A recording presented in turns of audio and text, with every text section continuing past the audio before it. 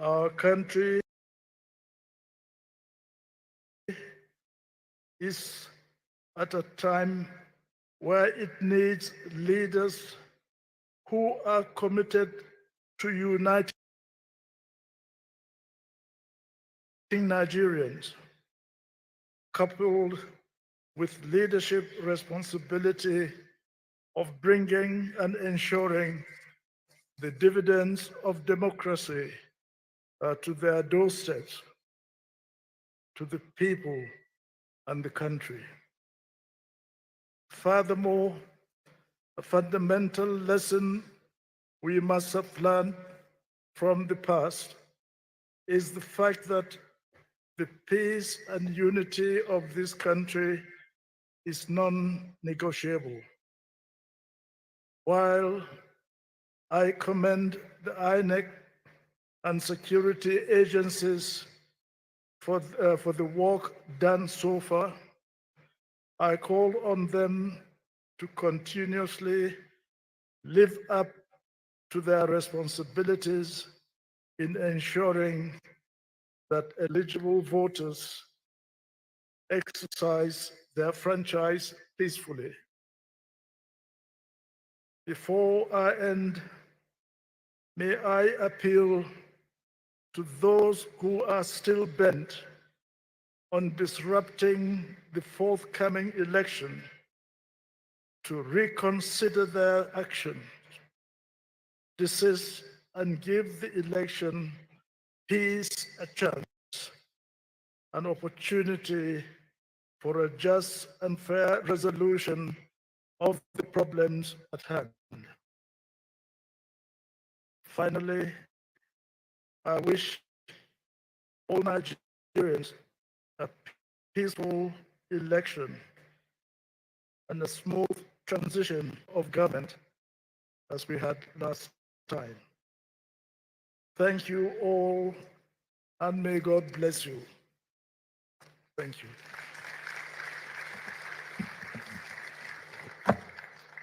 Thank you. Thank you. Well done. Once again, let's appreciate General Yakubu Gawan for his message of peace. He's been at peace with himself since leaving office, and a formidable presence at events of this nature. We're having a slight alteration to the flow of events, and we'll skip and move on to item 9 on the program, which is a song of peace to be rendered by Dr. Jude Nam and the Children's Choir. After that, we'll take a vote of thanks, and then the conclusion will be a message from the President, Commander-in-Chief of the Armed Forces of the Federal Republic. Jude Nam and the children, let's have your song of peace.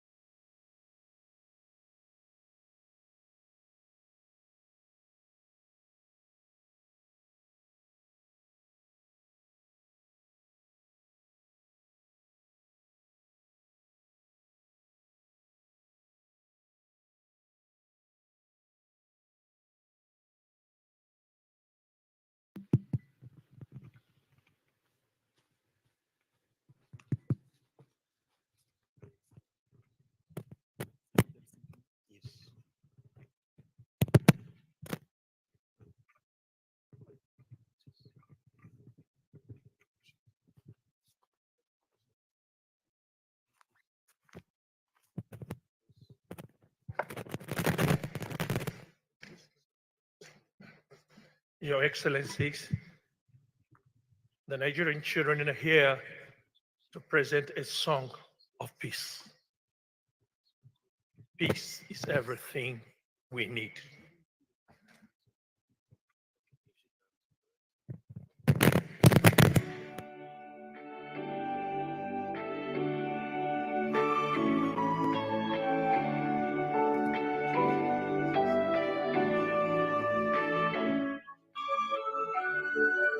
Peace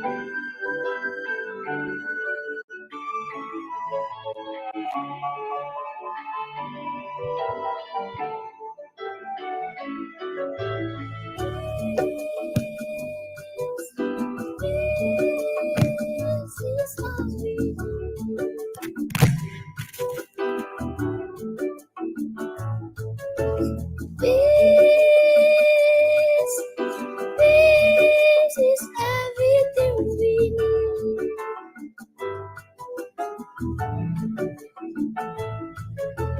Peace,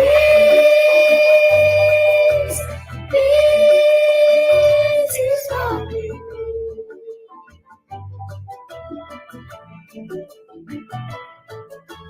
Peace, peace is everything we need. Let us help one another, support one another, hold one another. Let us care for one another, protect one another, love is one another, for peace is everything we need.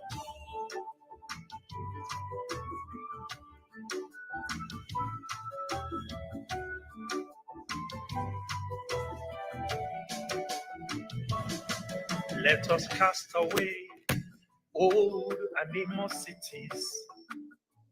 Let us remember to hide ourselves. Let us remember that we are one.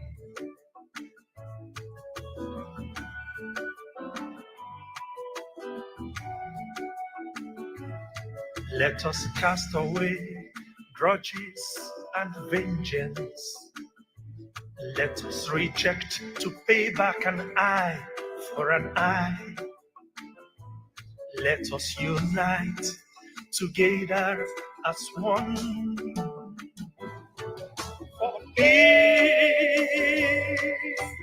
peace is all we need.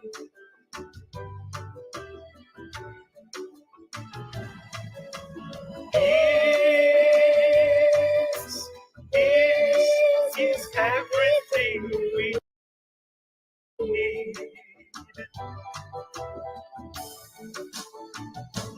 Let us help one another, support one another, and hold one another in love. Let us care for one another, protect one another, and dialogue with one another. For peace is everything we need.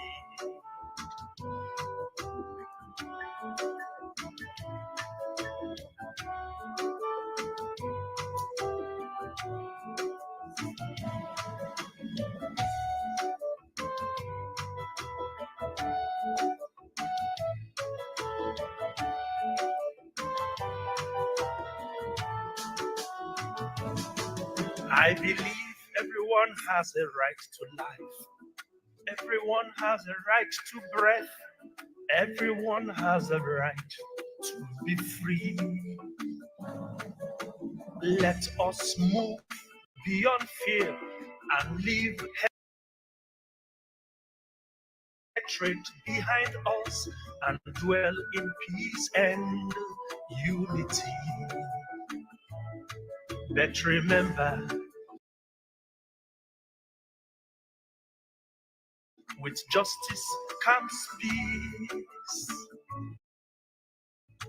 Don't forget, it is in equity that peace is found. Peace is all we need.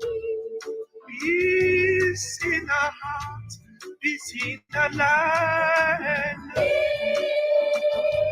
Beautiful peace is everything we need. Come on, brothers and sisters, let us help one another and support one another and hold one another in love.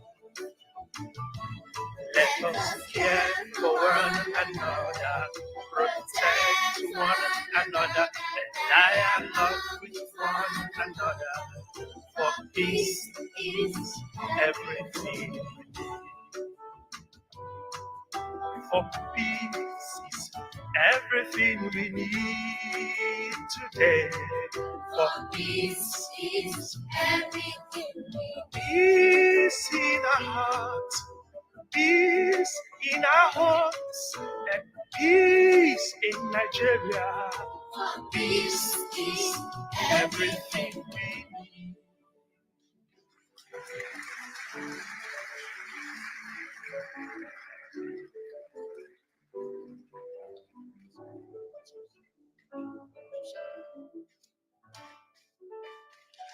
All right, let's appreciate Jude Nam and the Children's Choir for reminding us of the imperative of peace.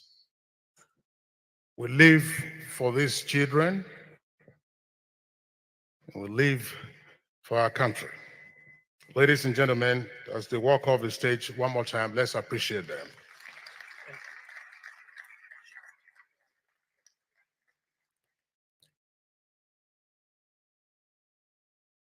So we'll take, as I said earlier, the vote of thanks, and this will be delivered by the convener of the National Peace Committee, Bishop Matthew Hassan Kuka.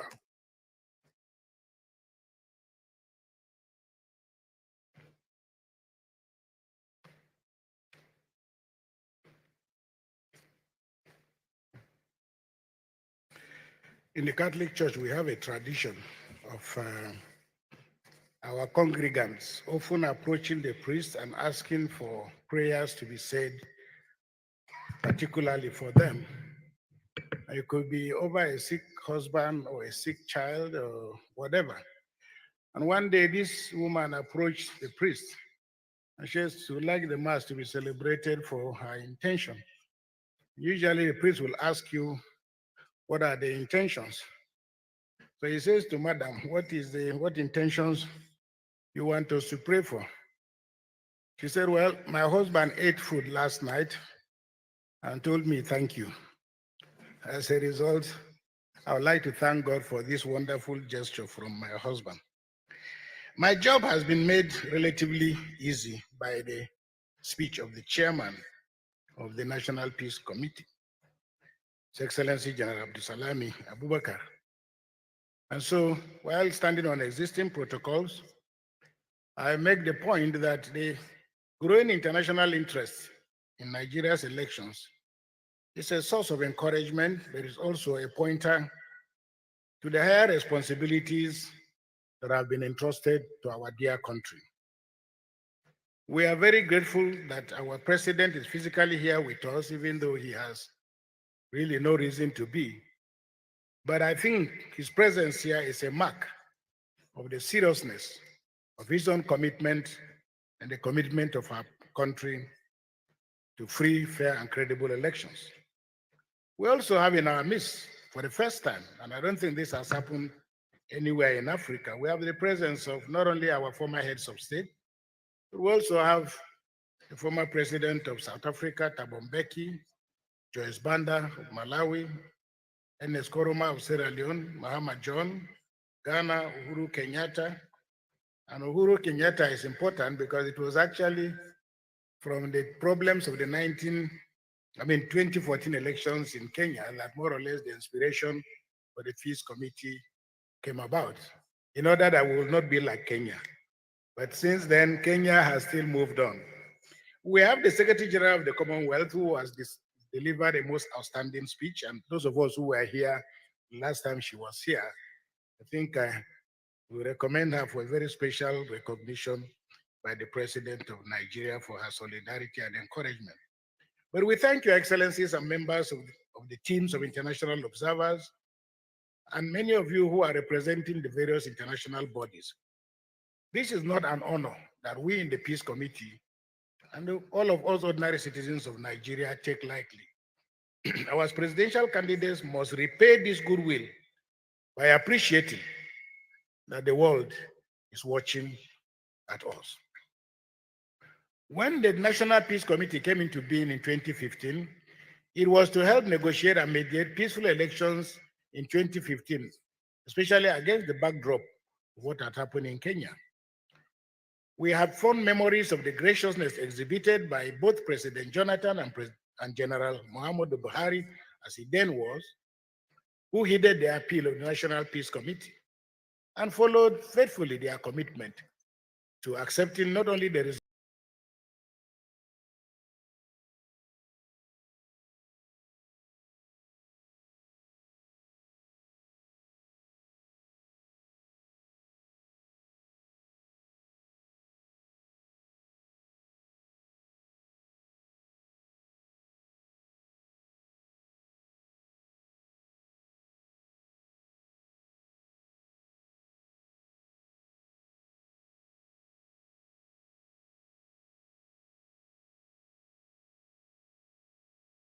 huge numbers in very difficult circumstances and very often at the risk of their personal lives just to cast their votes.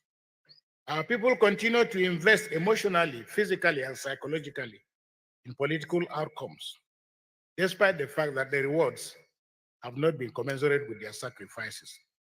Let us therefore all remain resolute, because as a priest, I encourage you, God sees our hearts.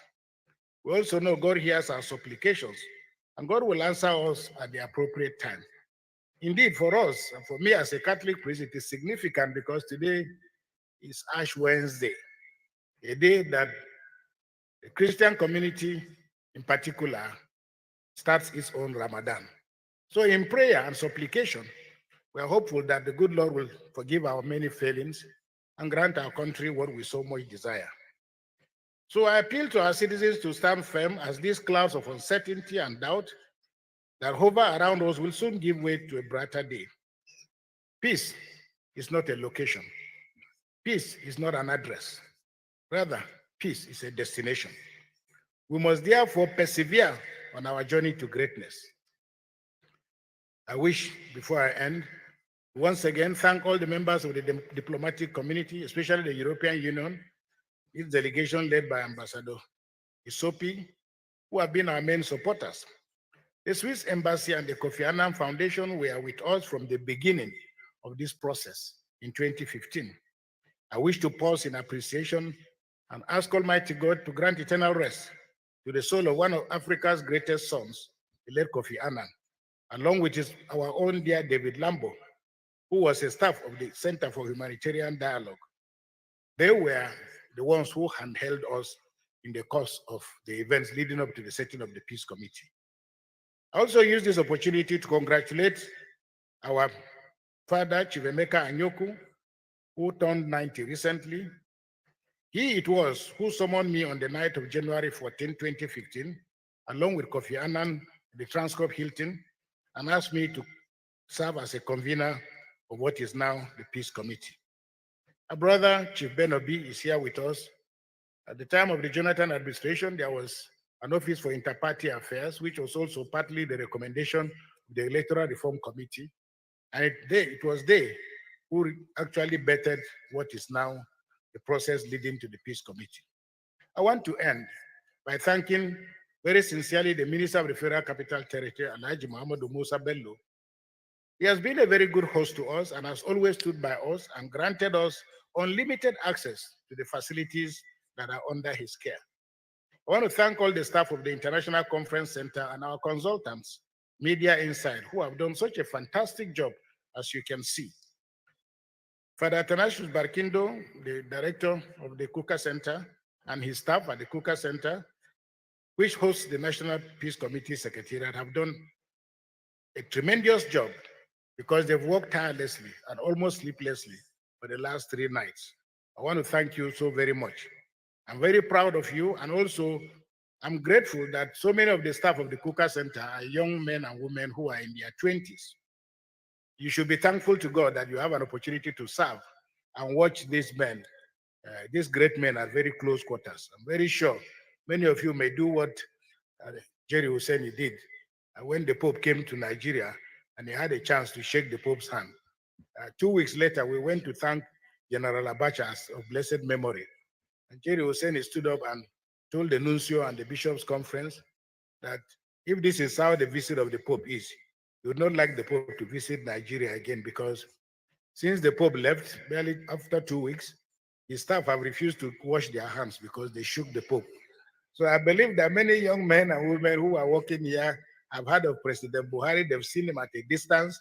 Many will go home and tell their mothers, we saw the president, we didn't know he was as tall as this. And they will say that they saw Thabo Mbeki and they saw General Gowon. These are the seeds that we hope will grow and give us a better Nigeria. I want to thank the Presidential Security and Protocol team and all other security operatives who have guided this process and made it so peaceful. We are deeply grateful to the media and everyone who has turned up for this occasion. And I want to thank Kingsley Osadolo, who has always stood by us as a master of ceremony and has always done an extraordinarily good job of it. On behalf of all of you gathered here, let me thank our, I don't want to say long-suffering chairman. I don't know why, but every time he gets up with his sick, the president is always laughing. But both of them are generals. I'm sure they can sort themselves out. But maybe we should ask the president to pay for your next walking stick. But I want to really thank our chairman, because despite his pain, he was here. He forced us all to assemble here yesterday. I tried to plead with him that we should allow. He insisted. He's a man with an incredible eye for detail. Without him, the Peace Committee will not be the same. I want to use this opportunity once again to thank all the members of the Peace Committee who have left great businesses. For people like Aliko Dangote, time and money. But we thank all of you for being here. I want to end by appealing once again to the members of those for whose intention we are here, the presidential candidates, to let you know that the world expects so much from Nigeria. We believe that by this time next week, one of you is going to be president. Whoever that is, let us accept the fact that it is the will of God. And if we men and women were consulted, the outcomes will be different. But let us commit ourselves, because the future is bright for our dear country, Nigeria.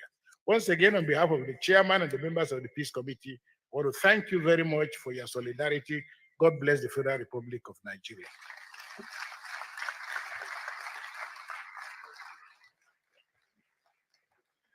Thank you very much.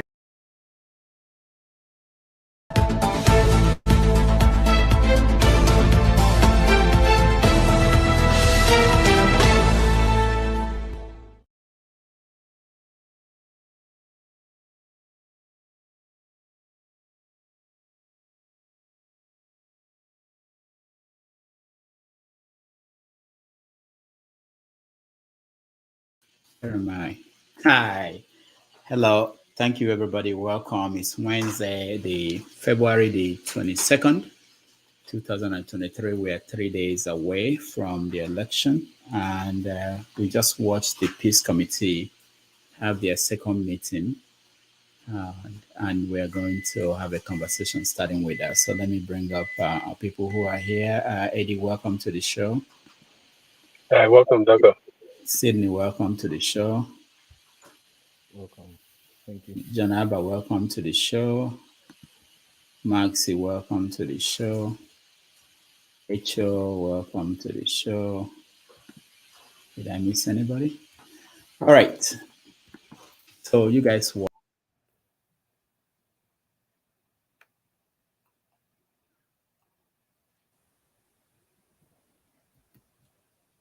Madam Rachel, have you removed them? That's Sydney. You look that whole crowd finish. Now my pikin Showore. Now you see say sit down here too. You didn't find my trouble this morning. Oh. I just see your chat say true. So this man drink. Now my pikin Showore. Now if you will sack Dr. Damages, eh?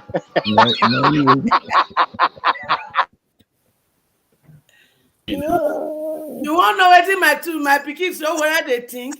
It's just a look and say, you this looter, when I get your dozer for hand, if I explode, Nigeria goes scatter, but I just won't quiet. they play Shore, Who was the other person at the other side? They don't put my pikin for center. That's Peter B. Hey. I think Peter B was in between Showere. I mean, And Showere was in between Peter B and All Tinubu. of them don't even listen to speech. Now where my pikin show will sit down, I will not outside. Che, now what? So what I moved away from Tinubu. No, the body language of Tinubu, he didn't want to look towards where he was looking the other side. Maybe we should. So what I would have told him that you go to jail. You just While we are here, let me try and see if we can get Shore and see if he will talk to us. All right, welcome to the show, everybody. Sydney, give me what you think about this. I think it's expected. It's one of the political games that the elite play with us. They package themselves and then try to, because there's massive tension globally. That's why you can imagine the number of dignitaries that have to come in because of the level of tension. The question is not even about the election, it's post-election. What happens post-election? The obedience are a mountain crew. We have the people supporting Jagaban. Jagaban is his life ambition. So if you look at it, the problem is post-election. Who is going to accept the results? So the onus is on INEC to ensure that this election is free and fair to at least the basic level. If it can be free and fair, then people will accept the result. If not, it may be very, very stressful, because if you look at it, this is the third time they're signing, and yet you still see violence in different aspects, and especially with the Naira crunch. So let's see whether this show of for the cameras will work again. I don't think it will work. I think um, everybody is positioned for whatever will happen. We hope for good elections, though. We hope for peaceful elections. That's our prayer. Because at the end of the day, if we're all gathered here, irrespective of our own persuasions, we still don't want the country to get into anarchy. Because if there's anarchy, I tell you, all of us will be affected. And that's the truth.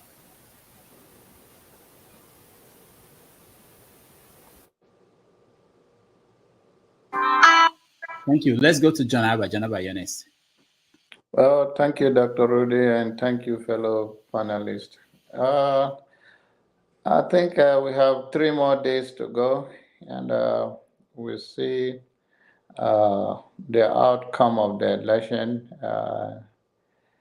And like I said all the time, I understand the passion and the momentum behind Obi and his campaign.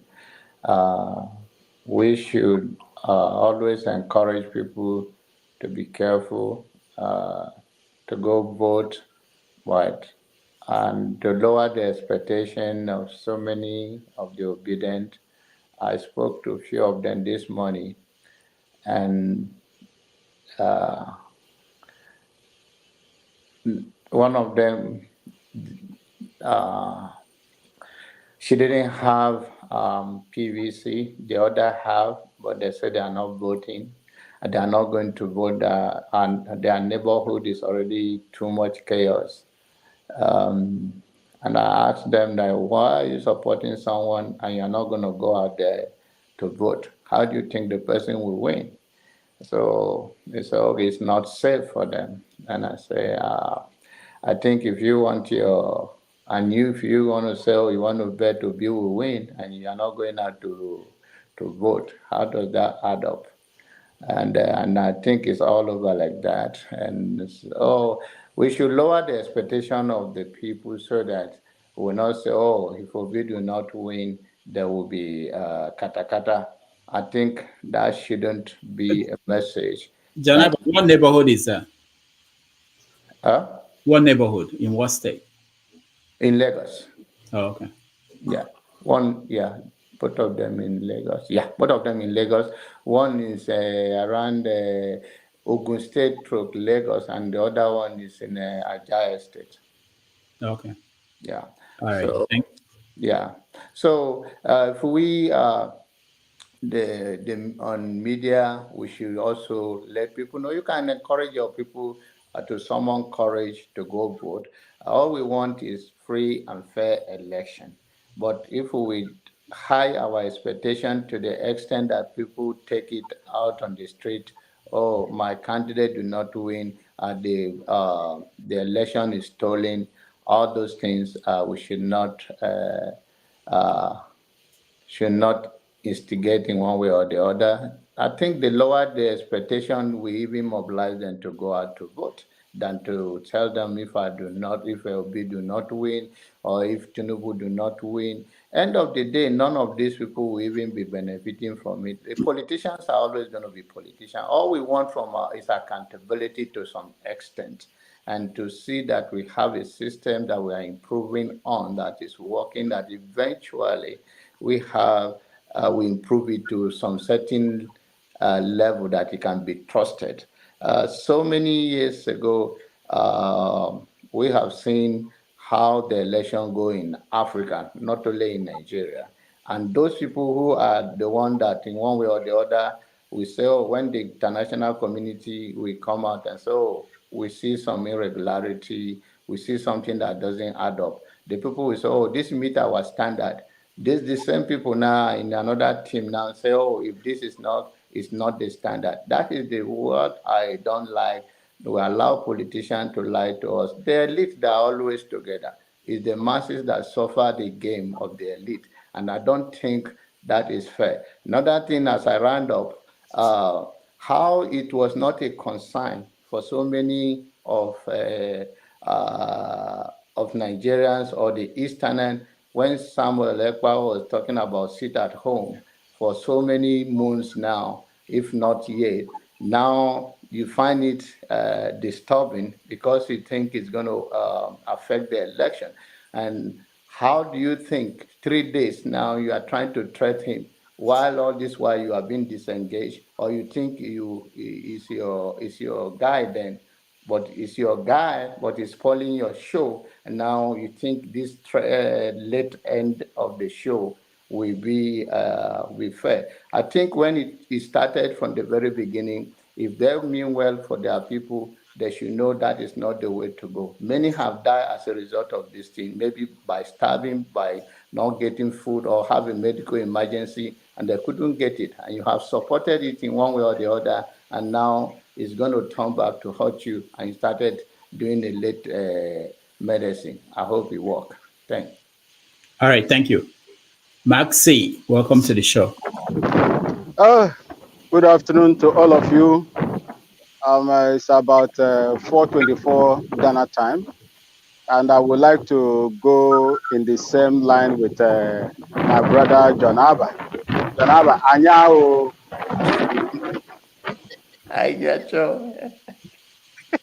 They say there is serious tension in the land. People are very, very angry. And I don't think that the election that is going to come will make them happier than they are now. Because if you don't tinker with the foundation of that country, any other thing you build on it is going to be useless.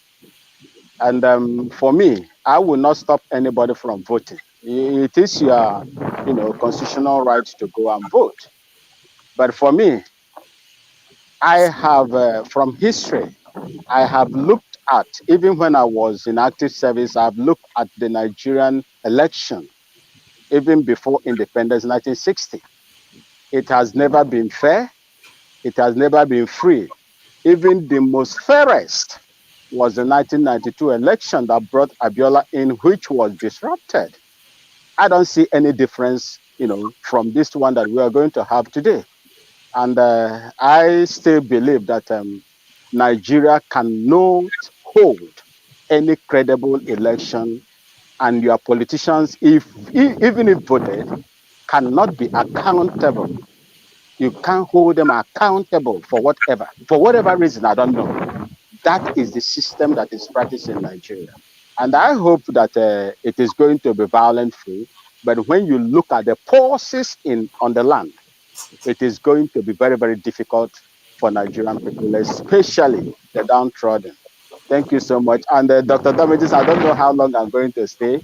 I have people that are coming to inoculate my cows, and I am in the farm, and as I'm now waiting for them to come. We started day before yesterday. We are going to finish today because they are inoculating about 580 heads of cows. Thank Wow. you so much, my brother. Thank you, Maxi. Brother Mazi, before you go, we need one cow to celebrate for this environment. So bring one. We go slaughter and take celebrate. Anyhow. All right, Echo, you're next. Well, to my lovely children out there that will be going to cast the vote, I want to say I thank you because you guys have stood firm. You have fought gallantly to this point. But like Dele has already told us, do not die in their war. Whatever be the result, I want us to follow what that songwriter said, that he who fights and live will come back to fight another day. So if this does not favor us as we thought, because we can see how Tinubu, we see your boys buying vote already. We saw it. So if you enter, it is not a free election that brought you in, period. And Atiku, you are not left out. So this thing one that they do to enter by fire, we only know say you don't have any agenda for us. So when you enter by your fire, by your thunder, all this money when you don't spend, you go collect them back with interest. So for 4 years, we will not get anything tangible from you. But let me tell you, if any of you enter 2027, as the Lord liveth, none of you will smell it. I promise you that. None. My children from councillor to presidency, they are taking over. We have the number. It is the only economic power we don't have. 4 years is enough for heaven to open to me and my children to get the economic power. An economic power plus the number, you will not see us to use as orange anymore. Because by then, as heaven will have it, 80% of poverty in the life of my children would have been eradicated. I promise you that. All And right, thank you. the 3 trillion you are talking about, who is that person that took it? Because you said in your own statement that the person is currently contesting and the person is promising us a better Nigeria. So you better confess complete, oh, Oshobanjo. If you don't tell us who took that 3 trillion, Allah, heaven will not forgive you. The blood of the innocent and their spirit will haunt you, your wife, and your children. So don't think you will just come and tell us, somebody collect our 3 trillion. When ASU served for how many years? How much were they asking for? That somebody will collect 3 trillion and you are Shobanjo, that Christian was thinking will represent and tell us the truth. You keep your mouth shut until this last minute. The blood of the innocent and their spirit will not forgive you, Oshobanjo. All right, thank you, Echo. Mazam, welcome to the show. Thank you, Dr. Damages. Thank you, John Abba, CB, Maxi, HO, AD, and NDBC. Thank you very much. Good evening. In as much as we know that we want free and fair election and we want it to be violent free, we know that this going to be possible because this is their game. This is how they will win election. This is how it has always been. Particularly, there are some people that we know that if they don't win this election, violence will precede, will definitely come in. So it has been their precedence all along. Particularly, if you look at the way Buhari has been coming in since 2003, there has always been violence. If Buhari fails to win election, it always ends up in post-election violence. And the last election in Lagos, we saw how people were disenfranchised. So now, do we still expect that? Because as John Abba is saying that there's high tension in some places in Lagos. So do we still, with all these occurrences now, do we still expect that these people will still give us a free and fair election or a violent free election?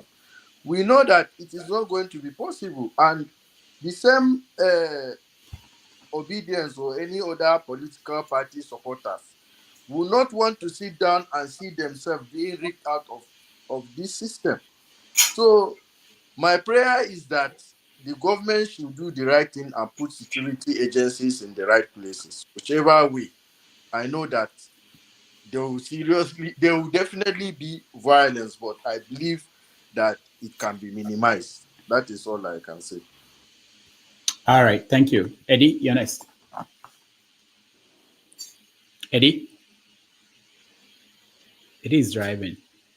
Okay, Ndubisi.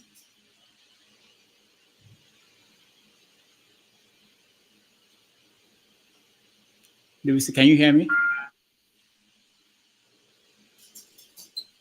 Yes, I can hear you. Can you hear me? Yeah, go ahead. Okay. Sorry, I stepped out of the living room. Well, good morning, everyone from here. Where is my Austin? yeah. Okay. Yes, I'm in Massachusetts. Okay. Well, I know there may be some violence here and there, but if the security agents are neutral, if they are neutral, unbiased, and they're ready to do their duty very well, it will be minimized, just like Mazam mentioned. That's just the thing. And secondly, let INEC officials, let them all be neutral. Let them not compromise themselves. Let them allow the people to vote freely, and let the people's will be done for the first time. That's my prayer. I know that those who want to rig will always want to do their normal thing they want to do. But I just learned that the Federal Executive Council held a meeting today, and then the presidency retweeted that he's asking the security agencies to mobilize and ensure peaceful, free, and fair elections and keep the peace. I just hope that is done. Well, thank you. All right, thank you. Thomas, welcome to the show. Oh, thank you, Dr. Rudolph. Good morning from Melbourne in Australia. Yeah. Is this Saturday already in Australia? Because we can't wait. we can't. I can't wait. I can't wait for this. I think we are getting there. The big lions and the elephants are there. So I wish Nigerian good election, but I have my position, which I hold firmly. There is no changes coming in this election. There is no tsunami coming in this election. There is nothing new coming in this election. And this is my humble opinion. You may disagree, but I hold it firmly. The whole parties, they will still take the day, anytime. This election. You may not like it. Nigerians, we are not ready yet. So PDP and APC will still win this election, the presidency. That is my hopeful opinion. But I think now Buhari has given all the parties the level playground to Labour Party. Everybody, they have level playground. So at the end of the ballot, nobody will say we were disenfranchised. They didn't let us vote. So I wish Nigerians good elections. I am not voting, but I know for sure, Dr. Rudolph, this is my face. I will come back here. PDP or APC will still win this election. Thank you. All right, thank you. Sydney, let me come back to you. The peace committee, is that the, do you think anything will change as a result of this their meeting in terms of what we are worried about? Like Thomas said now, the process is on. We know that the typical things that happen in the election. Thomas said that Buhari is giving everybody the same playing field. Um, you don't think so? No, I don't agree. I don't agree that it's a Why? level playing field. Where do you disagree? Okay. Number one, will anything change? That's the first question. I don't think anything will change. These guys are not. They are not neophytes. They are not newbies to politics. They play politics a particular way. APC, PDP, politicians are going to play politics. They are the way they know how to play politics. Use the resource, use state actors, and do what they need to do. Now, is it a large playing field? If you look at the way the cards have been distributed, you see a lot of people have been disenfranchised.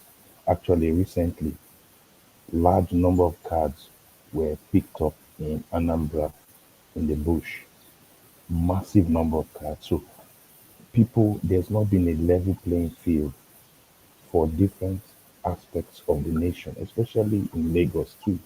We have seen a lot of things. So the reason why it looks as if Buhari is playing a balanced game is because there's an internal war going on in his party with different forces. So when there's that war, when wars, political wars are like that, so it tends to create an open field. But it's not like Buhari wants to another party to win. So in that respect, no. But I will give kudos to Buhari in respect of, okay, he has signed an electoral law. He has allowed for certain things to flow together, but he has not stampeded certain aspects of the electoral process preceding the main elections. So I don't think the gladiators will act differently. And MC Olomo will be working on Saturday to end his fight. So those things will not stop. And in the east, in the west. So I believe that this is just to bring them to focus because election violence can rub off on the next government or whoever takes over the space.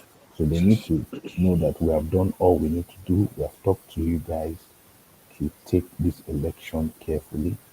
So I think like what some of the guys have said, Nigerians that are going to vote will have to be careful and be strong, also be courageous, so that at the end of the day, they will have to defend their votes because this election, we need people to defend it at the polling unit, and that is where the violence takes place. And when it happens there, you don't get to know who is doing what. For instance, the Labour Party last week, I mean, when they did their grand movement, they got impeded by hoodlums, different people. Who was arrested? Nobody. In Lagos, the governor is moving freely. So this thing is just for the cameras to say we have ticked that box. But the truth is that the leopards cannot change their skin. They will still function the way they want to function. So in terms of that, this election will only be won truly if the people defend it at the polling station, and we are trusting that the beavers, that is the only thing that we can trust in this election. If the beavers can function and results are uploaded, then we can get closer to something that looks normal. If not, It's same. So we're trusting the beavers. That's why people are coming out.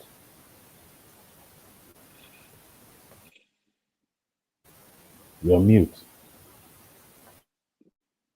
Maxi, have you seen an election in Ghana? Yeah, severally. So, like I said most often, the Nigerian government is very, very good in putting on, some good policies. One of them is electoral act, just like Sydney said, and the beaver. But what we have to ask ourselves, if it happens like the way it used to happen, the beaver didn't work, what will happen? What will happen? Can you tell us? Hold on. Can you tell us the difference? In terms of where Ghana does this better than Nigeria, or why elections in Ghana are not like those in Nigeria? Yeah, you see, the difference is this: that Ghana, irrespective of how poor and smaller we are, we have graduated and grow into, democratic, principles. The last time I voted, that was the last election. I went straight, I vote, I have my party representatives there, and I left. I don't need to stay there. In fact, we had one of the electoral violence in the last election. Someone, can you just mute someone? I'm having a feedback from behind. Okay, I'll see who that is. Go ahead. I think he Oh, said. okay. You see, we had state actors in a place they call Ayawaso, where 4 people were shot dead by the police. And as I'm talking to you now, they are facing trial and they are going to jail. These are police officers that went, trigger happy, killing people that came to defend their votes. You see, so that is the difference. We go in here to vote.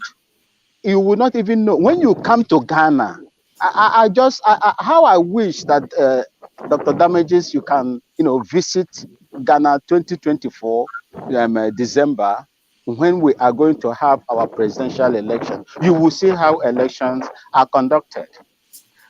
Violent free, people go in there, vote, cast their vote. They don't even care what happens, as if you are going to the market to buy some foodstuffs and go back to your house. That is the difference. But in Nigeria, with the experiences that I have and the election monitoring that I had when I was in active service, none of them.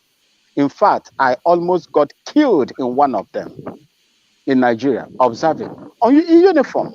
You see, these are some of the elections in Nigeria are mad, with all kinds of election violence, brutal ones, and Nigerians had never, find it, interesting to curtail most of these things, which are being perpetuated by the same actors that you are voting. No one is held accountable for one loss of life in Nigeria. But once the election is over, everybody move on with his or her life. See, this is the problem. For me, I don't believe that this election in Nigeria will be a different one from the one we had in the past. And for me, whichever way it goes, I have my entrenched position in Biafra, and I believe that Biafra is going to, whatever that happens is going to be, if it is violent, it is going to be to the benefit of the agitators that want to be free from that horrible system that has made Nigerians not to even have the feeling to go and express, their civic responsibility through voting. Thank you, sir. All right, thank you, Max. Echo. I think one thing we must really put and we must take serious is diaspora voting. So whoever that comes in, we must fight that war. It is a war we must fight to win. We cannot be only ATM contributing to their economy. We must fight that war. We must put a policy in place. Rufai, all of una, as una do na waka with una bend hand to make sure una get judgment from Supreme Court una force bubu to do wetin una want. Emefiele must do. When whoever that enter, make all the governor make sure say they carry their ben to make sure a house of rep wey enter, a house of senate wey enter.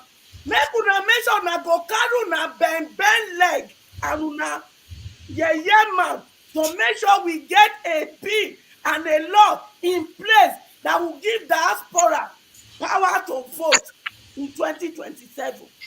That must be a must achieve for all of us in diaspora. Because if we have that in place now, all this nonsense will not happen. Echo, thank you. Echo, just to let you know, there were some people yesterday who were going home to vote. They were going home to vote for Atiku, for P2B, so I got some pictures. Maybe I will show some of them. So that's also an option that is. Anyone when carrying load, call the waka, they go vote for Atiku and Tutu. You too, your own. I don't know how to describe you at all. I not sabi. The only thing when I tell describe you be say you are benefiting from the looting, and you be custodian of their looted goods in abroad. Now I go make you carry your bed leg go Nigeria. In this situation, they vote for Tutu and Kuku. All right, Mazam, welcome. I wanted to know if you have heard from people in your part of Nigeria, because that part is actually very critical. What are people thinking about the central part of Nigeria in terms of the direction they are going and what matters to them? One major issue in the northern part of Nigeria is that plays a key role in this, that will play a key role, that has always been playing a key role in this election is religion and ethnicity, which is the thing that will play very well, because according to what I've been hearing and seeing on the social media, if you look at it, the religious scholars, particularly Islamic religious scholars, are divided in between Tinubu and Atiku. So there's a serious chaos, serious debate, and serious exchange of words between them, which may likely lead into serious problem, because according to reports, Tinubu have bribed so many of them, and some of them are saying that Tinubu is incapacitated. Why should we repeat the same Buhari issue? Because to them, to us in the north, Buhari has failed. And to everybody in Nigeria, Buhari has failed. So now what is playing is the greed to retain power in the north, or the greed to give somebody power in the south who can return power back to the north, to those people who have held north captive, particularly the camp of El-Rufai, Ganduje, and the rest. Those people want power to circulate back to them. If we are giving you power, you have to give us back. And other people who are seeing reason are saying, no, instead, let's give it to one of our own. Meanwhile, Konkoso is still there. The northern Christians who have been particularly suppressed, disenfranchised in any way, are saying that you people have said we are inconsequential, and we are coming out to tell you that we will make a statement. So I'm seeing the votes being divided in between. Northern vote can be divided into either 3 or 4. So I believe, let me not exaggerate, but let me say the northern Christians can bring like 1/4 of that vote. And that is going to Obi's camp. Atiku can take 1, Tinubu can take 1, and Kwankwaso, who is very powerful in Kano and Jigawa, may go with 1 part of that vote. So my problem now is, the major problem now is the violence that is likely to occur in Southeast and Southwest. Because I know, if you remember Dr. Damages, I think 6 months ago, I said on this platform that, why are the people of Southeast not going back to their land to register and vote? If you have ever noticed post-election violence will happen in a place where majority of that people are in support of that violence. So if you go back and vote in your own place, there's no way somebody from your own community will come and disenfranchise you. There's no way. You will know each and everybody in that community. So, but people refuse to go back and register in their own communities, which is the normal thing that we Northerners do all the time. We go back to our communities, register our vote, and cast it there. So then the one in Southeast is that this Simon Ekpa something that is, I don't know how to categorize it, because they are using him politically whichever way. That's one of the major reasons I never supported. I support the enlightenment that Mazi Nnamdi Kanu was bringing out, but I don't support the violent statements, because I know it will end up in chaos. At the end of the day, people will take advantage of it. That's how it is. And some people were saying, no, this thing is, we have to come out and do. I said, no. At the end of the day, this thing is playing out. Now, they are saying, stay at home, just like John Abba said, stay at home, stay at home. You people have been staying at home. Is it now that you will say that you are not going to stay at home? It will be very difficult. Okay, Mazam, thank you. Eddie.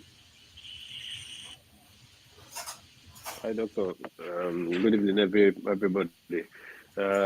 Sorry, I wasn't hearing you guys, so I didn't know when you called me previously, but yeah. So let me go back to looking at the video. You could see the problem of Nigeria in that hall where everybody sat. Those are the problems of Nigeria. The generals, the politicians, they are the problems. If you look right from post-independent, the Shore was there. Buhari, Eddie Shore was there too. Shore was there. Now Shore was how will I now say the only free person be that. Yeah, the only be that.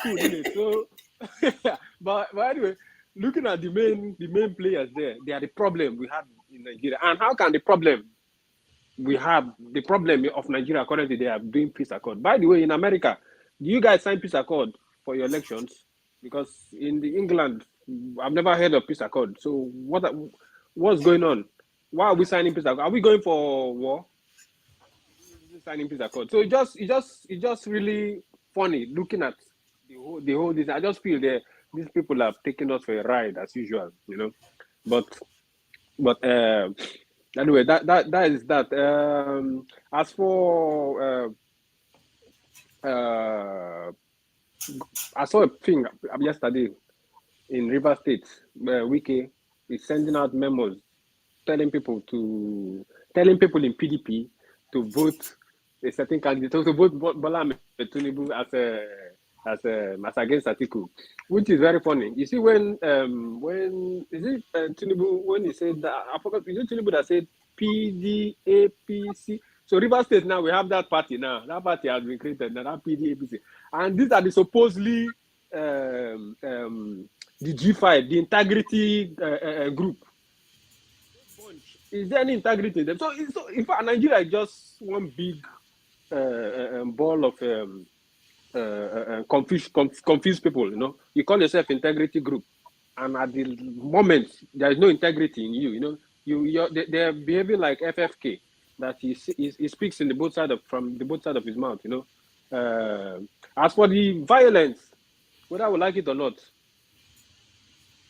in our system, there's going to be violence. People will still die, no matter whether you do No, even if Pope John Paul comes there to monitor election, people will still die there. So we're just wasting our time, and that's something I don't like. I don't like deceiving myself. I don't like wasting my time.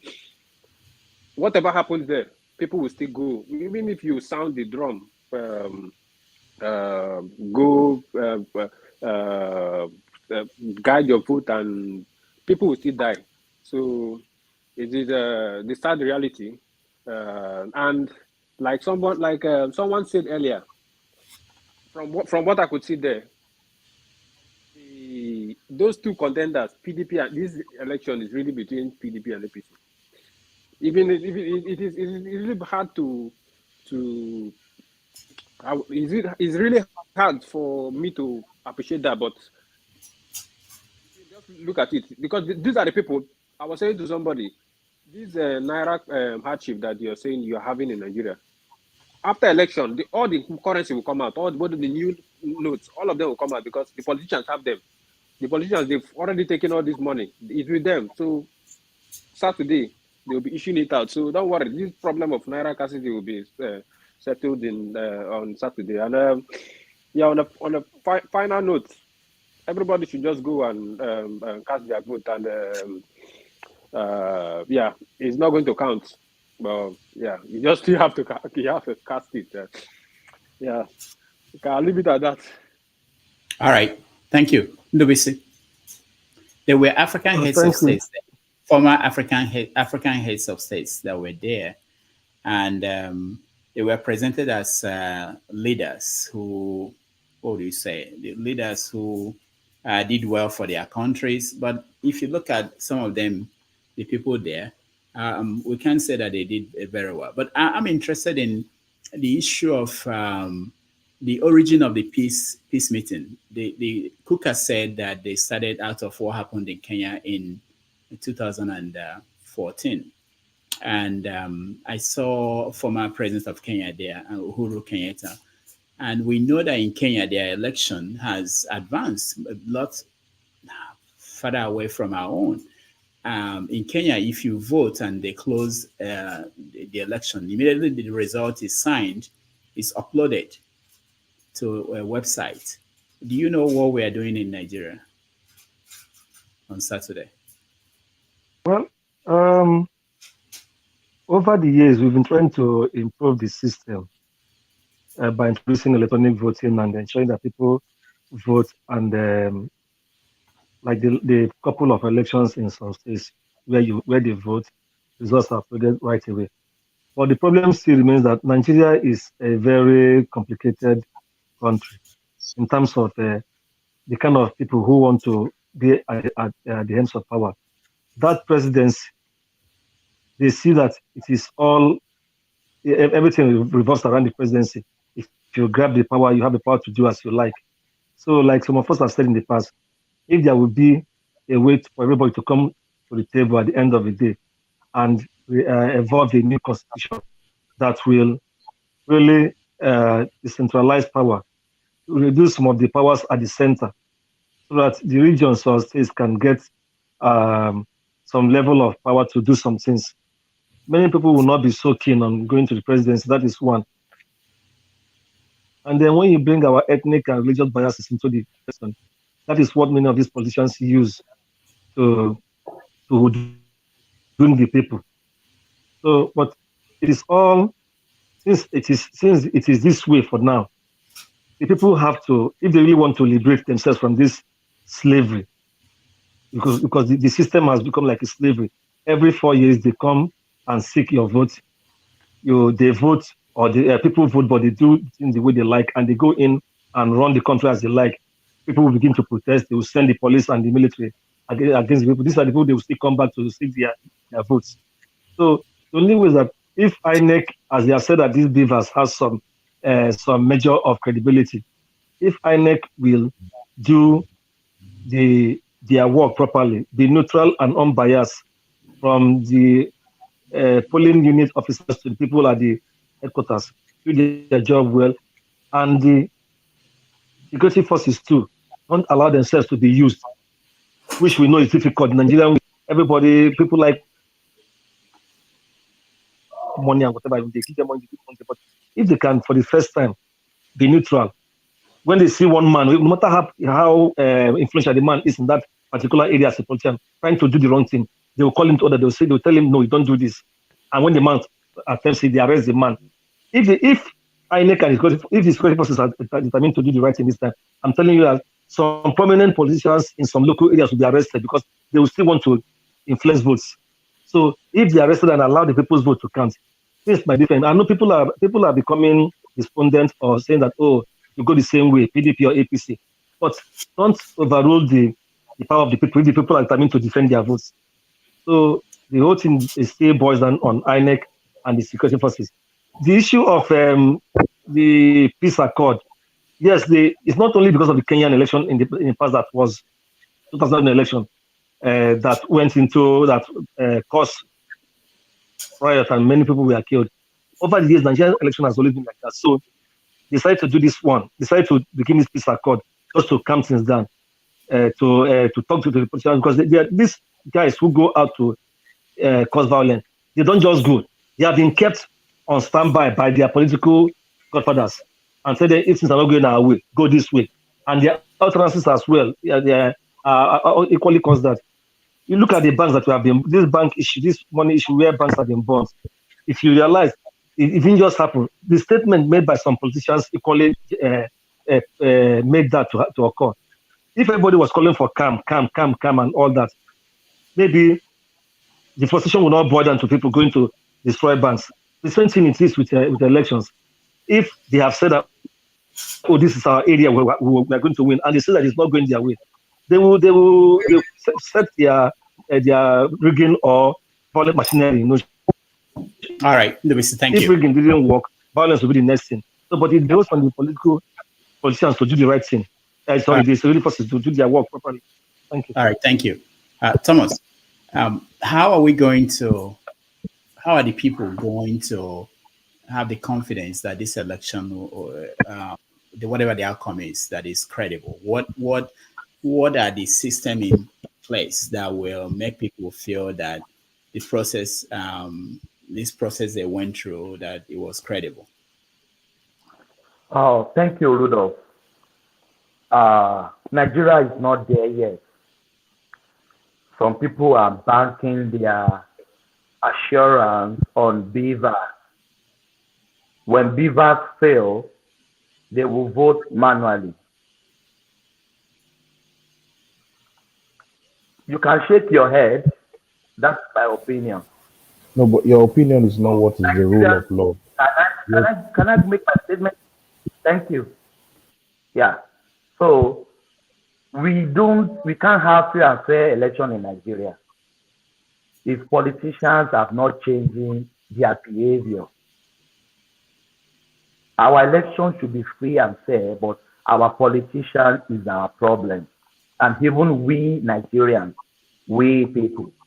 So if we have not changed, there's nothing going to change in that country. I'm not seeing any change come this Saturday.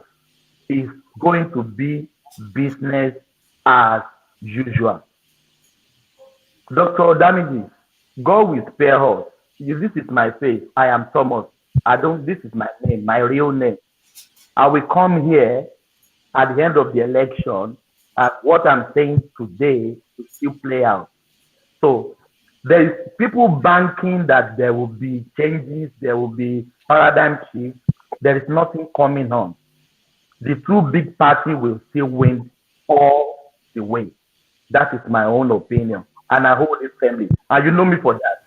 Thomas, thank you. You are going to come on the election day. We are going to be live, so don't wait until after the election. So, Dr. Rudolph, I took 2 days off.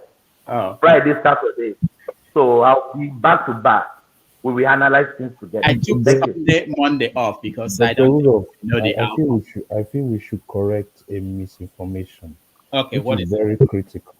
What is it? I understand Thomas's pessimism, but we don't say something that is a misinformation. The election has electoral laws. There's an electoral act, and that electoral act says that the beavers will be used. Without the beavers, there's no other way to do an election. So you cannot say if the beavers does not work, that people will still vote. It cannot happen because that will not be that can be tracked. That because the beavers is doing two things. It's both an accreditation and a numbering system.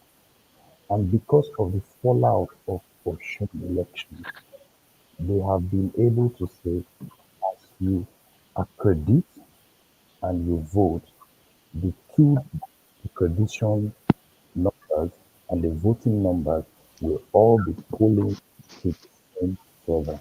Now, it's very important because when we say things here, we should realize that many people are working Sydney, now. can you stop a little bit more?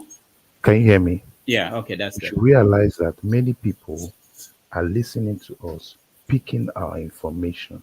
And that's why it's very important as citizens that irrespective of our persuasion, whether we think the elections will go as per normal or as they want to vote, that's fine. But in terms of electoral act, we must keep the sanctity of that electoral act and we must keep saying what it is. Because now your statement too is somebody that listens to you now will be as if, oh, don't worry, if Beavers does not work, somebody says you can still vote. We must be careful. We are all components of this election, irrespective of where our persuasions lie. So my duty as an individual and as a citizen will be the Beavers is the route to voting. And the truth is that if Beavers does not work, the election there is null and void and it will be repeated. So that's why you see that the issue of before the former voting system, people could snatch ballot boxes. But if you see in the previous elections, if you snatch a ballot box, it's a waste of time. They will repeat an election there because you can upload results immediately. So let us not we're talking to the international community But here. 30 seconds, please. Yes. What happened in Osun about the rivers? Did you envisage that it's going to happen? Now, there was nothing wrong with what happened in Oshun, and it's still through the electoral, it's still going through the courts. The only thing they noticed was the accreditation. They did not send the accreditation numbers on the spot. And if you have been following through this election and what INEC is saying, they say they have seen that mistake and that loophole that can be used in the court system and that they are going to rectify it in this coming elections. Why I'm saying this is that at the end of the day, even if people do whatever they want, we must not come here and say, oh, if you don't vote, if you don't use the beavers, they will still be voting. No, no, no, no. That's not how the Electoral Act is playing now. Even people, I have spent time to say, okay, if we go into a runoff, how will the runoff be? If I ask most of us, we think the runoff is the first two people. No, it's not the first two people. The runoff election will be the first person that has the highest vote and the person that has the highest spread. So the third person may have the highest spread. And people will say, oh, why is it not 1 and 2? It may be 1 and 3. So we need to understand this electoral process clearly so that when we communicate, especially in this kind of space, we'll be communicating with the right information. That's all. But I submit to whatever persuasions with regards to the election. I believe that the election should be positive and that we are going to, if not, none of us here will be staying in this platform till this time. We believe that out of this election, we will grow the next level electorally. And nobody can tell me that Nigeria is not more electorally minded than 4 years ago because they know the stakes are high. All right, thank you. Igbo Basics, welcome to the show. Thank you, Dr. Damages, and thank you, fellow panelists. I usually come off on a different tone, but I'm going to start differently today.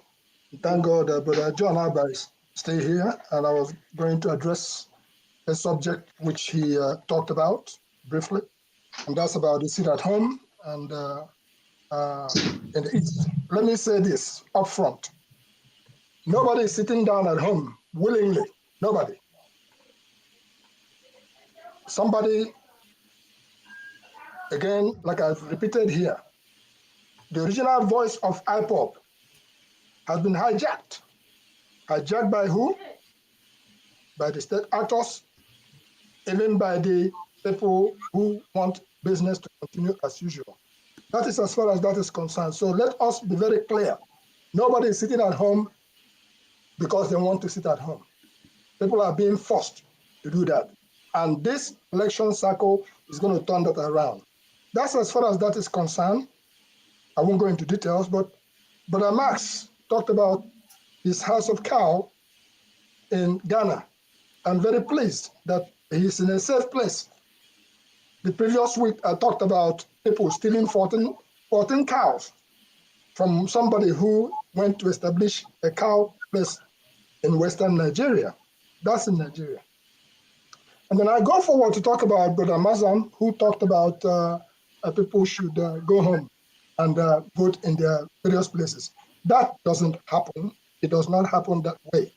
Wherever you live, if I use the word monkey say everywhere at home, as people say, it makes no sense. You cannot live in Jos, and you, because there's election, you start going to your village. Right? So that is where, in the United States where we are, for instance, I was an electoral officer in the last election that was conducted here. And we are hoping to get to that kind of a height where everybody respects everybody. But here is what I come with today, besides what we have said that is going on in the background, which we all are not seeing. This is a positive election cycle that we are facing.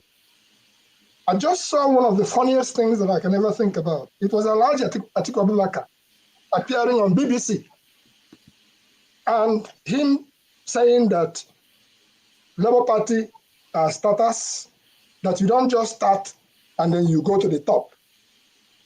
And somebody said to him, but he's saying that, but they don't have governors, they don't have members of parliament, they have nothing.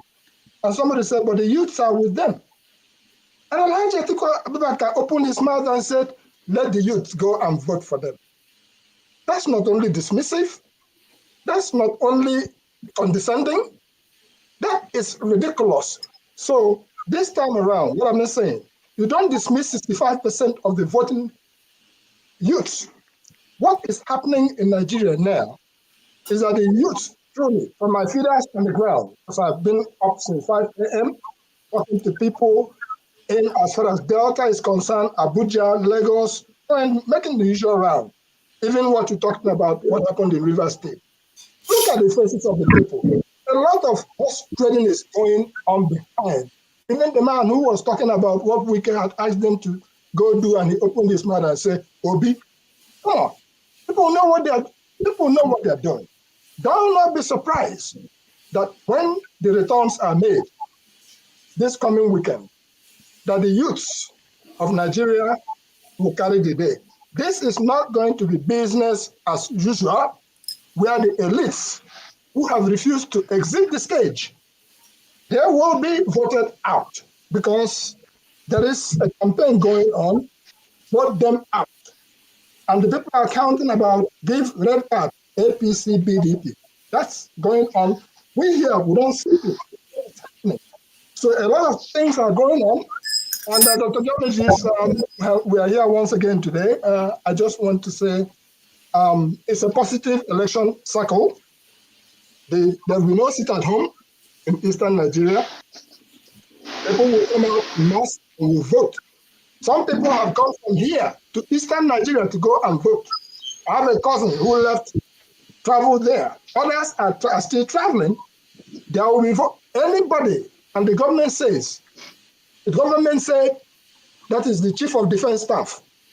He says, if you come out with your target, be ready for a bloody nose. That is what the commander-in-chief has. All right, thank you. Thank you so much. Just to let you know that everything is at stake in this election. Someone had issue with the arrangement of the names of the candidates. He wanted to make sure that we had it to be first Atiku and then Tinubu, not the way it was. All right. Welcome to the show. Good Yeah. evening, all. Good evening. Can you hear? Yeah, we can hear you. How are you? I'm good. And you? Good. I want to thank you for allowing me to participate in your show. I've tried many times to be part of it. Maybe I have not been able to connect rightly. Mm. Thank We're happy to have you. Sorry? I said we're happy to have you. Thank you. I didn't see my friend HO. Where is she? She's there. Put me for backstage. I just look at he carry me gathered. Look me for backstage. Thank you, my dear sister. You are welcome. Thank we you. don't plenty now. We and these men when they run all repair Nigeria. And so I went to barb my hair so I could look good and see you today, but they said the barber had changed. So I came back, I didn't barb it. By tomorrow, maybe it will be gray hair. Daddy, don't worry. We go barb the hair. Make my children take over. We go take care of you. Not be this young people when they there, they brutalize us. Can I talk now? Yeah, go ahead, Diamond. Let her I want to say that I love you all and I appreciate your speaking out, busting out. It's all good. This is how you know people that are alive. Yeah, yes. I have one or two things to say concerning the election. I don't know if I am allowed to say that. Yeah, go ahead. That's why you're here. This is how you say.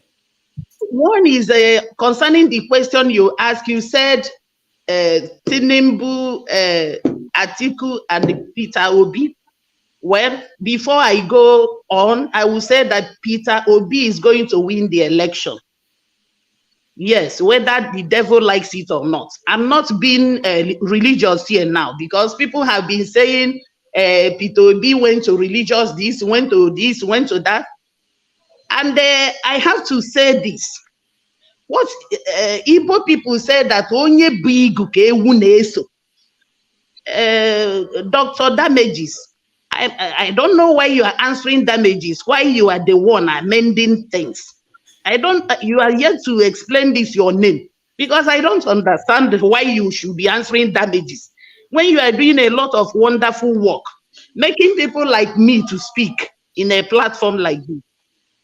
Well, Peter Obi is going to win the election because we need a change.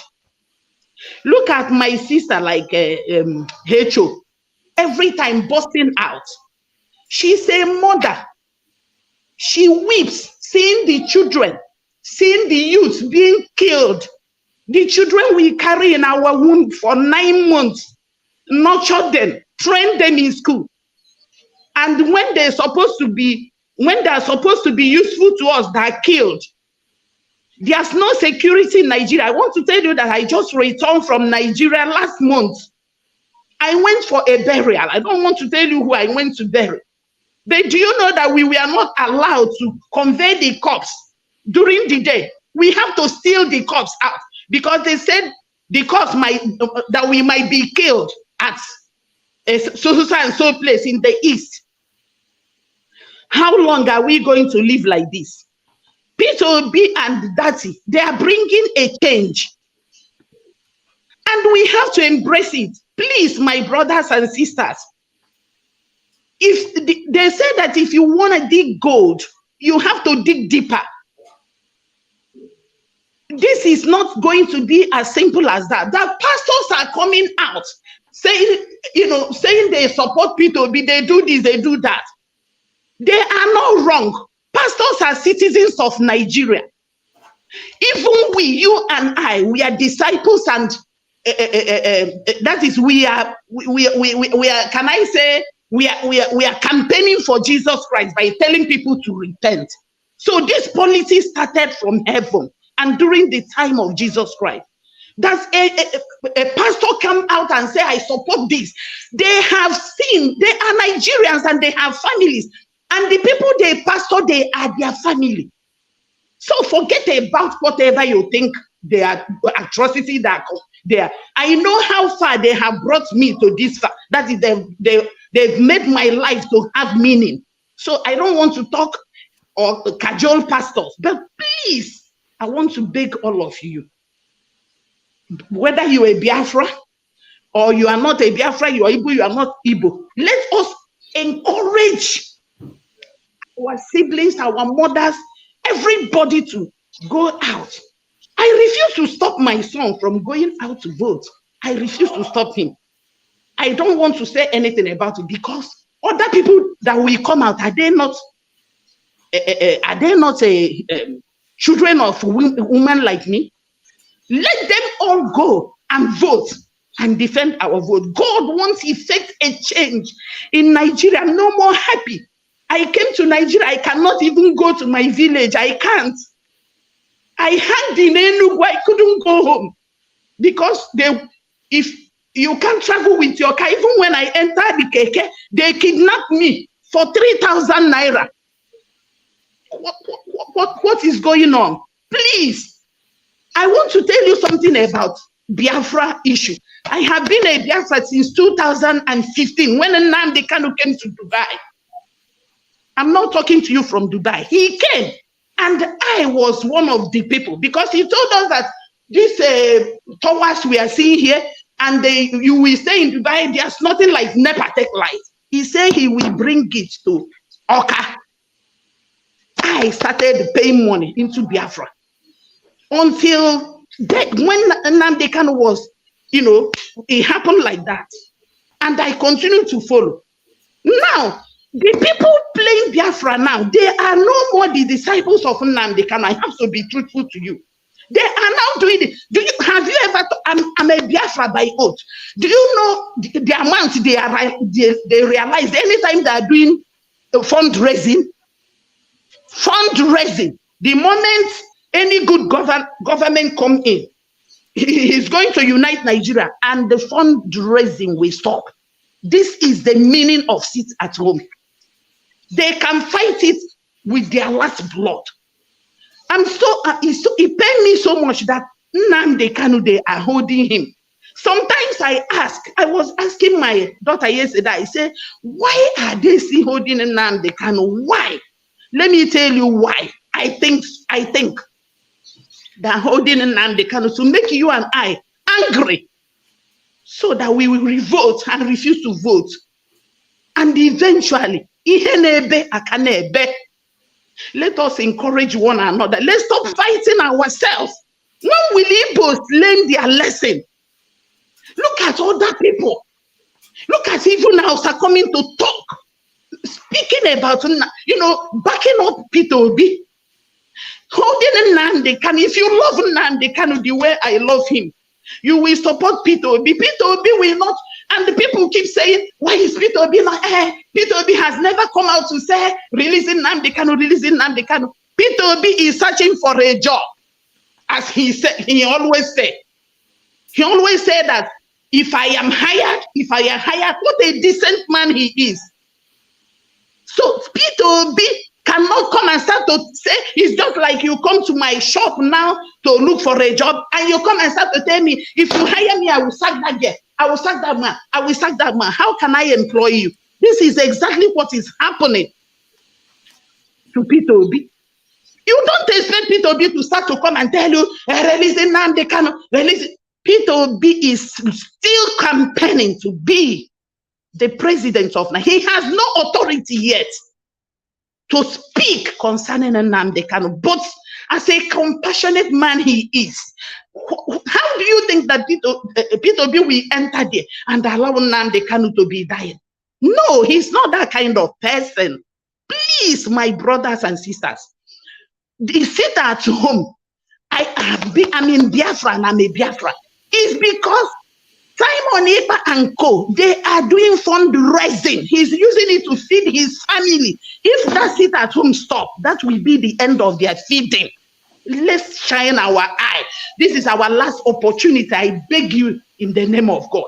Let us stop fighting, even in this platform. Please, if HO is shouting, it's because she's a mother, she's emotional. But not like that. Please, let's accommodate one another. and do this voting. Encourage people. Stop. People will come out here and say, Nigeria has spoiled. There's no Nigeria. Nigeria is destroyed. You are using your mouth to destroy yourself, and you are still using Nigerian passport. That is the issue. Am I not here? I mean, abroad. How many have torn their passport? Nigerian passport. You are still using Nigerian passport. You have not shown us any Biafran passport or Biafran currency. We love Nnamdi Kanu, and if you love Nnamdi, please, we should support people vigorously. So that's the only way. I want to ask one question before I rest my case. Do you think that Tinubu or Atiku or Kwankwaso goes there, Nnamdi Kanu will come out? Please, anybody who has that question, answer me as we progress. Thank you for giving me the opportunity. Dr. Rudolph, can you please, I want to hop up, go back to work. Can you give me 2 minutes? Then I'll be out, please. If you don't mind, please. Okay, go ahead. Yeah. Yes, thank you, thank you. My mother, I think I can call you my mother. You've spoken well, but I can say everybody have the right to vote for anybody they want to vote for. You can campaign for Peter Obi. There's no wrong about that. But I tell you for free, Nigerians have the right to vote for who they want to vote for. Major, you keep your mouth shut, Thomas. Keep your mouth shut. Can you keep your mouth shut? Shut up. Shut up. No. Yeah, let me continue. No, we can't do this. We can't do this. Thomas, if someone is saying something that you don't feel is right, don't respond this way. And everybody here, you don't have to respond. Just leave it to me. Let me. Brother, I'm sorry. I apologize for that. But it's been doing that quite long. So I don't want to go to our area. You should stay in our place. I'm having my opinion. This is my opinion. Yeah. Thank you so much. I'll see you later. All right. Thank you. Thomas just sounded like one man went to mow. Can you allow me in, please? No. I think I'm not asking to be allowed in. I'm just saying what I observed. Okay, I don't want to skip lines now because it looks like Obedient Nnamdi. Welcome to the show. Yeah, Dr. Damages. Thank you, and greetings to the panelists. Hello, can you hear me? Yeah, we can hear you. Someone is talking on the background. Yeah, let me see. I'll figure out who that is. Okay, go ahead, Nnamdi. Yeah, good evening, everybody, and greetings to the panelists and to my fellow obedient, more especially the obedient in Nigeria who are getting ready to retire, to take back their country and retire PD, APC from politics. You know, for me, this emergence of P2B have shown me one thing. It have exposed everything fake in Nigeria. Fake politicians, fake pastors, fake activists, because I don't understand any normal human being that will look into what Buhari have brought Nigeria into, the kind of destruction Buhari have brought Nigeria into, and now you have P2B. Yeah, no, but I was give her in case she wants to collect. I'm so sorry. Let me remove him. Go ahead. You know, and now you have P2B, and then you somehow say, you are not supporting P2B, or you are standing in the fence. Come on. It just means you don't love your country, because there is no human being on earth, more especially us who are outside Nigeria, who have seen it all, you know. And then you see someone who is in abroad supporting Bala Blue, then someone in abroad supporting Atiku. Come on.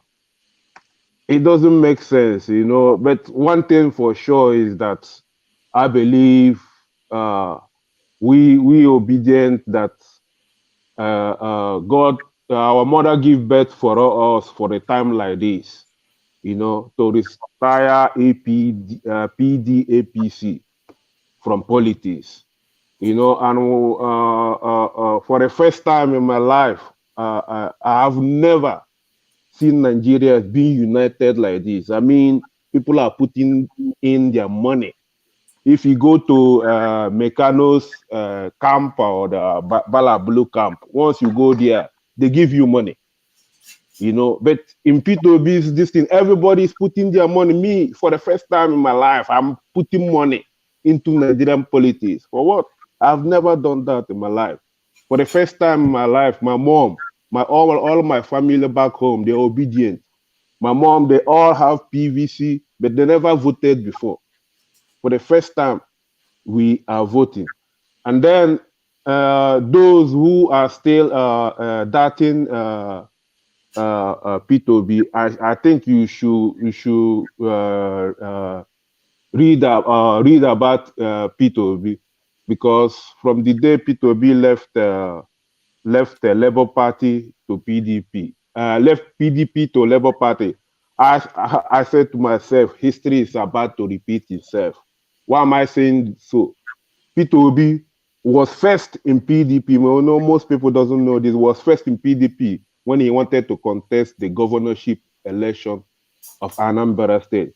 But you know now, the Obas then, they couldn't allow him, even in one meeting, they couldn't even allow him talk or this thing. That's how P2B left Apoga. I left PDP and go and join Apoga, that a party that is 1 year old, to defeat the PDP then, both federal and state. And the same thing is repeating itself right now. So I'm so excited, and before you cut me off, I also want to thank Governor Otom for what he has done.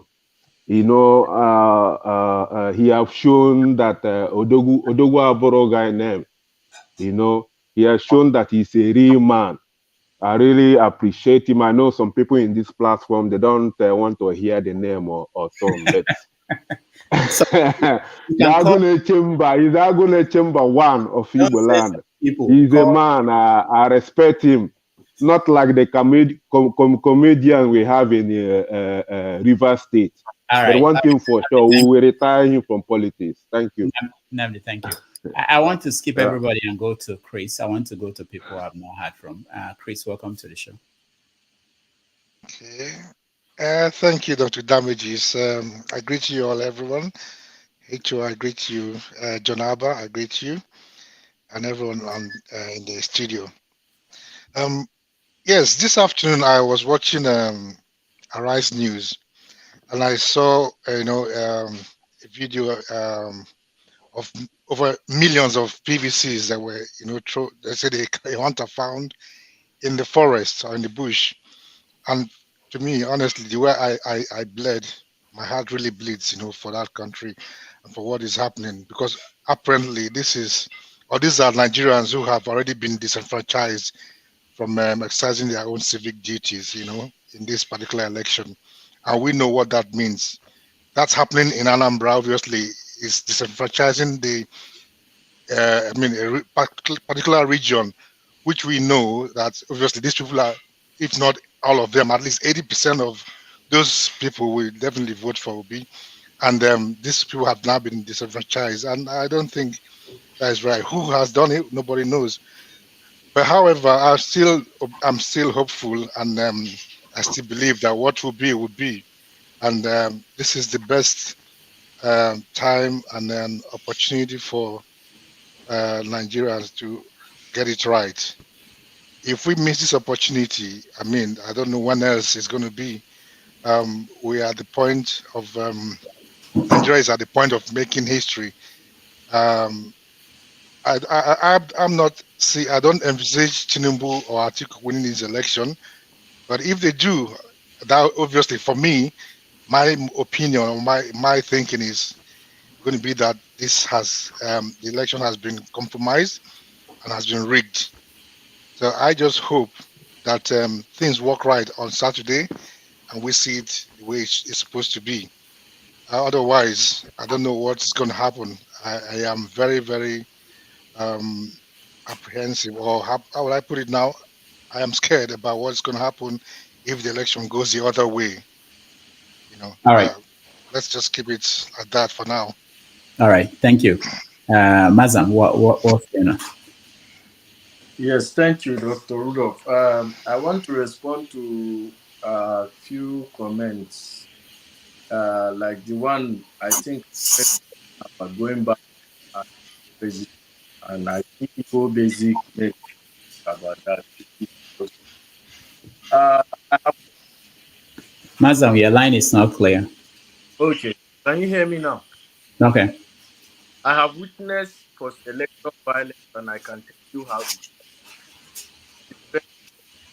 No, it's still not good. You So, have to. can Still you not clear.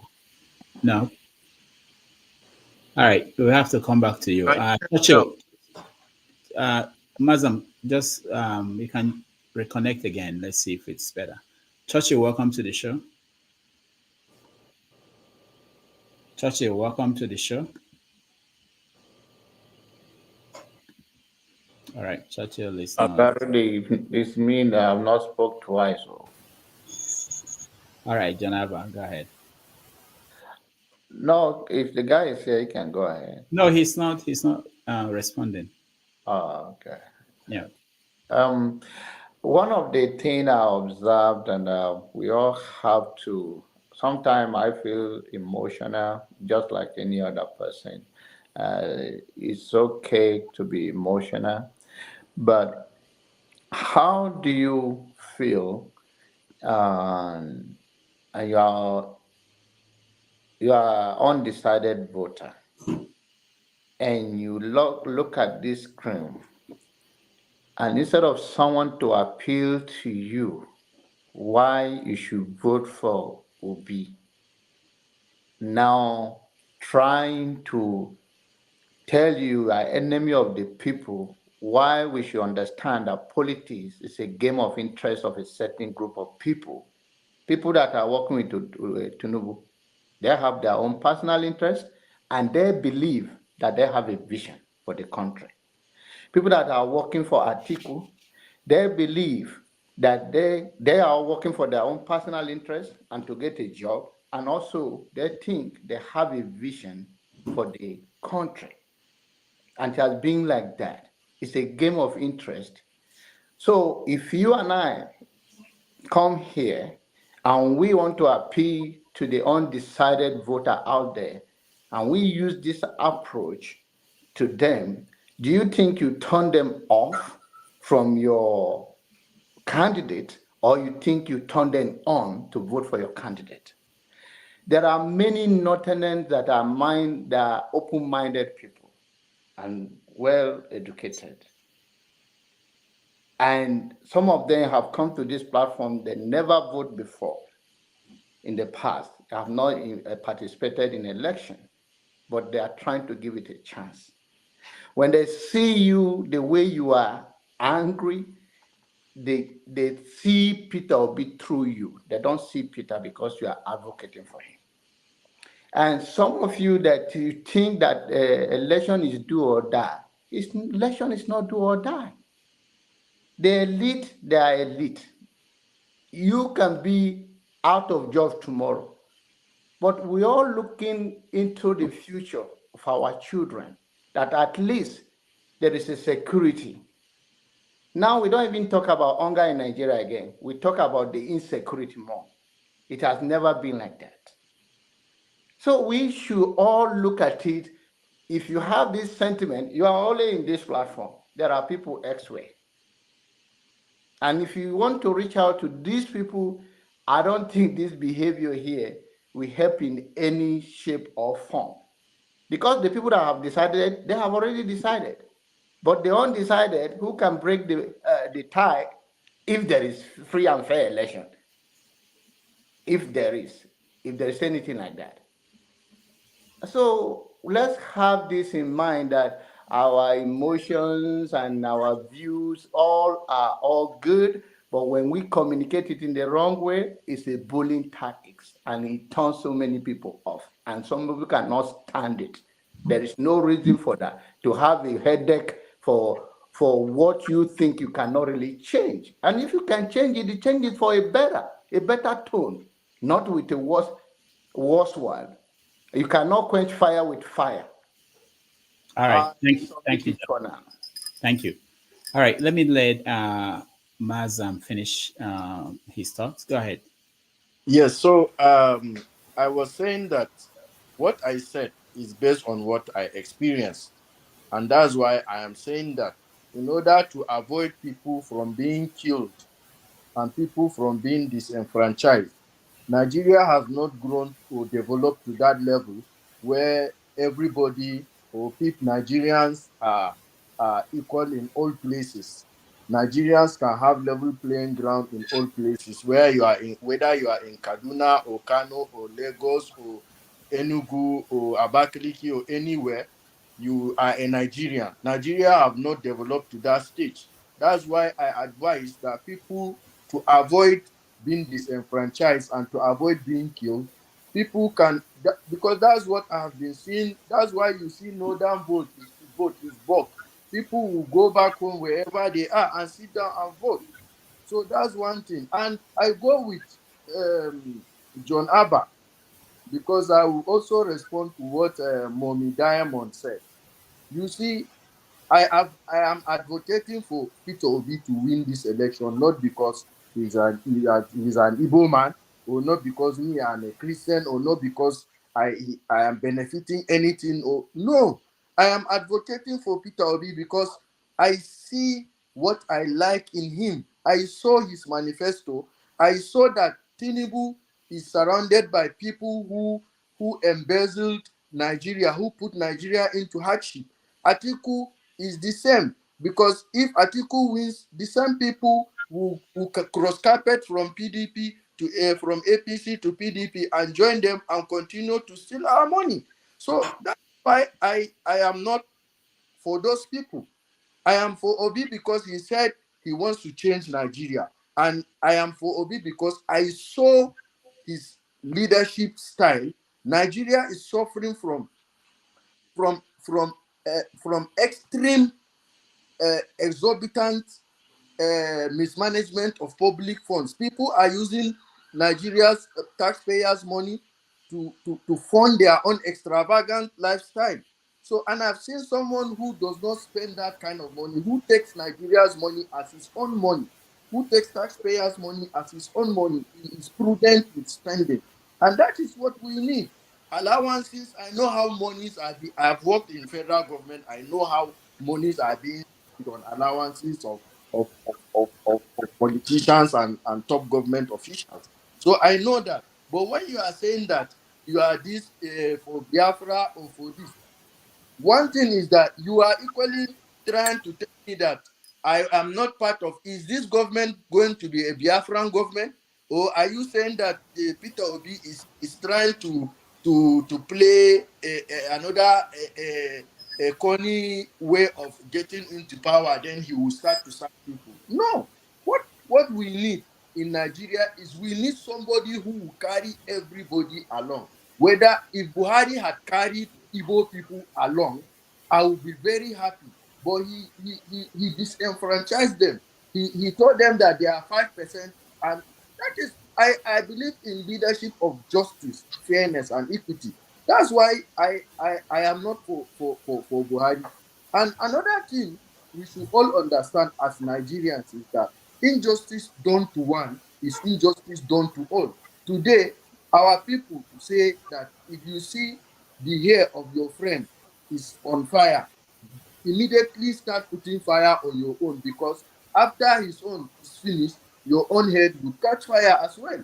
So, because I know that if you do that to somebody, you will do it to me tomorrow. That's why I don't like the Buhari type of leadership. Peter Obi is here for all Nigerians. We should all support him, not because he is Igbo. When we talk about corruption, I want to say one thing again. You see this corruption we are talking about, not. The Igbo tribe, look at it. The Igbo tribe is the wealthiest tribe in Nigeria. Not only in Nigeria, is in Africa. How do you think they made their money? Is it not from the proceeds of Nigeria's corruption? Everybody will steal the money and put it in Igbo business. So you can't say that they are not part of Nigeria's issue. They are still part of it. That's why you see your elites, the Igbo elites, are not with Peter Obi. The Igbo elites are with either Tinubu or with Buhari. So we should think, we should look, we should encourage people to support what is right. We should encourage people not because it's Kanu or it is anybody. All right. Thank you, Mazam. Thank you. Sydney, I won't let you. I won't let you. I just wanted to ask him a question. No. The reason is simple. That if I let you ask me, we conversation between you and Mazam only, and there are people who are here. They've not said anything. You can hold on. When I get to you again, you can do that if he's still here. But let's not, let's give other people room to join the conversation. But before I do that, I know that HO, I may not come back to you for a while. So I'll give you a chance to say something just for 2 minutes before I go to Queen S. Go ahead. Anyway, to those who feel my outburst angered, I am sorry. But to you, Thomas, to continue to come here and you are sitting in Western world enjoying good life, and you feel that old Kagu that has stolen everything for us is the best out of the PhD holder and the intelligent sons and daughters that I have. You feel that is the person qualified, that one that is using every means possible to buy votes. You feel that is the person qualified in this 2023 to carry a great nation like Nigeria, who is backward in 1960, and the world is in 2023, and my children are on the street becoming Yahoo boys and girls, becoming Olosho, becoming kidnapper, becoming Boko Haram and bandit. You think that is the person that is qualified to continue to keep them there? I refuse that for my children, and people like you will not face me and tell me bullshit, and I will take it from you. If you don't stop this, the blood of the innocent and the free spirit of the innocent will haunt all of you. In this 2023, make una rig election, make us see how we go live 3 months for that seat. If heaven not answer the tears of the women that whose children have been slaughtered and they don't have any person that will call them mother anymore, and you think their tears will not fight, try it and see. Oh, Lori Burukuti only that. All right, thank you, Rachel. Let me go to Queen S. Queen S, welcome to the show. Okay. Thank you so much. Can you hear me? I have Yeah, a we headset can hear on. you. Okay, good. Good evening, everyone. It's evening here in the UK. Mama Hecho, good evening, Ma. Calm down. I think I understand Mama Hecho's outburst and pain because I was there last few visits. And it's unfortunate, like I said, Thomas, it baffles me that you're a young guy. You're young. Please And keep wait, my name out of your mouth, please. Okay. Dr. Damiji, tell her to keep my name out of her mouth. Okay. Hold on, guys. Thomas, if you're on the show, you yeah, have if you agreed for us to discuss. And so we're having a conversation. So I'm going to call you. If you do not want me to call you, then you can quietly leave the show. You will not Keep my drag me name to a out of your position. mouth, please. Thomas, I will call your name. You will not drag me to your level. Not at all. Not today. Yes, let me say something before you continue. So this is, we are trying to have a conversation and more like a debate, okay? And as part of this conversation, I don't think there will be a limit in terms of mentioning people's name. If you said something, people have the right to respond. But again, I just ask that people should be respectful of whoever they are talking to and referring to. So that's all. But if you are part of this, if I say something, you can refer to me, anybody here. So mentioning names should not be a problem. but it's the way it's done. But and then the other thing is, Dr. Rudolph, yeah. please, I'm very sorry. When HO finished speaking, do you know the statement he made, the last? You are not a Yoruba man. And I go He make was I say cursing. your lorry buruku. Shut up, please. Can I correct. speak? Your head is not correct. All right. So we have to I really want this to be, we have to do better than this. I mean, we all have to do better than this. Okay, go ahead, Finesse. Okay. So just like I was saying, Thomas is a young man. We're all very young. We're all young people.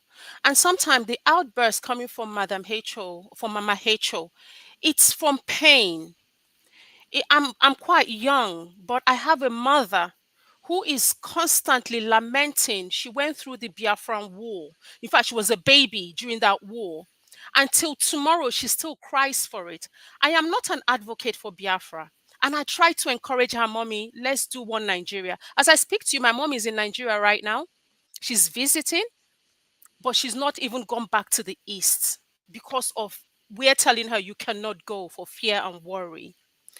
You see, these outbursts, and we're not mad people. We don't come here and shout for no reason. There is pain.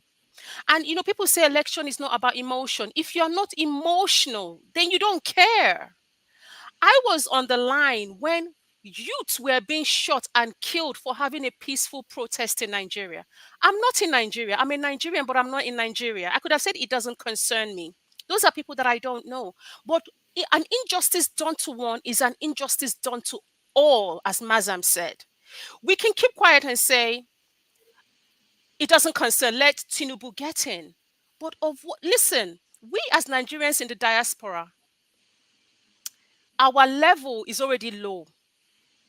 And you know what? I can pretend and say I'm British, and I am British, but I want to be proud of my Nigerianness, right?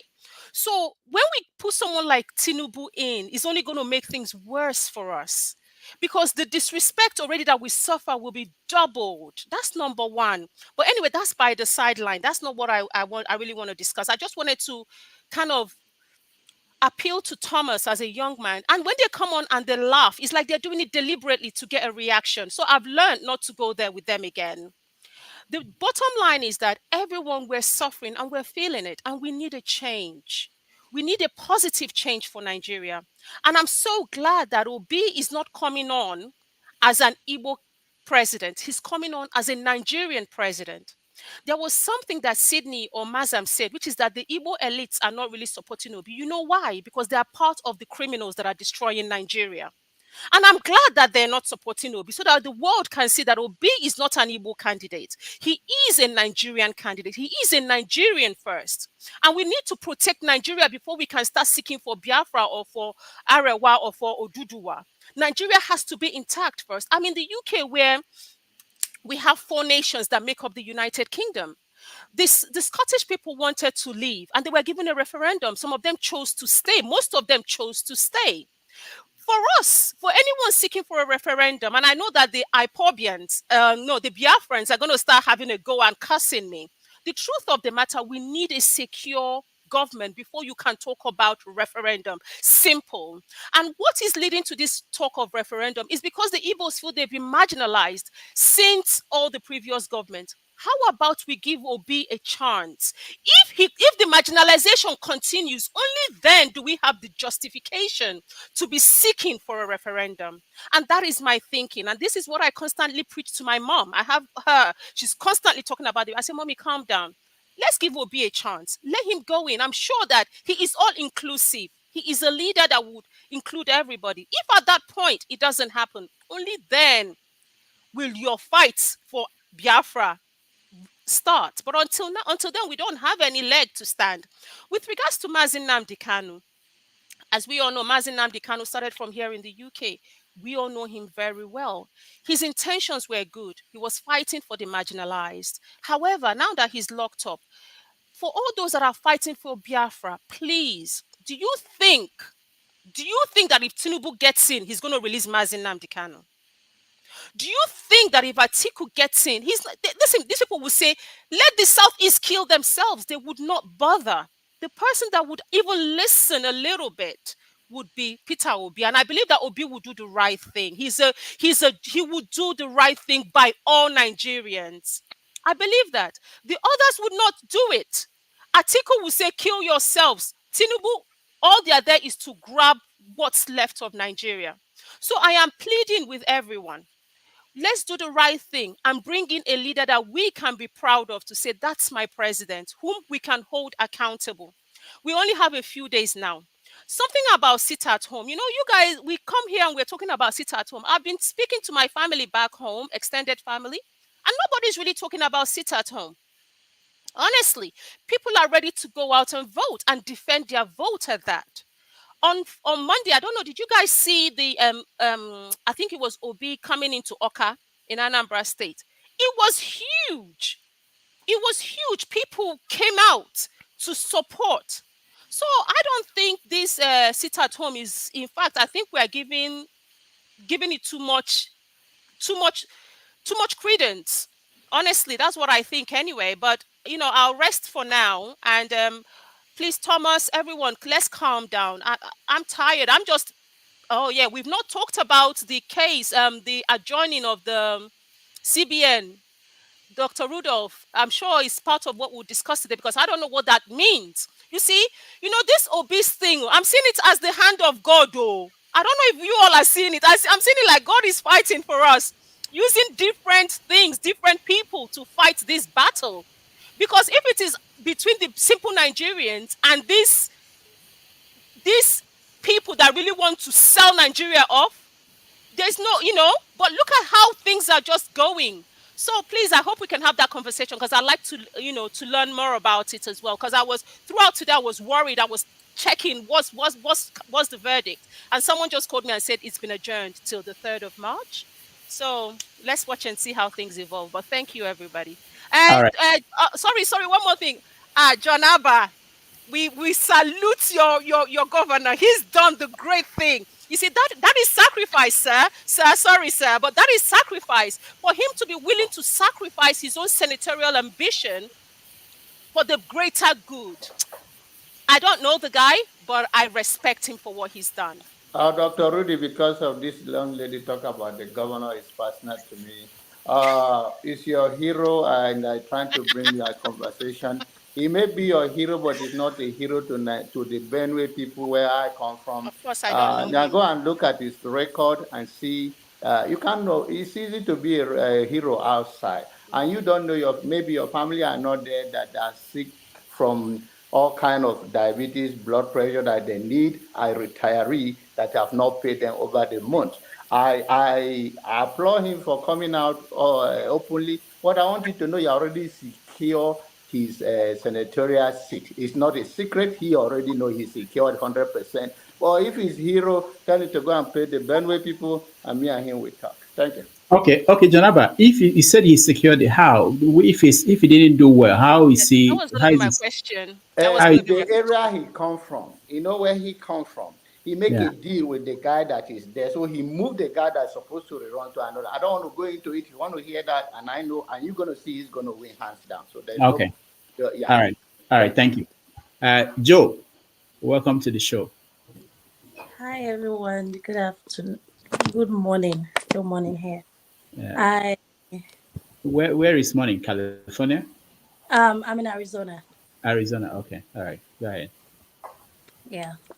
I want to thank everyone on the panel, and I want to start by saying I believe that Peter Obi is going to be our president by the special grace of God, and this is not me saying it because of anything. I only believe because when you hear him talk, there is this sincerity in his voice. He says it. He talks. He kind of brings himself to our level. You see humanity when he talks. He cares for humanity. And that is what we need. At this point, we have gone through a lot as a nation. We have gone through a lot. Nigeria has failed me in particular because when my mom died in a hospital in Abuja National whatever hospital, then she died because the doctors were on strike and there was no one to attend to her. It failed me. And That is one episode I can never forget, because you see, you talk to your mom this minute, and the next minute they say, oh, she's not ready, simply because there was no doctor to attend to her. It shouldn't happen. No one deserves to die like that. If let's talk about the answer. That day, like our sister Queen talked about, that day we were all online when we saw the way our brothers and sisters were being slaughtered. By the grace of God, I am a mom. I don't want to. I don't want to see my children go down that path.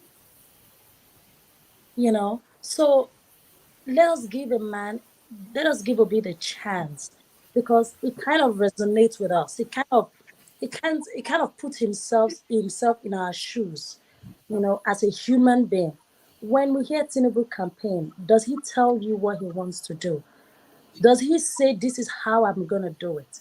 All he campaigns on the legacies that other governors and himself they've all collectively done, and adding to the fact that Lagos has been the capital for a while, So it's Atiku on the other end. Oh, that one just seems like he would do or die. I must be a president. No one is telling you this is how I do it. Christmas, all of us were celebrating Christmas with our family. Obi was in the IDP camp. It's you see when the Florida flood happened here the other day. Our president was there. Biden went there. When there was any mishap, when there was any disaster, you see the way the president go down to the level of the people. I'm not saying that going there means that he cares, but at least it shows that someone at least hears when we cry. Someone at least kind of feel our pain. And also, people talking about IPOP. I'm not Igbo. I'm from Edo State. I'm so proud that my people are supporting Obi. And I believe that Obi is going to be delivered by the special grace of God. And also, for those talking about IPOP, Obi has said those are agitators. And for even Boko Haram and everything, he has said that when I come in there, I will negotiate with them, because everybody agitating obviously is because of the pain they feel that we all as a body called Nigeria, one person is being marginalized, one person feel that I'm being cheated, one person, that is why these agitations are coming in. But when I get in there, I will negotiate with them. Obi is not an Igbo president. Obi a is not an Eastern president. Obi is a president for all.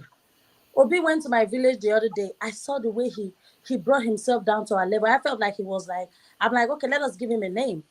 Because apparently the man has done what he has changed the way we see politics in Nigeria.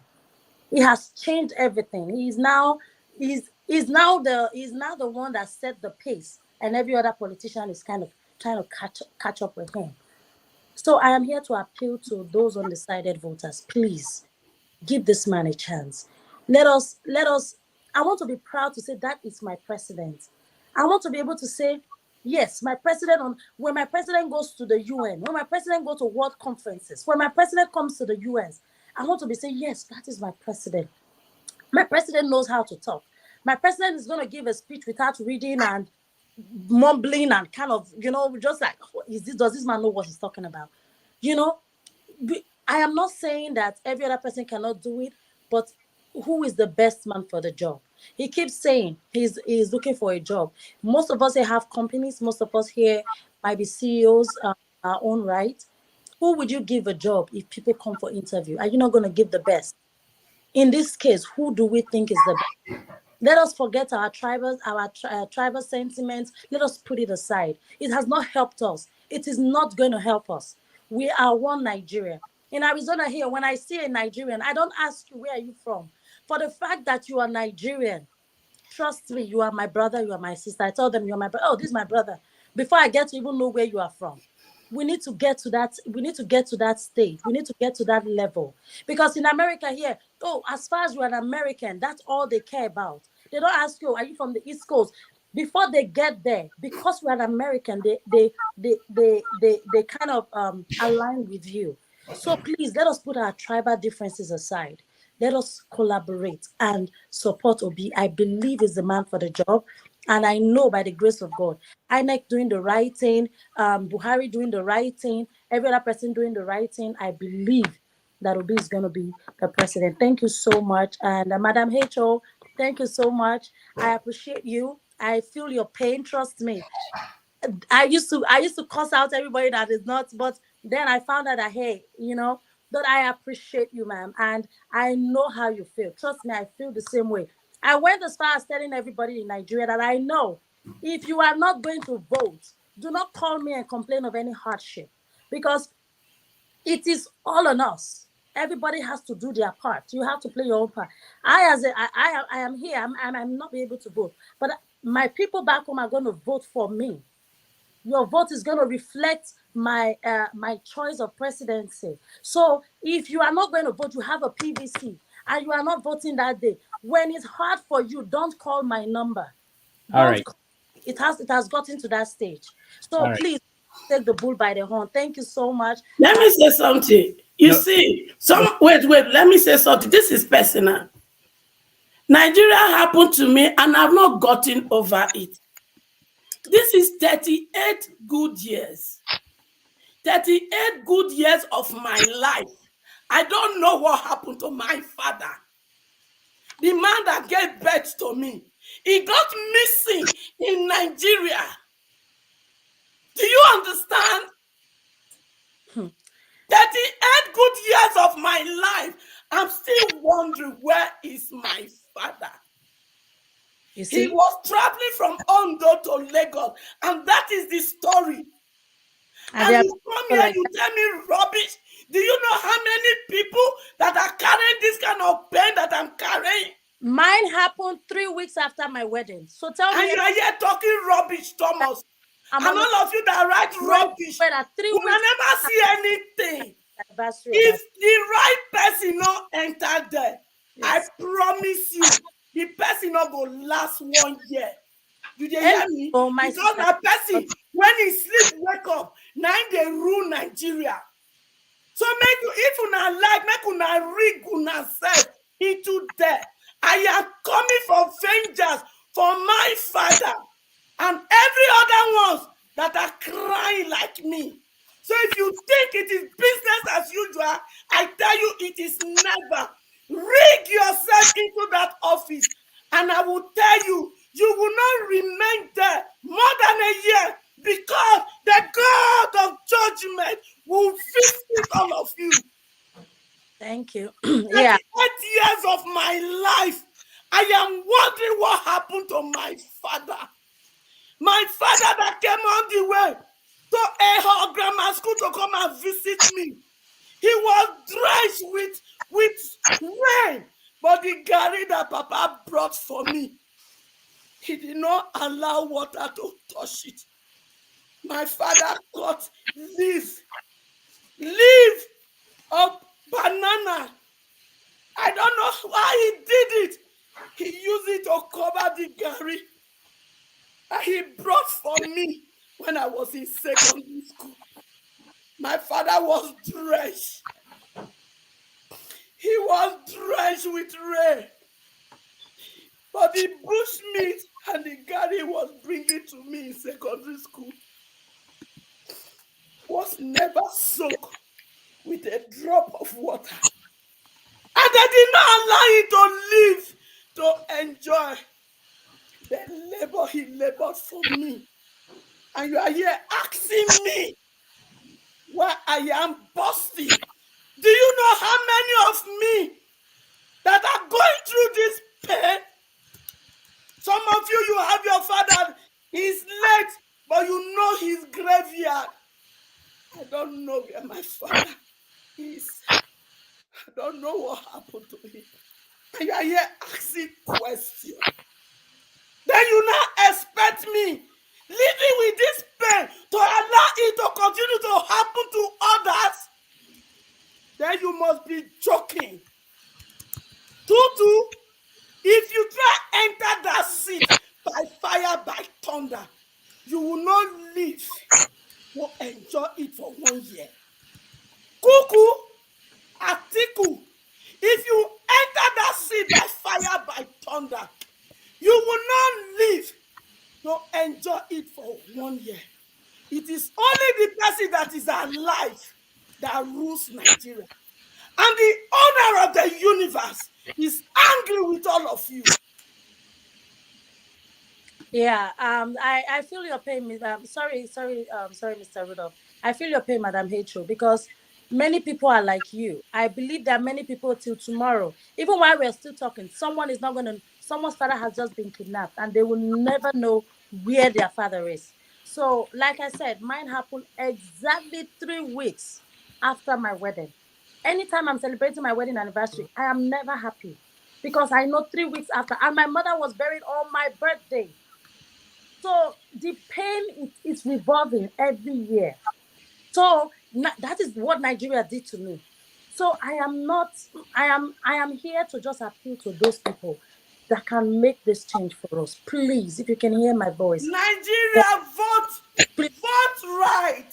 Please, vote. If you don't vote right, you see, the Naira shortage is just the beginning of the wolf. They never fought when we were having Boko Haram. Now they're only fighting for the Naira redesign simply because it favors them, not because of me and you. Not the at people all. burning banks right now, I can tell you, those people are sponsored. I can tell you for a fact, for free. Those are sponsored agitators. So do not be caught up in their web. Many people are suffering. My father the other day called me. Oh, I said, I did manage. Manage with what you have right now. It will only last for a while. Let us hold on. Hang in there. It is hard, I know. Hang in there. It will soon be over. These people are agitating for the Naira swap and all of that. It's not because they care for me. It's not because they care for you. It is not because they care for your father or your mother. It is simply because they have some Naira stashed up somewhere that is going to be wasted if this policy goes on. So please, beg your brothers and sisters, do not be caught up in this web of burning banks and going to protest and everything. They are only fighting for themselves. And the money they stack up for their brothers and their children was murdered in Lekki. In Lekki toll gate. They lied to the whole world that nobody was killed. This useless governor, they didn't go to Buhari to say something happened. They didn't go to Supreme Court to ask for justice for my children that were killed in Lekki. Until today, their mother are still looking for some people's corpse. And you guys come here to tell me, Mother H, I never shout. Una go see after the election, now the war go start. If the right person not enter there.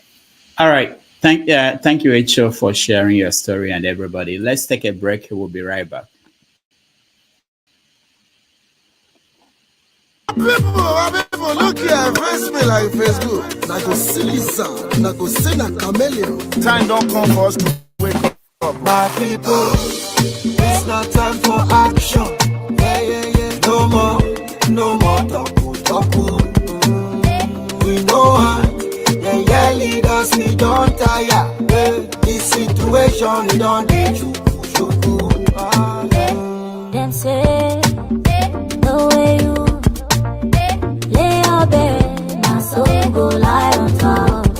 When you sell your votes, not poverty, you dey invite to make you shine your eye. Make you no sell your vote, no shishi for bribe. If you talk, you say, and I talk, you say, no shishi for bribe. If you talk and I talk, and we all the time, you say, no shishi for bribe. You say, no shishi for bribe. You say, no shishi for bribe. If you sell your vote, sell opportunity, sell your tomorrow. You say, good roads, good health, and education. They say, the way you lay your bed, that's how you go lie on top.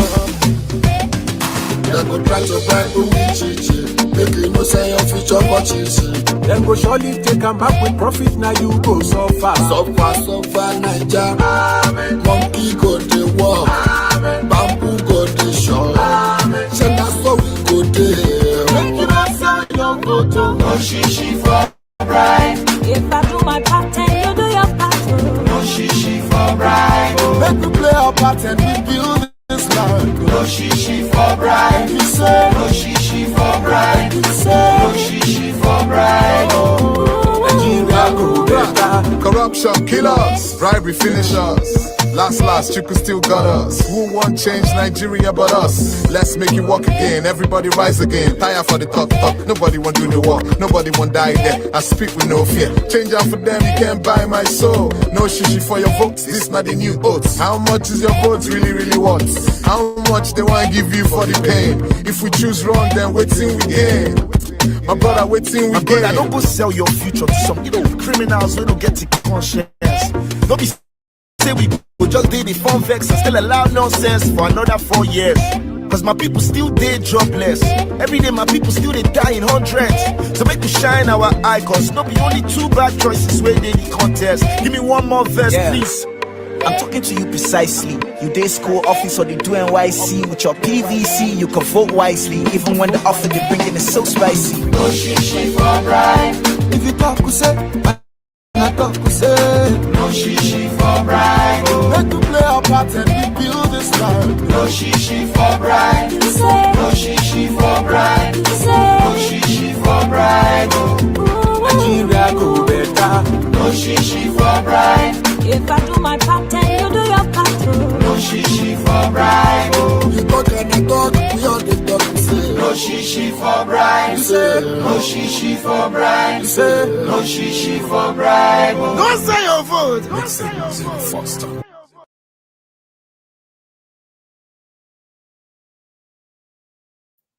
Welcome back, everybody. Not apologize. Go to hell. How you gonna tell me say me apologize?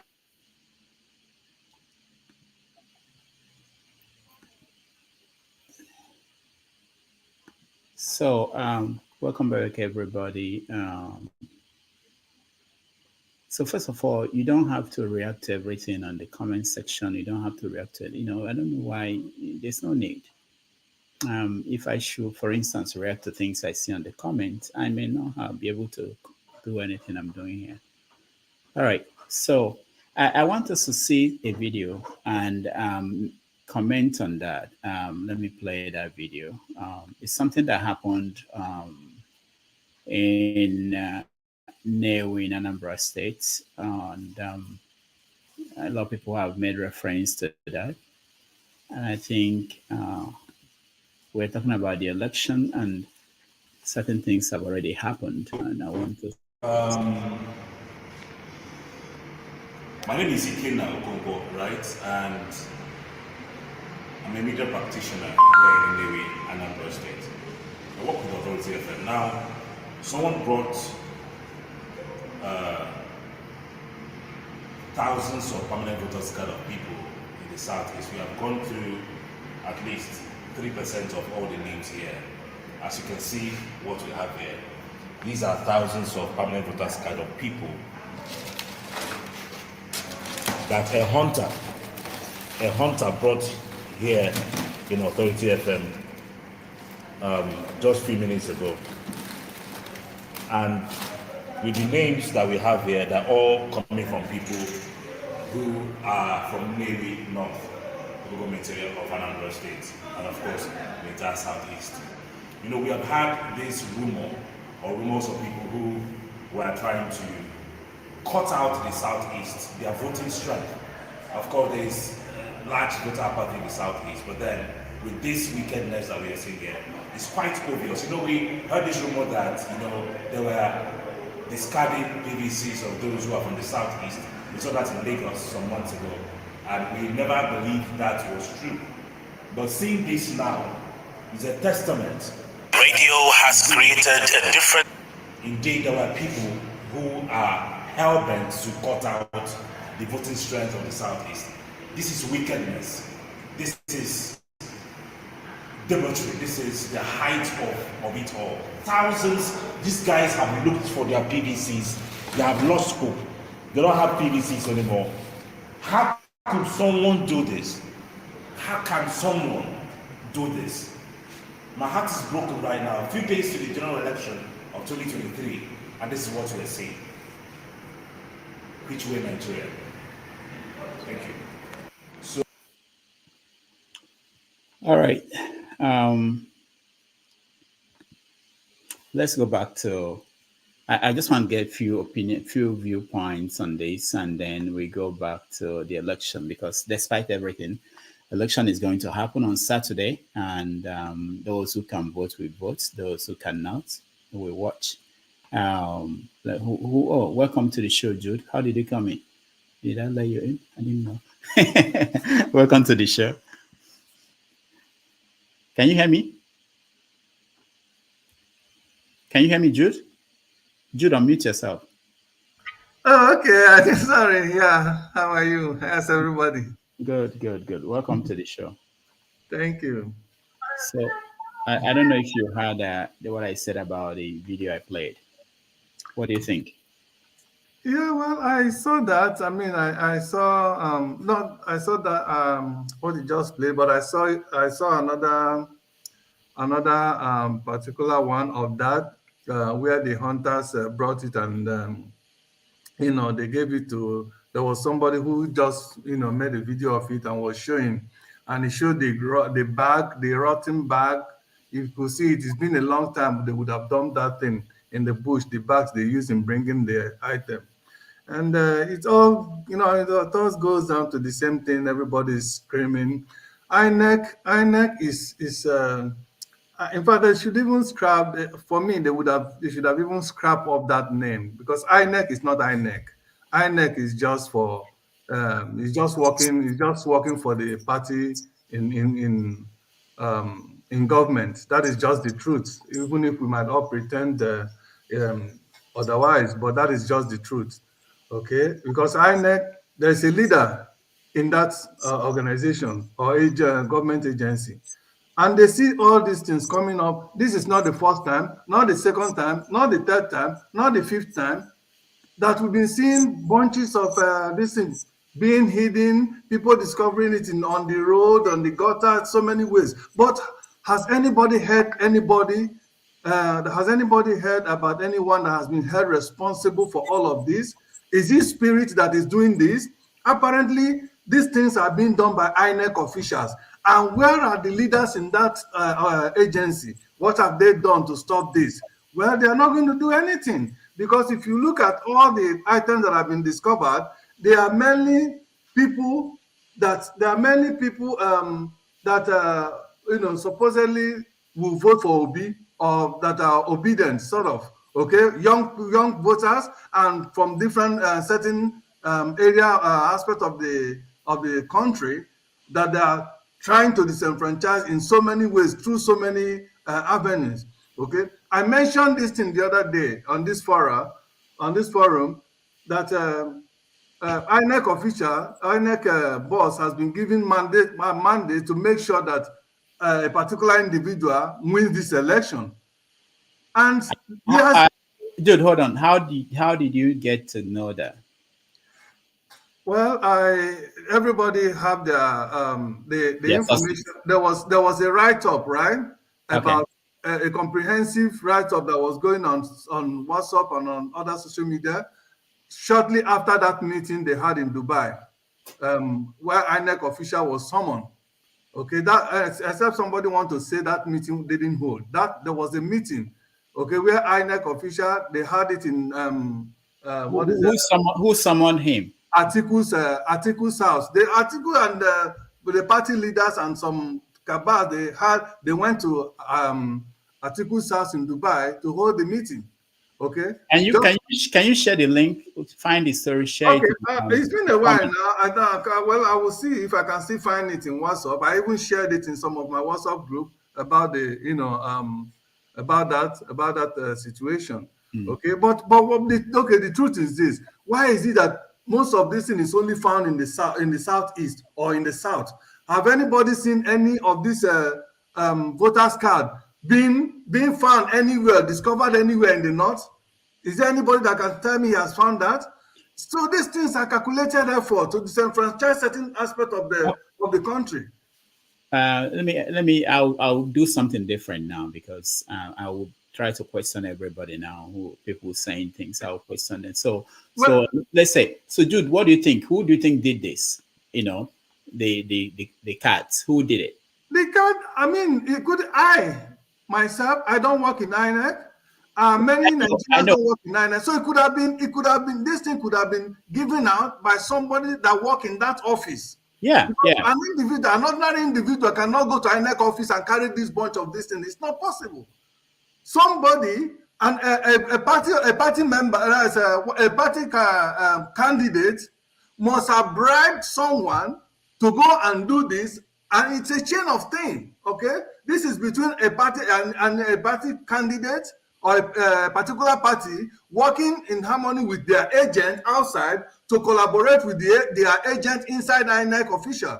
This is exactly the sequence of events I believe must have happened.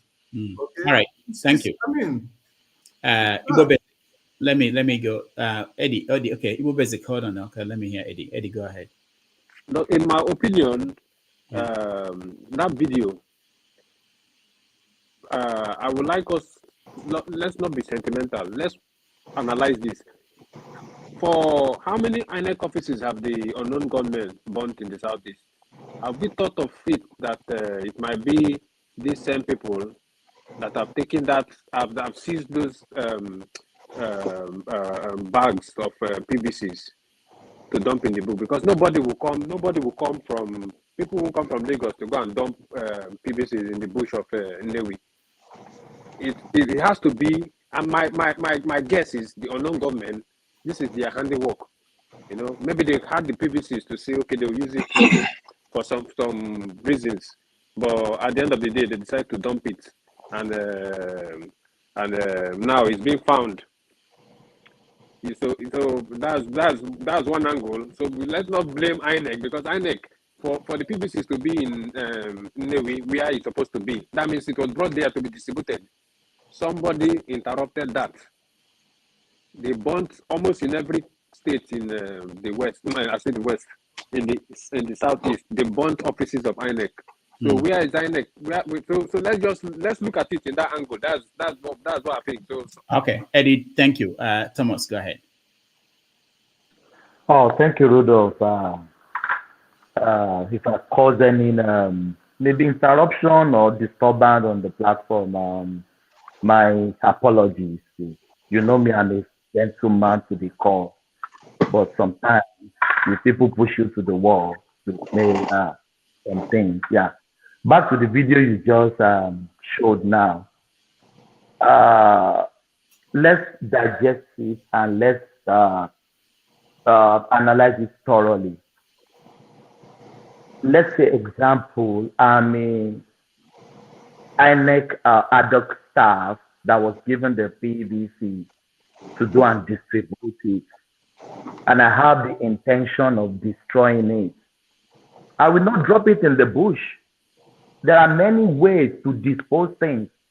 I can take it to my backyard and burn it, isn't it? I don't have to drop it in the bush. So this video, it doesn't cohere with reason that maybe it's one politician that gave somebody this PVC to go and drop it in the bush. There are thousands of disposing things, as Eddie rightly said. So the video doesn't cohere with reason. That is my opinion. That is what I read. And I saw the video before. I didn't pay any attention to it, because if I was a member of a ad hoc staff of INEC, and I was paid to dispose people's PVC from the Saudi, I will not drop it in the bush. I will burn it. There are many things you can do to dispose things. So that is just my observation. I think we can say something is it makes sense. Eddie's assertion, it makes sense, and it stands to logic that it may be some gunmen that ransacked the INEC office that took this thing and dumped it in the bush. So it makes sense like that, but saying somebody for the politician pay somebody to go and dump it in the bush, it doesn't cohere with reason. That is my submission. Thank you. All right, thank you. Sydney, it's been a while. I heard from you. I think, can you hear me? Yeah. I think, number one, like I've always said, this election, INEC has responsibility for elections. All these issues have been happening, even in River State. We saw that. We saw it in River State, where some things were dumped in a soccer way. So the truth is, these PVCs, don't they have numbers? These PVCs, is it not allocated to places? Who have they held responsible? It was the same INEC with regards to voter suppression, with regards to people not, when they had illegal, registrations. People they just put different kinds of names from different kinds of places with different photographs in the INEC system. And yet till today, I mean, what Ugo Chinyere brought out and exposed, till today, INEC has not responded or said who and who, because the truth is that nobody saw Peter Obi coming. Nobody saw him coming. And immediately there was a Peter Obi, there was a surge, and they saw the surge and they said the best is to slow down this surge. Slow it down through any means possible. So the truth is that I can believe politicians will do whatever it takes to disenfranchise a people. Now, this goes down to debunk that idea that the Southeast will not vote in this election. They know the Southeast will vote in this election. If not, why create a whole plan against the Southeast, especially Southeast areas? And that's why I wanted to ask Mazam a question with regards to his posture about people moving from their locations down to the Southeast to vote with regards to the issue of violence. I understand that. However, if that happens, there's a likelihood where a particular candidate may not meet 25% because you need to have a spread. This election is not just by the popular vote. That's why Buhari never won it for long until he had a handshake across the Niger. So, yes, there is violence, but there must be a spread. So, if people of a particular tribe, like Igbos in Lagos, if they all evacuate from Lagos, they don't get that spread. So, the truth is that people should vote where they are, and so that a candidate can have a spread. That is something you need to think about in your postulation. But with regards to this issue of the voters card, my own is the card has been found. What has INEC said? Because it's INEC property. And if INEC has not made any mention, what happens to those people? Is it possible that people can get their cards? Because with the beaver system, there's actually no need for a card because people will be verified with their thumbprint and their facial expression will come out and you can verify them. The card is just like an extra verification layer. But if people can be giving their cards because they say it's a particular place, may we not. So can't people be mobilized and say, there are cards here which have been found, we communicate to INEC, and can the people begin to get their cards because they deserve to vote? However, that's my take on it because I wanted to really go on the heart of the topic today. Who will finish first, which we have not even scratched. Who will finish first? That is a very critical question, which I feel that we have not addressed. I don't know I will have time to talk about my own Sydney, hold off on that. That will be the last thing we talk about. Let me just hear from a few people. Mazam, you want to respond to him? Just 1 minute. 1 minute. Yes. My best out. You Yeah. see, okay, you see, on the issue, that was why I saw this thing long time ago. In fact, I started telling people in Port Harcourt 4 years ago.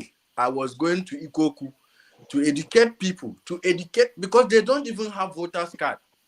So when you meet them, they'll complain Nigeria is bad, and it's generally among the Igbo people. You people like complaining. Seriously, you people like complaining. When you talk about you people, you say when you talk about marginalization, do you think the Igbo people are more marginalized than other minorities? No. No. You understand? You are not even marginalized. When you talk about you want Nigeria to divide, we even want it more than you. Because we have suffered Nigeria more than you. But because we want a country where everybody will be treated equally. That is it. It's just that you people don't see it from that point of view. And you are equally, I'm not generalizing, I'm not castigating the Igbo people, but you should look at this thing. How can voters card be found in that place, in that large number? And the person that found it, instead of looking for those people to come and collect their voters card, is taking the video and saying INEC. If INEC does not want to, if INEC wants to disenfranchise you and you have found it, then you should look for those people. In the north, most of these voters cards are being shared. In fact, one emir can go and collect the entire voters card of his own people and share it across. They will make sure that you get your voters card. My first voters card, in fact, I registered, the last one I collected, I registered in Abakaliki. And when I went to collect it, I was disheartened because I saw that this thing is heaped in the INEC office. People are not coming to collect. They don't want to collect. So just one day to leave your shop and go and collect, one day to go and register, you refuse. It is the reason why you see that when they said go and register, that they open it now. Now people are educated or people are enlightened to go and register. 70% of people that are rushing to go and register are from the southeast or south. Why is it that they refuse to go and register all along? Do you get? You can't sit down and expect people to carry presidency and give you. Thank you. Thank you. So what I have to do now is there are people I've not heard from here, a man of prestige and Obemi, I don't see the whole name. Oh, yeah, go ahead, a man of prestige first. Yeah, thank you, Dr. Rudolph. Good morning, good afternoon, everybody. I'm not going to make a lot of comment in regard to the upcoming election because everything has been said and done. There's nothing you can do right now, you know. Everything, it is what it is. Whoever is going to win is going to win. Of course, I'm expecting Obi to win, notwithstanding. So there's nothing you could say right now to swear anybody. So we have to just have to wait for I think 3 days from now. But anyway, I need to make a comment. One of them is to Jude. We do respect Jude. You always come here with unsubstantial theory, you know, and you don't have any fact to to back up what you said. So sometimes you need to come with fact, okay? You know, I mean, I don't know where you'll be getting your information from, but that's your opinion. But in my own opinion, I think that's very deceiving, in my opinion. You need to come with facts. And let me go with, where's the guy? He's gone already. I was going to comment about what he said about the Igbos, that we complain all the time. He doesn't know what he's talking about. It's not about complaining all the time. The only difference what he said that we are very outspoken. We said it how it is. That's in our DNA. So we call it spade a spade. Whether you like it, you don't like it, that's how we are. So don't come here and be saying that, you need to talk about what you know and what you don't know. That's who we are. So I'm not going to go other part of what he said. I think he said something about voting. People living in the Southeast, they don't go back there to vote. What kind of nonsense is that? I don't even know where he is. He probably one of those people in Diaphragm. Are you not a citizen of somewhere? Don't you vote where you are? You don't even know anything about politics. You come here and say that, gibberish in my opinion, but that's your opinion. You shouldn't utter what you don't know. You can't live in Lagos. I mean, where I am right now, I'm in California. If I move to a different state, if I stay there for about a year, I'm a resident of that state, I can vote there. So that's the way it's supposed to be. It doesn't really matter where you are. You're in Nigeria. You can vote anywhere you are. You don't have to go back to where you come from and vote. So, in my opinion, that's totally nonsense. But anyway, let's go to the present situation in Nigeria. You know, I don't want to comment about who's going to win or who's not going to win. My parents are, worried to be specific, So they've been giving me information about what's happening, in that part of the country about this seat at home. Nobody's listening. Nobody's hearing. Maybe that's where they are.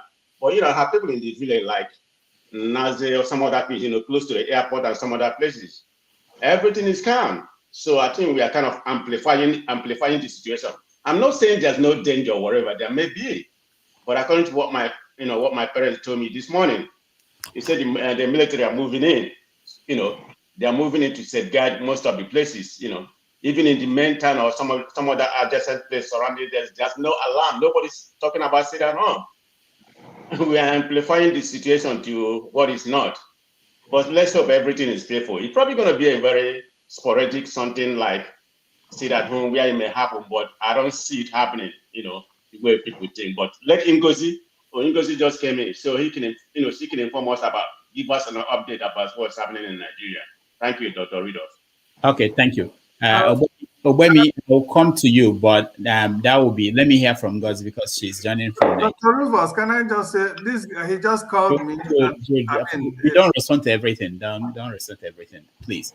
So that we can get to, okay, Jude, 1 minute. If you can do it in 1 minute, go ahead. No, he said I always come here and bring kind of false information. I'm trying to see if I can put him correctly. Man of prestige, please, if you could be specific and point to all the false information I have brought here so far. Just be specific. You can't make it broad, because I've always made a lot of comments whenever I come here. So if you can be specific, so please, I'll know how to respond to that. Well, it goes back to your last information. Was it about over the weekend or something like that? We were having a conversation. You said and they had a military, they had a meeting somewhere in Dubai or whatever about how they're going to truncate the election and some other things. That is a fact. So we asked you, bring the fact. Where are you coming up with that fact? So that's part of the, that's part of what I'm talking about. Am I wrong on that? You presented that theory here. Wait, is that the only one? That's part of it. I'm not going to go in detail. You have came here with some other information. Even the one you presented today, doesn't lie. It doesn't even jive to reality. No, I when I said that, the one I said concerning the card, I say it could have been, through this kind of process. And you can't tell me that this is not the first. For that voter's card, that is not the first time it's happening, not the second time, not the third time. It's been happening. And what I was saying, in essence, is that where are the leaders in that agency? Why are all these things happening? What have they done? You live here in America. Do you think that kind of thing can happen once and they allow it to happen again without the agency being someone to investigate and find out how did people get hold of this card? Somebody just came up here and said it must be unknown gunmen. And we all know here, when they mention unknown gunmen, Nigerians have tagged unknown gunmen to be Biafrans. Okay, so that when it's unknown gunmen, you can't dismiss. So now, is there any evidence to show that it's unknown gunmen that went to ransack INEC office and carry that? What evidence has that individual got to show to prove that? Is there any? And if that is only the one, then it is wrong, erroneous of you to come and say, I always come here to bring false information. Please, let's be guided with our utterances. Because I have said a lot of things whenever I come in here, one of which is, for instance, when they broke into Kuje prison, I said that the government knows what happened, knows how those people break in there. Otherwise, they couldn't operate for several hours in the capital of a nation where you have the seat of power, and those people could go do that freely. And Buhari doesn't know, and those in government will not know about it. Now, will you say that is forcing? That one has no. I should bring evidence to prove that. We all know Nigeria, anything is possible. We all know how corrupt, how evil our leaders, the people we are trying to chase out, how evil they are, how evil runs in their vein. We all know, for instance, what Tinubu can do and what Atiku can do. Are you telling me that there was no meeting in Dubai? Is that what you're trying to prove? Thank you. It was circulating all over the internet. Thank you, Jude. Thank you so much. Obemi, you're next. Okay, thank you, Dr. Damages. I've been following your show for a really long time, and this is a really big honor to be invited onto this platform. I want to use the opportunity to greet everybody that is here, using their time to discuss and air their views. But I have a lot of things that I wanted to say, but I just wanted to start by saying that I think we will benefit a lot from using, from trying to remove emotion from such debates. Because it helps us to stay on topic and makes us sound, at least, at the very least, it makes us sound more intelligent. So the next thing I want to say is regarding the people that are crediting the video about the PVCs. Now, it is very likely that, or not very likely, it is possible that that video is fake news. And on that level, it's hard to tell. But if we want to investigate that video, I am looking at a receipt of some stuff that I've done in my office. I've helped them to print ID cards, and one of them costs 1,000 naira to print. Now, if you look at that bucket has, let's give it a random number, 88,000 cards. And we can say of those 88,000, half of them have prints on it. This is just hypothetical. Let's assume that not everything, let's say that video was something, a production that people concocted to propagate fake news. That means somebody got somebody to film it, they got somebody to act in it, they got props. Now, as a prop, that bucket was filled with ID cards. Now, if it's a prop, right? Let's assume it's a prop. That means in the video, he packed some cards randomly. He didn't look like he carefully selected it. He packed some cards, right? And those cards, all of them were printed on. Now, let's assume he packed 50 cards. Now, if you look at that 50 cards that were printed on, he packed 50,000 naira worth of printing. Because to print one of those cards is 1,000 naira. That is from normal commercial stuff. And anybody that is contracted to do anything for government or for a politician, not just for government, for a politician, they're going to bill them extra. So let's assume each of those cards that they packed, each of those 50 in the person's hand cost 1.5. Now, if you calculate 50 times 1.5, right?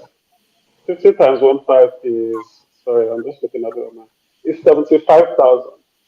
Now, just in his hand was 75,000, right? And not to talk of the rest that was still there. Now, I'm bringing this up because sometimes when I see stuff that is fake news, or I'm suspecting it's fake news, right? I want to try and understand, at least know the possibility. If it's real news, then wow, that is sad. INEC should do something about it. If it's fake news, who is the person that's propagating it, right? So if you want to, let's assume a number of the cost of the cards that are there. Let's give it, I don't know, let's give it a random number, 500,000, right?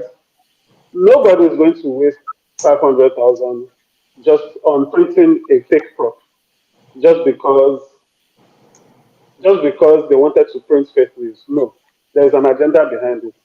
Money went into making that fake news, right? So when people say it's not possible that if he really wanted to disenfranchise people, if he got paid to do it, they would have gone to burn it in the bush. That is just the way you think. It doesn't necessarily represent the truth. In Nigeria, I don't need to burn it. I just need to put it out of reach of people that want to collect it. at the end of the day, nobody will know it's me that puts it there. Or anybody that knows is not going to be interested in doing anything about it. Now, on the moving on from that, on the card issue, I know um, I've received personal, especially in my area and in my workplace, people have complained about being able to get their PVCs. And when I started hearing those things, I got really disheartened because honestly, I feel like my candidate, Peter Obi, was going to win this presidential election because, first of all, I want him to win for various reasons. But I'm convinced that PDP and APC and the other candidates are going to um, make it easier for Peter Obi to win. But when I started hearing these reports about people um, finding it difficult to pick up their cards, I noticed a trend that it was most likely people that they can estimate that these people are going to vote for somebody other than APC, right? And it is especially odd because of how some people are actually reporting of how they got their cards. Now, I know somebody that said he went to go and pick up his cards, and when he got there, he didn't find it. And then 2 or 3 hours after he got back home, somebody came to his compound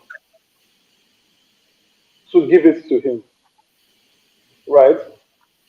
And when you hear that once, twice, different places around the city, it begins to show a trend. Hold on. Hold on. Let Yes. me show you more videos because Oh, thank you. like some of the things you were trying to insinuate, I think that there are more videos coming out, including people now picking the cards from. Um, let's watch. Friend and friend well wishers. The cover people wey no see their PVC. Make they find and come authority FM compound na person. See the people wey bring her come. They carry her come authority FM premises. As e be like this now. This PVC they were compound. Na the people wey pick am be this. They carry am come. Jump and they say they pick am for Akamili. And all the ones wey don check, all of them na Nnewi North. Umudim more of Umudim people Okwelogo. Na here they come jump am. In case if you don't find your PVC go say they say they no see am. If you All right. There's one more. So I think, You I can see understand. this is not cheap. This is not cheap to print. You It's, get. it's, it's not what? This is not a cheap fake video. This is, we make skits because they're having on social media, skits are easy and cheap to make. You get. But for this fake news is an expensive thing.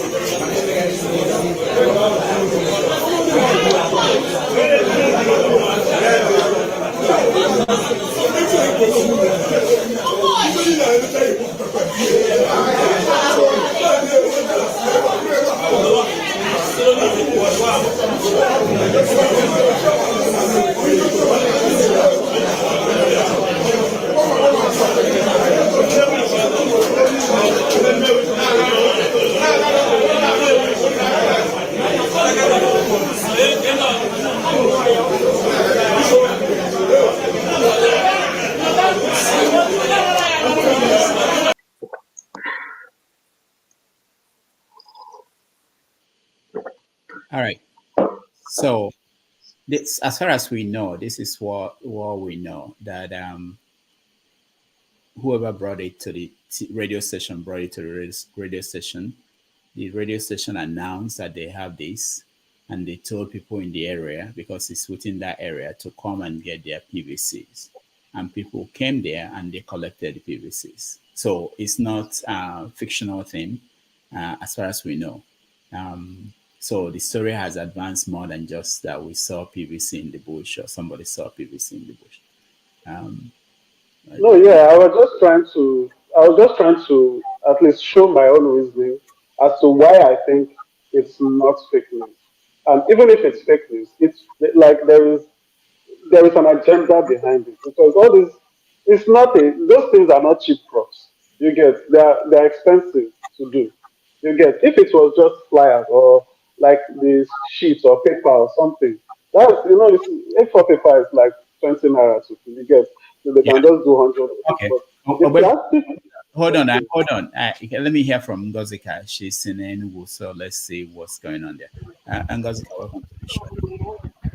Good evening, sir. Good evening, Doc. Good evening, everyone in the studio. Yeah, Happy how are you? Ash Wednesday to you. I'm very well. Oh, I forgot that. All right. We should have started. Go ahead. So, So I we're am just, 2 days to the election. How is it going over there? well, I'm coming back from church. I'm walking home and it's going well. I told you some days ago that the church, I don't know about other churches, but the Catholic Church is taking it personal. They are doing sensitization in every single mass. Every single mass, they are doing sensitization, telling people how to vote and encouraging people to defy whoever is telling them to sit at home and come out and vote. I just came from an evening mass and the same thing was said. One of the priests even went as far as telling them who to vote for. That's by the way. But the emphasis is on sensitization and it has been intensified in the last 2 weeks to date. Everybody is geared up. Yeah, the story of consign me is no longer rampant. Yes, everybody knows it now concerns them. So lots of people are gearing up. There is still a small number of fences. Yeah, there's still a small number of fences, but generally it's becoming more exciting. People are actually making plans on how to stay indoors for days in case anything happens. I've heard a couple of people talking about stockpiling food in case things go haywire. But hopefully they don't. I haven't seen. I heard that somebody was telling me that they saw our own package. That is the army that was sent to the east. I have not seen them. I've not been asked about because I don't have cash with me. Getting cash is a real struggle. So I've not been moving around a lot. So I don't know, but I heard we've received our own package, our own soldier package. Hopefully, it will set a lot more people at ease. Doc, since 2020, I don't think since 2020, I've had serious anxiety seeing soldiers on the street. But I can tell you for a fact that seeing them this time around is giving me joy. It's giving me joy. Okay. Thank you so much. And what are you doing tomorrow? Well, I can't go anywhere tomorrow. I am stuck. I am cashless. Oh, because you don't have. I can't move around. The bus people are not going to collect transfer. They are not going to collect transfer, so I can't go anywhere tomorrow. Anywhere I'm going tomorrow has to be on foot.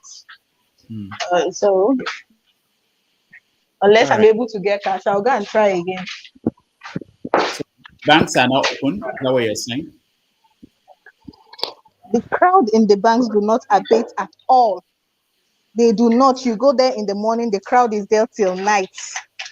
The banks, the queues do not abate at all. Even the POS stands. Most POS people are now closed. I don't know if it's because of lack of cash or I don't know what is going on with them. Yeah. All right. Thank you. Thank you so much. Where do I go? Who is here to speak? Igbo Basics. It's been a while I heard from you. Go ahead. Yes, I wanted to just thank our sister Quines for the calmness that she has exhibited. And I also wanted to point out the very personal story that Madam H.O. shared with us here today. And for those who are on the ground, let me just go straight to what I wanted to submit as at this point in time. Say far more than new faces at the leadership table every 4 years. Election is an appraisal of the outgoing government / party. by the people.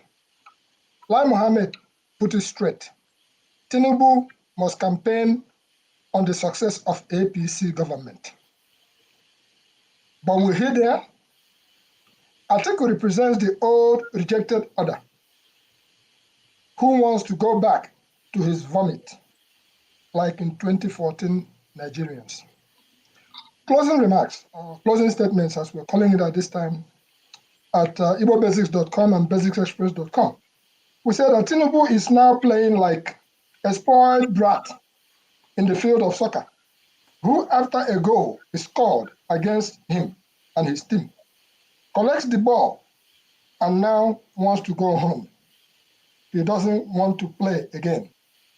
His team wants the election cancelled. Sorry, the game must be concluded. Election must be held in 3 days. The world is watching. That is what is coming out of igbobasics.com and basicsexpress.com.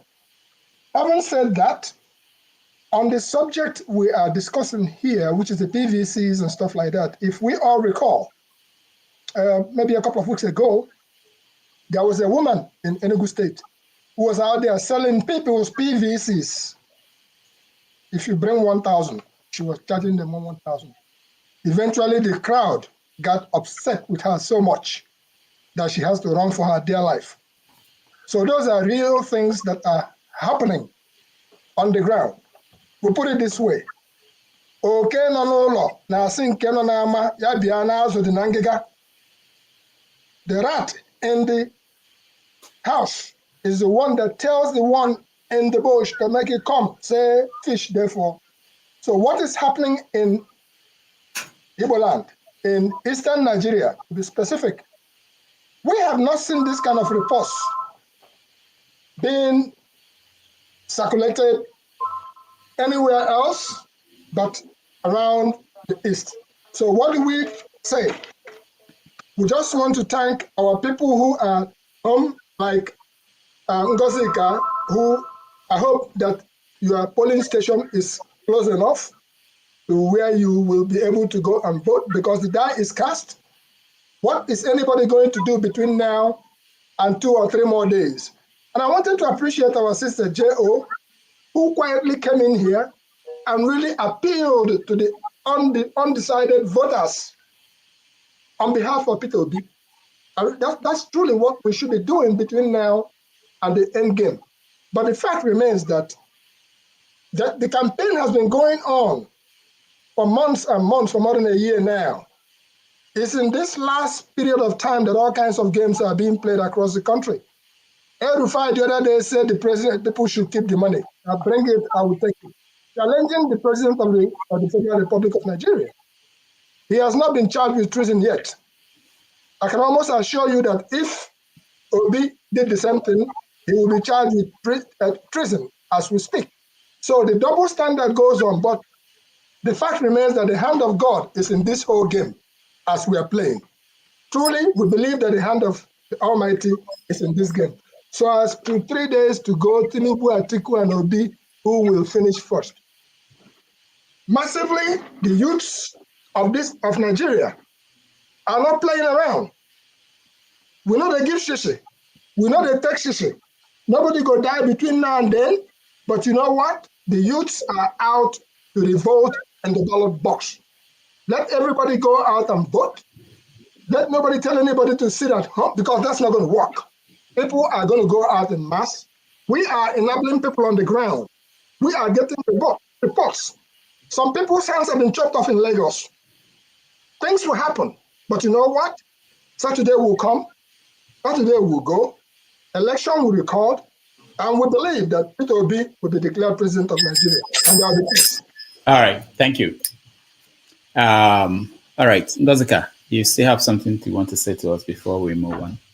Yes, I just wanted to say that. Sorry. I left out that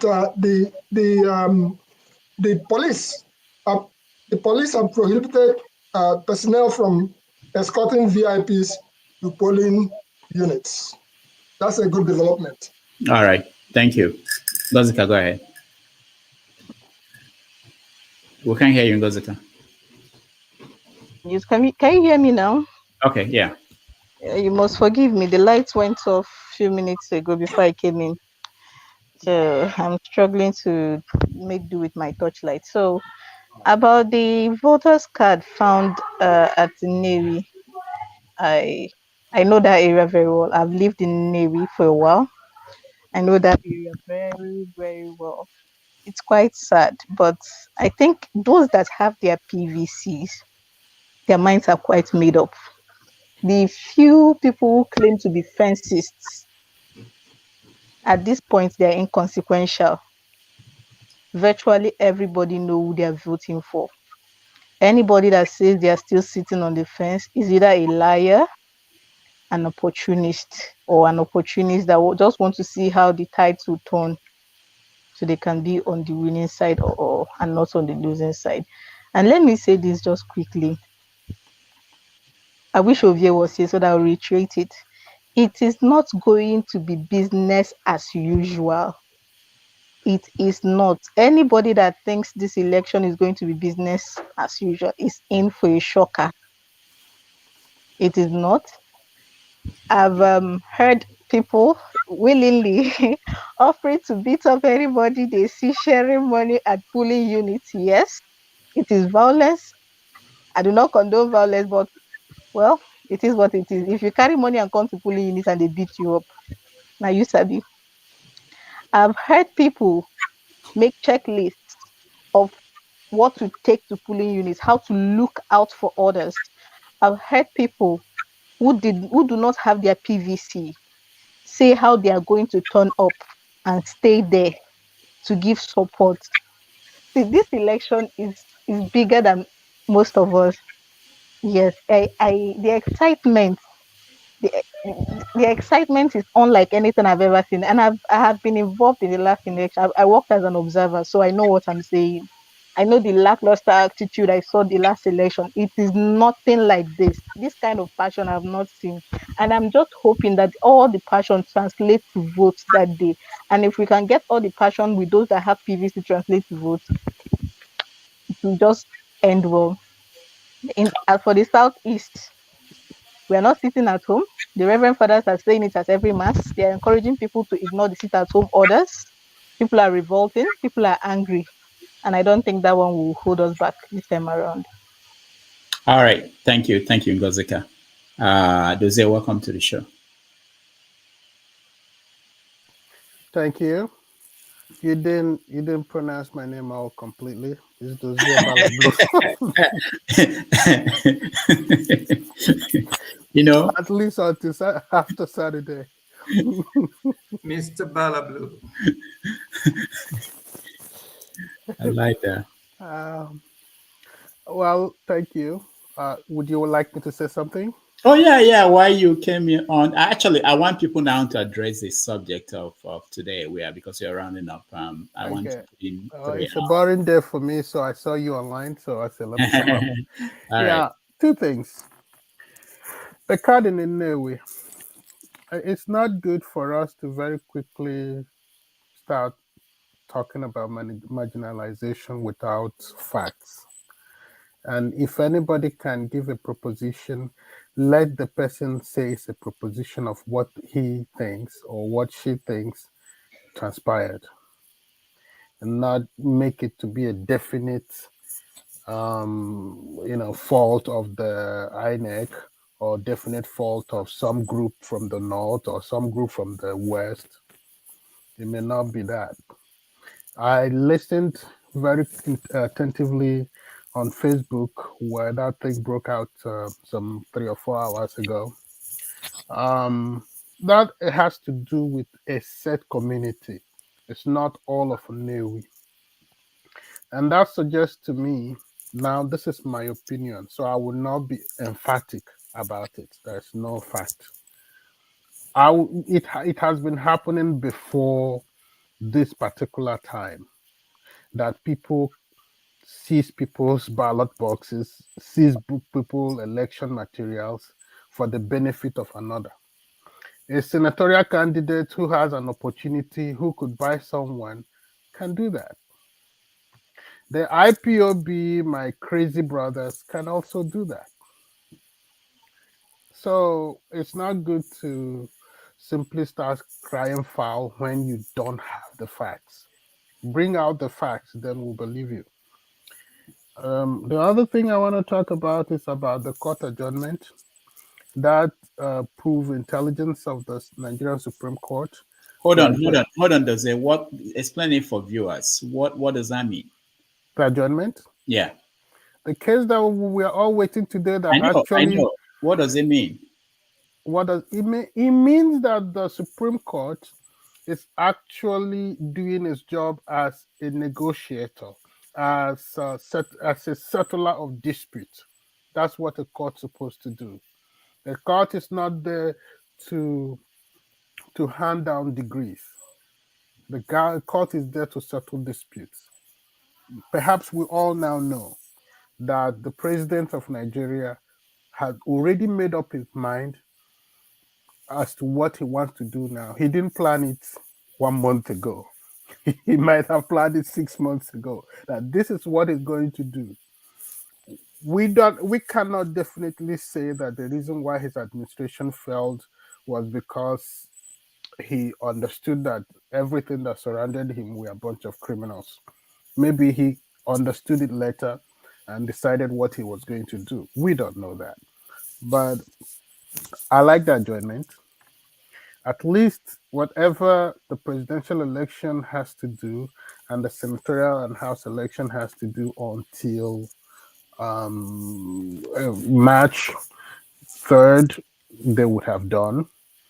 And we just wish we come a day when people will not be sharing money, when people will actually go to the polling booths, vote for the person who they believe qualifies.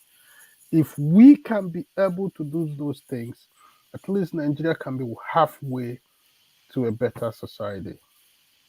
I mean, that is, the court did the right thing. That's my opinion. Thank you. Okay. All right. I'll start from, who has not said something? I'll start from Sydney now for the final round. Sydney will go. So you address the court ruling and then the who will win. Who do you think will win? Come first. But hold on. Let me ask Ngozika. Someone wanted to know, were you there during the 2015? Ngozi has left. All right. Sydney, go ahead. Thank you.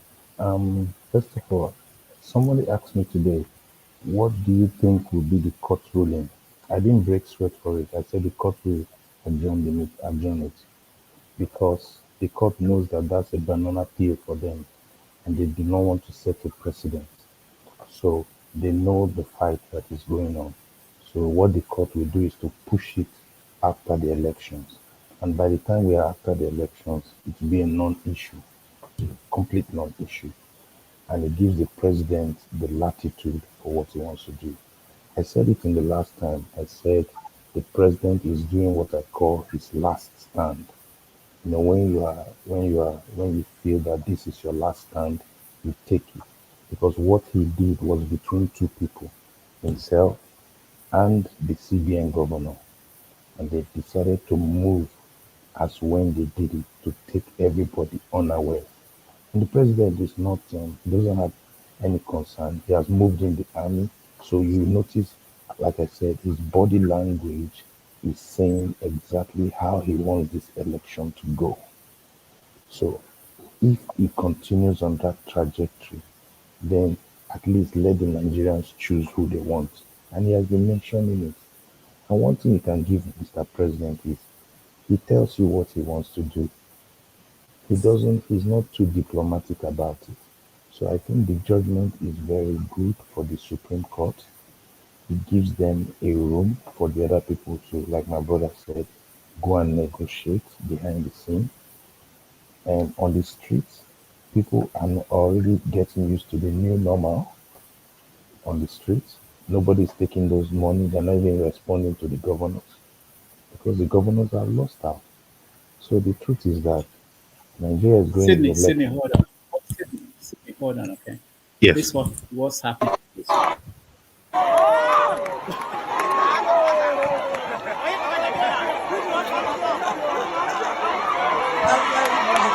are Madame Petro's children.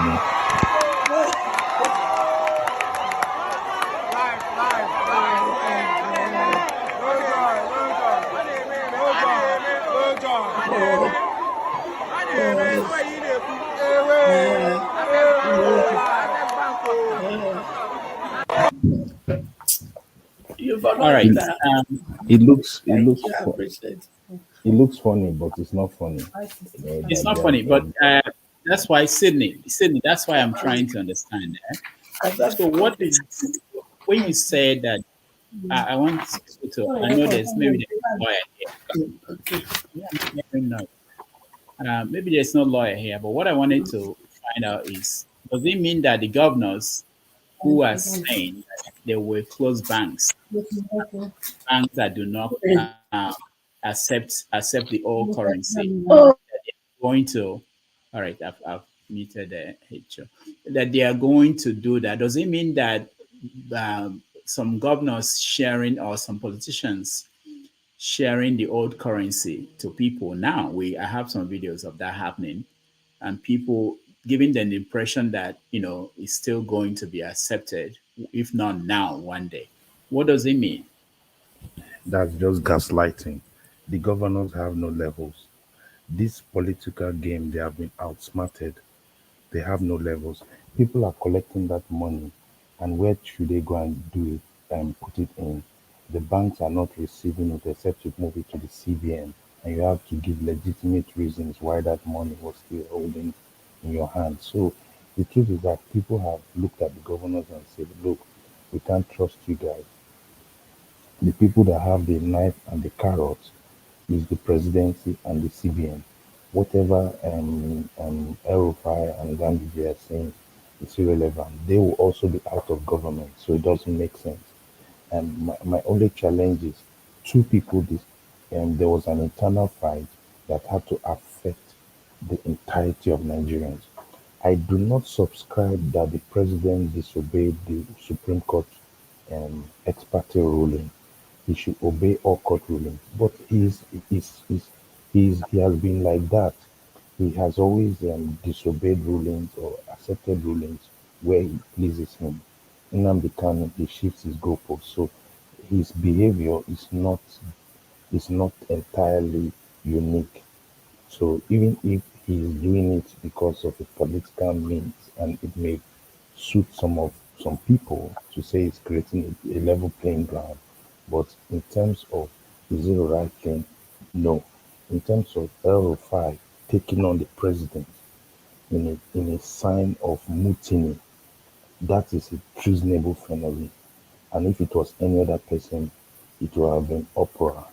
But at the end of the day, I think the Supreme Court took the higher ground and said, look, we have to think of the nation and we have to think of posterity and extend this beyond where we can look at it again, where the tensions would have been doused with a new president-elect. So I think they have put it in a position that helps them and helps the policy. So the president is supposed to respond to the ex parte order by opening it up. But of course, the president, as true to type, does not, he picks and chooses the Supreme Court judgment that he responds to, which is not right in its own. Now, moving forward to the um, election, I think it's a tight election. And this is the election that has had many polls, unlike any other election. So if I take an average of polls, whether they're analytical or whether they're subjective, and just poll based on an average, Obi is leading on all fronts. However, there are three things that I'm looking at critically in this election. Like I said, most of the things I've looked at has happened. One, are the big five ex-military men, the owners of Nigeria, are they with him? Yes, they are. They've indicated they are with him. T.Y. Danjuma, OBJ, all the big, even IBB subterranean is with him. Peter Obi. Two, is the international community, have they had a consensus? Yes, they have a consensus. And I know, based on their feelings about Nigeria, it's a Peter Obi presidency that they will think of. The most critical thing is INEC's readiness for this election. I don't think all the polls have factored it correctly. Two, the dark horse. I look at elections from an analytical way most times, and my dark horse is Atiku. Like, I want Obi to win, but Atiku is unusually very quiet in this election. I feel, and maybe Mazam may feel differently, I feel that when it comes to elections, the crunch, Nigeria will normally realign to tribal lines. And the North, my question is, where is the North going to pull their weight to? Are they going to pull their weight to a Tinubu, or they are going to pull their weight to an Atiku, who they feel is a more secured candidate? If that happens, then Atiku has a big chance in this election. And this is me making a very difficult call. I see Atiku as a dark horse, somebody that nobody's really looking at, but he may shift it. Obi's roadmap to winning is that people must come out in mass. He must get, if people come out in mass in the southeast, it must be massive there. He must get votes come out in at least two of the north central states. I believe he has the southeast and the south, but they must come in mass. They cannot be disenfranchised through any means. If he can pick the votes he has in Benue, Plateau, and possibly Adamawa and Nasarawa, and then pick pockets, I think the southwest, with all due respect, the southwest will remain with Tinubu. There's something about the southwest. When it comes to voting with a Yoruba and any other person, they typically will align there. If it is two Yorubas, they pick the best. But if it's a Yoruba and another person, they naturally will align there. And these are the realities of this game. So the question is, who does the North pick? Because that is a clear determinant of where the election goes. And if it goes into a runoff, I've asked somebody a question. Do we want a runoff between Obi or Tinubu, or Obi and Atiku? Which is the best for Obi? That's another question to be answered. So for me, it's a tight election. I'm giving it to Obi, but my dark horse is Atiku. All right. Thank you. Thank you so much. Let me just announce to you that Atiku said today that he's not desperate for power. For the first time, he said he's not. And I'm sorry for his friends who were thinking that he is. Anyway, Quiness, you're next.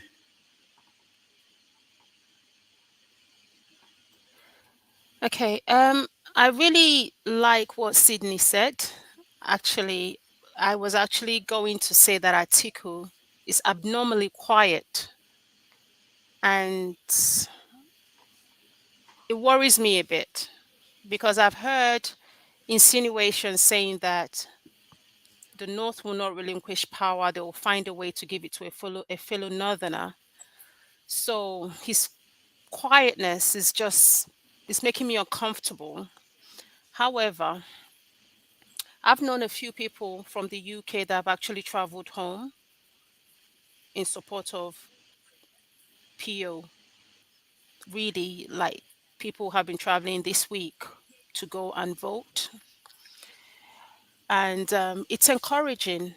It's encouraging. Like I said last time, I was very present in 2019 election. I was in Nigeria then, and though I'm not there now, but I've the energy whenever I call home, it's high.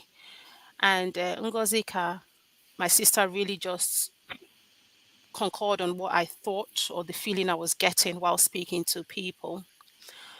I think I'm more encouraged now knowing that there are military men on ground in the southeastern Nigeria. When we see the military men, it's always fear, or when we hear of them, I think maybe I'm too young to even know to see them on ground. But when we hear of them or the stories we've been told is always fearful. But I think in this current dispensation, I think it's a good thing, if anything, to put the house in order. And I also heard, I don't know how true it is, that what they've done is they've moved maybe military men from different parts of Nigeria to different parts of Nigeria to avoid them being easily influenced. That's what I've heard.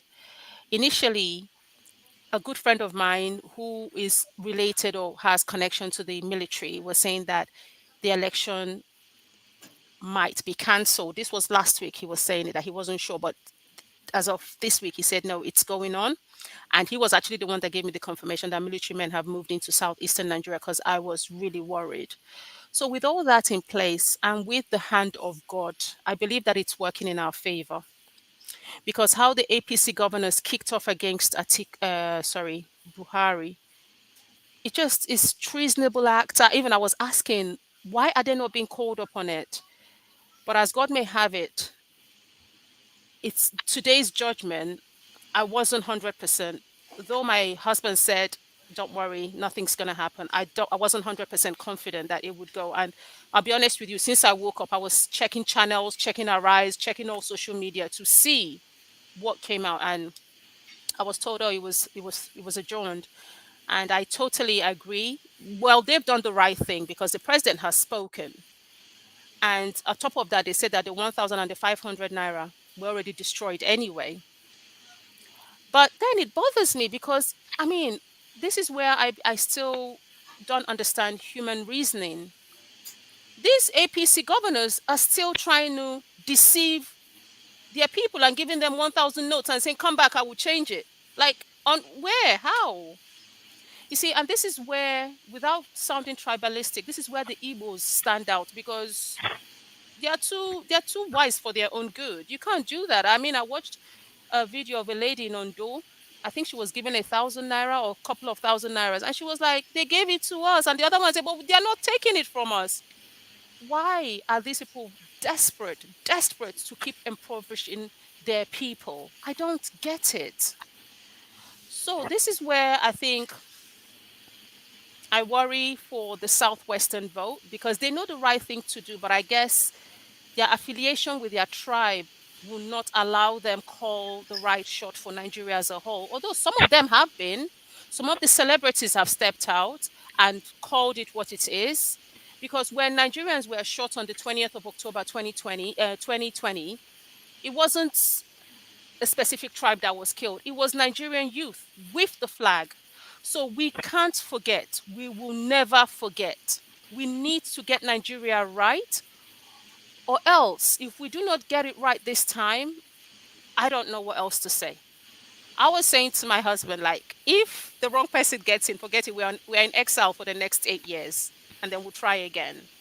So, that's where I stay. But somebody asked me a question and said, okay, after Peter Obi, by the grace of God, he gets in. What next? I said, the good thing about having a leader, not a ruler, a leader, is that we have an example. We say, okay, this person has done it. So that means it is possible.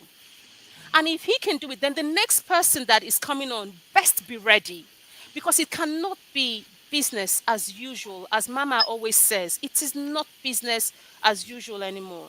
So I really want to speak to everyone. What I have been doing, I'm in the diaspora. These people are literally fighting for us in the front line. I'm calling home and I'm encouraging people, go out and vote. And don't vote wisely. Vote Peter Obi. There's nobody called wisely. Vote LP. Let's get it right. Let's go back on the right track, because we've deviated away from it. Thank you all. Thank you so much. All right, thank you, Quinnes. Judah, I'll skip you for now. Let me go back to Ngozikas just in case her connection, she's using Touchlight, I think. You go. Let's hear from you. Come back. Go ahead, Ngozika. Thank you very much. That is really thoughtful of you, because these days, I don't know if they swore for all the telecom networks. They are just misbehaving. Like Adeshola was saying last week, you use your hard-earned money to subscribe. They'll just be doing anyhow. When you now come on Twitter and call them out, they'll be like, kindly check your DM. You will go and check your DM. They will repeat the same thing they said on the timeline. We are getting back. We'll get back to you. We are working on it. Tom, you're not working on anything. You buy data before you close your eyes and open it. That disappear like eh. You wouldn't even know what you used it for. But that's just by the way. Some time ago, I did mention that my fear in this election, as regards the southeast, is the threat from and I'll say it again. These people saying sit at home, their modus operandi is simple: incite fear.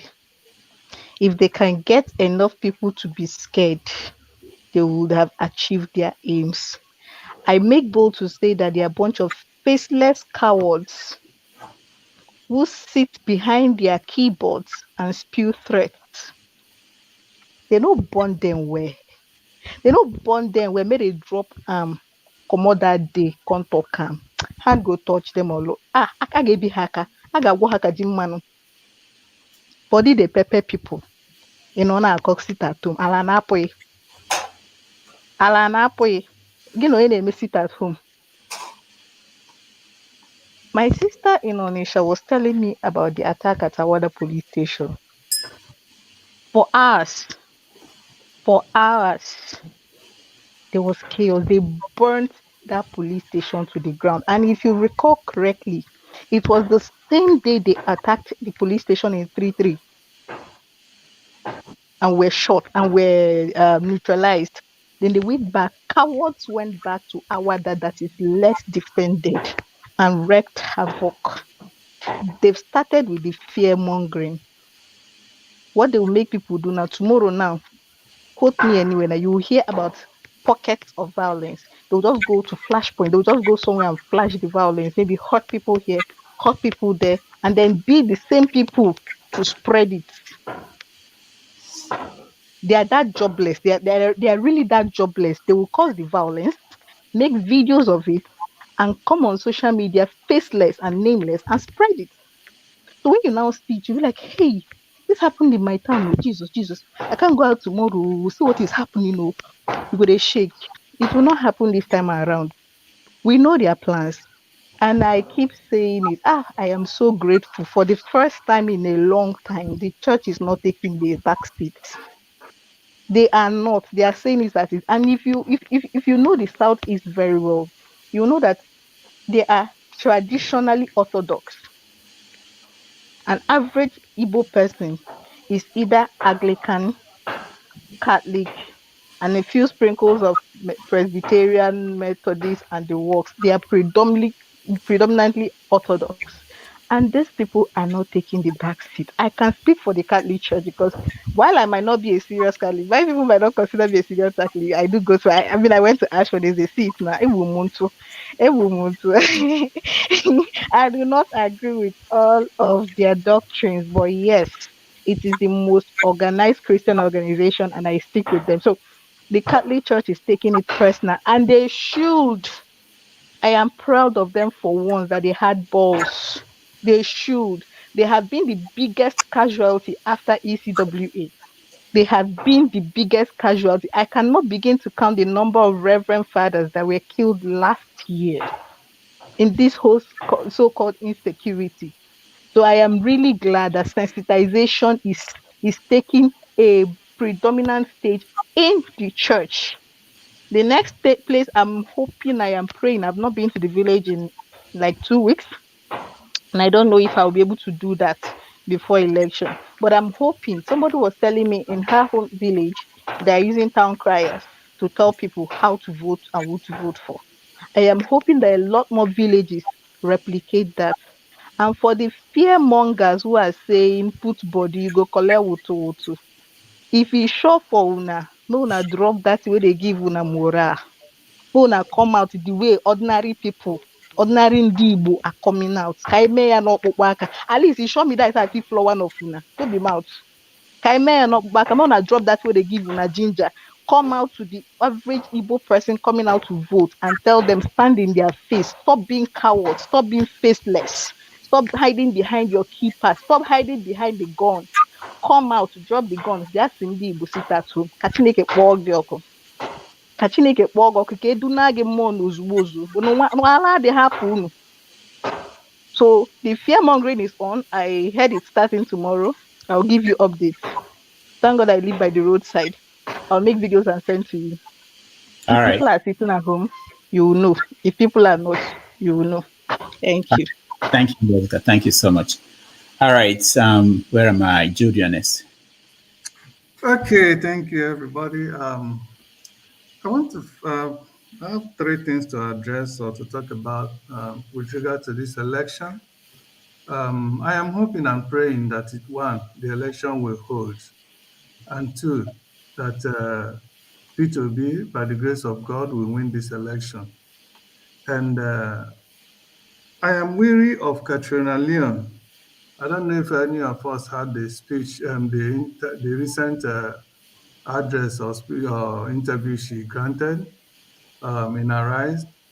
And she was saying that, just trying to calm the nerves of the Nigeria and letting them know that they are observing that the election is very important, and that the election, after the election, whoever that win, every other person should accept it, and if they feel aggrieved, they should go.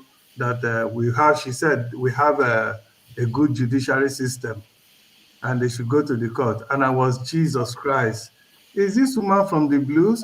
And then, like some people say, will tell me, Jude, giving false information. Well, that's her words is heavily coded, because that woman is not working for the good of Nigeria. That is obvious. It's working for the good of the selected few Britain have grabbed on since independence to continue to further their selfish advanced ambition over Nigeria. Jude, hold on. Don't take it. This is not personal. But what were you expecting? You were expecting her to say, you guys have a terrible judiciary. No, but at least you shouldn't have mentioned it. You should have maybe muted on that, not to say that. But some of this, in diplomacy, some of this diplomacy. But hold on. Some of this is coded messages. Yes, I know. I see it as heavily coded, but many people will look at it as, oh, she's speaking in good faith. But I know. I mean, I studied human psychology and what human being, when they say something, to know exactly what they might be insinuating. I saw that and I said, wow, this woman is saying this. Well, that is, by the way, for those who are still sitting on the fence at this time, I don't know if that fence could be able to hold them after this election. If somebody other than Tinubu wins, and if the kind of killing, insecurity, and pain and anguish people are going through in that country now continues, I hope the fence they are sitting on will be enough to carry them. I hope when Tinubu Buhari terrorist organization continue their rampage, I hope when they will kidnap their parents or brothers and sisters, I hope they will continue to sit on the fence, because that is what it means. If you continue to sit on the fence at this critical time of Nigeria, and you are waiting for people to come and beg you, and like some people will say, oh, those who have not decided, you have to plead with them. For me, I don't subscribe to that. At this point, I'm not going to plead with anybody at all to go and vote for the right person, which is Obi. Because guess what? If you vote for that person you want to vote because of your own mundane, selfish interest, when the killing comes, you don't know. Nigeria is just that. It's a matter of time. Everybody will serve breakfast. Okay, it's just a matter of time. So it's now, it's either you go out and vote for the right person, or you continue to remain in your indifference and allow the wrong person to come in. And when the trouble is coming right now, like as it is now, I'm sure those of them that are still sitting on the fence, I'm sure they are going to the bank and see how the bank is issuing them their own money, right? That is for that. Now, I want to speak specifically to the Christians in Nigeria. Now, according to data, I'm not too sure, we have about 40-something. Nigeria is made up of 40-something, 45 or thereabout Christians in Nigeria. I don't know how they get that. I would think that they are more than that, but let's assume they are that. Now, if the Christians, those that call themselves Christians in Nigeria, would allow this opportunity to slip by to elect, not just because Obi is a Christian, not just because Obi is any other thing, apart from being that he is the most credible candidate. Not just Obi and Dati, they are the most credible pair of candidates Nigerians have ever had. And anybody can prove me wrong in this, if there's any other candidate we have ever had. If anybody will allow this opportunity to go by, especially the Christians that call themselves Christians, and you see some of them still retreating to their mundane tribalistic instincts, okay, that they believe that their tribalistic sentiment is far above the bond that should hold them together as Christians, which is the bond of Christ, the blood of Jesus Christ that is shed. And they want to vote for Tinubu, who is Muslim ticket, without asking themselves a question: should Nigeria produce a Christian ticket? I bet you there's no single. Let me not say, at least majority of all the Muslims in Nigeria will never will vote for any other candidate except that Christian candidate. Okay, but now Tinubu and Shetima, whom we all know is a terrorist, are paired, and Christians, especially in the South, want to vote for them because Obi is an Igbo man. To me, it beats human imagination. It really beats human imagination. But the thing is this: if these people win, and Shetima, who already has promised to exterminate the Igbos, goes there, and all those Igbo women that are collecting gifts, from Tinubu quarter and from Atiku quarter, I hope when the time comes, I hope they are not going to be crying, oh, who has done this to them? Because that is what it's going to be. People will deliberately use their own hands to go to the wood and fetch firewood that will cause them problem, and later they will be crying that the firewood they are putting there to cook is smoking their eyes. But they are the same people that went to gather this firewood by themselves. You continue to vote against your self-interest every time because of the little inducement you are going to get from this candidate, and you mortgage the life of yourself and your entire generation and your unborn children. And you think it's okay, you want to continue in that line in this election that is very critical in the history of Nigeria. There's no election that is as critical as this in Nigeria history. Judging from the killings, especially the killing, that is my major concern. How many bloods of innocent Nigerians that have been spilled? That is what this election is about. This election is about those people that have been killed in toll gate, innocent Nigerians singing, raising the flag of Nigeria and singing Nigerian anthem, and they were brutally murdered by the same people that you people want to vote for now, that many people want to vote for. The same Tinubu that was one of the people that orchestrated that massacre that people are trying to vote, they have soon forgotten. And many Christians in Yoruba land that will say they will never vote for an Igbo man just because it's an Igbo man. And they are Christians, they want to vote for Tinubu, that is part of the people that killed their children, even if perhaps their children, their biological children may not be there. But as long as those children are children of mothers and fathers, they are equally everybody's children. It could have been anybody else's child. And they can't consider all of those. Not to talk about the history, not to talk about the record of this same Tinubu. Thank you, Joe. Thank you, Joe. It's up to Nigeria. Thank you. I've been saying thank you. I didn't know I was muted here. I was saying thank you, and I was wondering why. Well, thank you so much. We have to be quick because we don't have. I was not thinking that we're going to stay here for 4 hours. I was saying I will stay here for 2 hours during the week until weekend. So what I'm going to do now is I'm going to go to Dr. Danladi before I continue, because he's in Nigeria and I want to hear from him.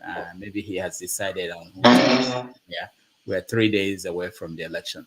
Dr. Danladi, welcome to the show. Hello, how are you, Jude? Sorry, Dr. Radolf. Yeah.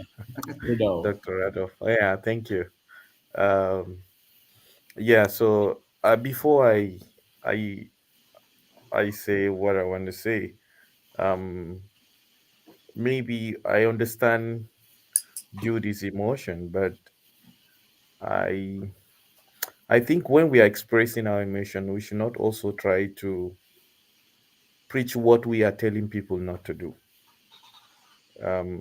By the time you start bringing religious sentiment, the fact that you are a Christian in the North, you have to vote for a Christian candidate.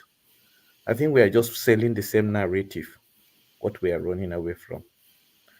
If we want to campaign for our candidates, let's promote the issues on ground than inciting this religion. Because to me, I don't like anything bringing about religious differences. For those who are Christian in the North, they know what it means to have religious crisis. I know some of them who have lived, some of you who have lived in most part of the North, is a bitter experience. It's not something that we really wanted it. And also bringing ethnicity also.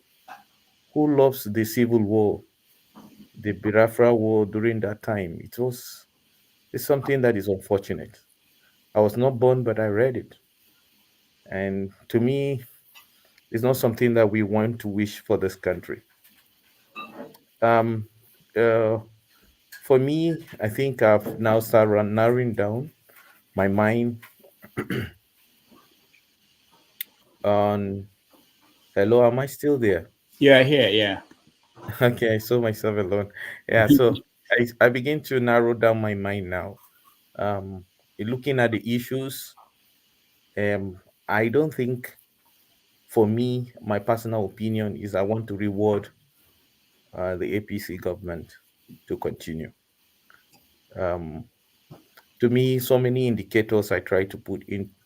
I am now somehow convinced that they are not in the right path because they are not getting the right results. So right now, I'm narrowing my mind to choose for change. Now, this is very critical. We can vote for any candidate we feel of the best chances to win.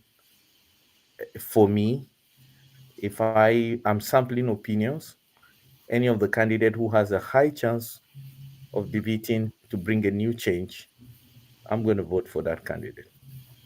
That's why I'm making my resolve because I feel like, oh, let's try to push our narratives ensuring to have a change. So I am for change now. But there's a possibility that the ruling APC government can win. Possibly some Nigerians will still, they still feel different from what we are feeling. But for me, if I see the opportunity to vote for any candidate which is likely to win, that can actually bring the change of this government, I'm going to vote for that person. Thank you. All right. Thank you. Thank you so much. Mazam. Yes, thank you. I thought it's my turn, Dr. Rudolph. Yeah. No, I think he has an intervention. I'll come to you, man. Okay. Yeah. Yes, Right. thank you, Dr. Idris Aladi. You made mention of religion and ethnicity, which is something that we cannot do without in Nigeria, particularly northern Nigeria. Because this is the key attribute to which our voting is laid upon. That's the foundation of our voting. We can't do without it, and you know it. It is in the media. In fact, most of the Islamic scholars are going about telling that they should not vote for an infidel. They should not vote for this. In fact, when Peter Obi went to Kano, there was this scholar who came out and said openly, because they say it in Hausa does not mean that people cannot hear it. He said that that the candidate of Nigerian infidels has come to Kano.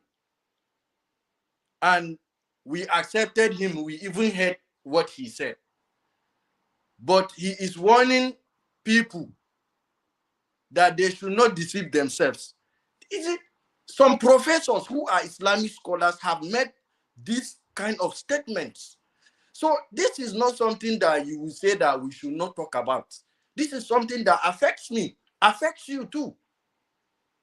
So there are things that we should discuss. That's why Nigeria is where it is, because we are refusing to discuss these issues.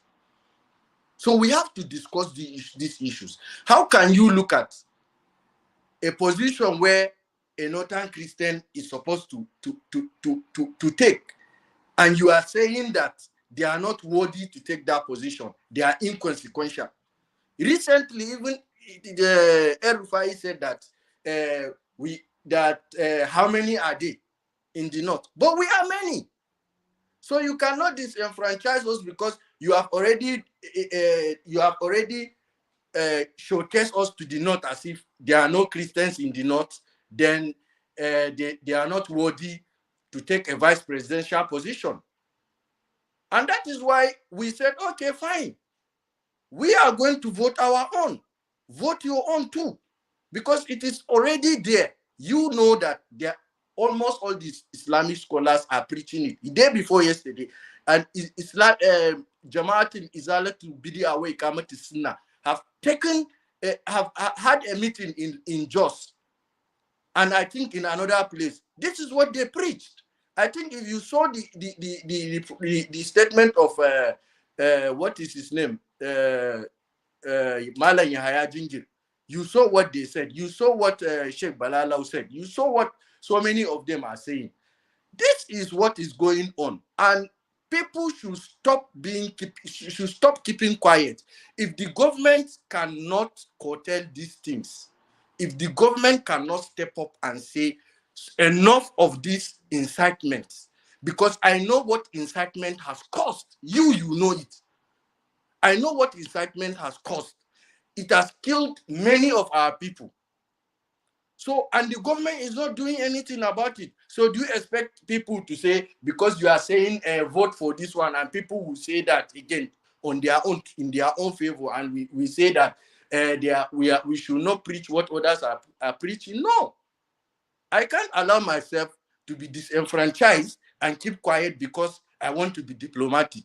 Whenever life is at stake, diplomacy is null and void. I cannot wait because I know you are my friend. I want to be diplomatic. Then when you kill me, I will say because I'm being diplomatic. No. When life is at stake, there's no room for diplomacy. We should call spade a spade. Another thing Ngozika said, Ngozika, you see, our people in the Northeast, the Igbos have to stand. Because when they were killing our people in the Northeast, our people stood up. Boko Haram were coming with guns and bombs. When it got to a point where our people took sticks and stones and fought them with no arms and ammunition, the Igbos, what I'm trying to say is that the Igbos have agreed to follow that sit-at-home order. They should have started disagreeing to that thing long time ago, because that is something that is going to cause them problem. Now, if they are saying that they are going against it, is it now that they want to go against it? When our people saw that Boko Haram are killing them, they stood up and defended themselves to a point where they start disarming them even without arms and ammunition. And that was how we regained our freedom. The military saw it and they came to our aid and supported us. That's how it should be. You can't sit down and say, no, we let them keep their gun. To keep their gun for where? Would they do that? Are they your friends? They are not. Are they listening to you? No. You have to stand up. Are they more than the entire people of Igbo land? The Igbos need to stand. They have to devise a means of defending themselves. Will you wait for them to come and kill you? No, now. So that's how it should be. Nigeria, there are many things that we should discuss. We should stop sitting on the fence. We should start saying enough is enough to those things. I want a Nigeria. I have families who are Muslims. I want to live with them to the end of my life. I want to see them in my life. I don't want to have issues with them. I live with them and I grew up with a lot of them. So I don't want a situation whereby we have a Nigeria where Christians will say like this, Muslims will say like this. No, I want a peaceful Nigeria for everybody, for every individual. We shouldn't live like that now. No, we shouldn't live like that. That's not right for a people. And you know, another thing is a lot of one major problem is if you go to the north, a lot of people want Sharia law more than constitution. Now, how can we have a country where some people have Sharia law more than constitution or respect Sharia law more than constitution, and other people are saying we want constitution? If you don't want it, there are people that really want Sharia law and you can't change it, and that is their way of life. So if we really need that, we have to restructure that country. Give those people who really want to take Sharia law, have their own Sharia law. Give those people who want to adopt constitution, adopt their own constitution and move on. That is it. We can't be fighting each other all the time. The killings is enough. Wow, thank you, Mazam. No.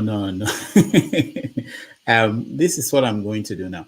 Somebody mentioned that we have not heard from Atiku for a while. That Atiku is so quiet, and I want to just point out that he's been speaking. So let me show you a video of Atiku, that what he said recently about Labour Party. So Atiku has now been quiet, for those who think he's been quiet. So let's watch.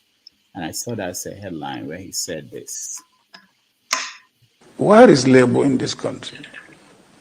Where is the structure? Where is Labour? No single member of local government, no state assembly, no House of Representatives, no Senate, no governor, no local government chairman, no nothing. Fine, they are starting.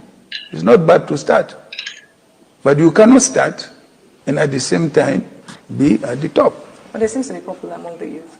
Okay, let the youth vote for them. Let the youths vote for them. One more video before we continue to round up. This is from the U.S. Secretary of State about Nigerian election. Begins with this simple and profound idea: we the people. And during this election, you, the people of Nigeria, have a chance to make your voices heard, to choose your future. The United States does not support any individual candidate for office. But we strongly support a peaceful election that reflects the will of the people of Nigeria. Because free and fair elections in Nigeria help create a freer and fairer world for everyone. Your vote matters. This election matters, not only to Nigerians, but to the rest of the world. We're invested in your success. Our shared democratic futures depend on it. Go to INECNigeria.org to prepare to vote, because your voice matters. The Nigerian people have a friend and partner in the United States of America.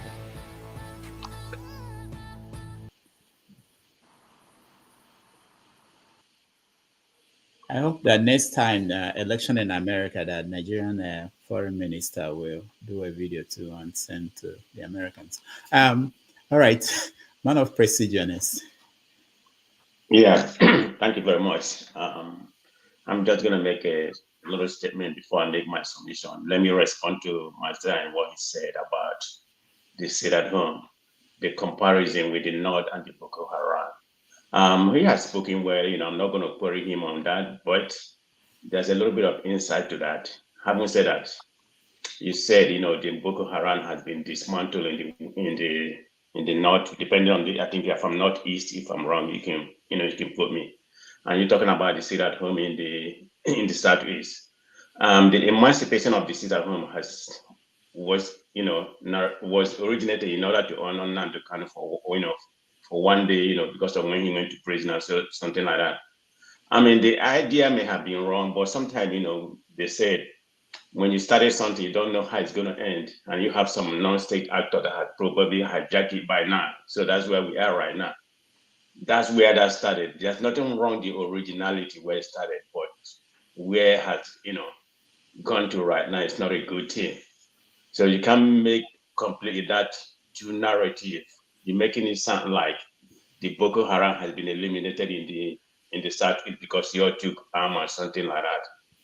That's not necessarily true. There's still Boko Haram and some other things. I'm not trying to justify any one of them. Both of them are wrong. So the way you painted it is not quite. You painted the truth in that regard a little bit. Having said that, that's your own opinion. So I'm not putting about what you said. So let me go back to my summation. This is my own personal opinion. I think the election is going to be held and it's going to be peaceful from what I have seen in the southeast, some other part of Nigeria. So it's not just only in the southeast. I think the problem people are just talking about the sit at home. I don't expect it to amplify the way people are making it to be. Hopefully, maybe I'm being naive. I'm just very optimistic, in that regard. But the election is going to be good and it's going to be peaceful. And I'm calling everybody here. Not to vote for your conscience. I'm not, it's just my own opinion. Don't vote your conscience. Vote what is right. Vote for Obi. Obi is the right person to deliver Nigeria. I'm not saying he's a messiah, but he might be a beginning tool of what we need in Nigeria to go to the next level. He might be there 4 years, 8 years, but it's a beginning of what we need in Nigeria. If people want us to come back home and invest, utilize our skill and everything. Obi is the right person to vote. So I'm inviting everybody to vote for Obi, okay? It's not time for the vote your conscience. It's already elapsed. So vote the right thing. So one more thing, Dr. Damage. I hope maybe after the election, we can have what we call an uncomfortable conversation. I mean, we bring out everything that is making Nigeria what we are today. Have what we call an uncomfortable conversation. You bring out the platform. I bet you're going to have up to 1,000 people on the line that day. Uncomfortable conversation about Nigerian space. All and right. Let's have it. Just say whatever you want. This, that would be a good thing for us to go by. Thank you, Dr. Damage. Okay, thank you so much. Let me see. Jonaba, I know you're driving, so let me hear from you so that you don't.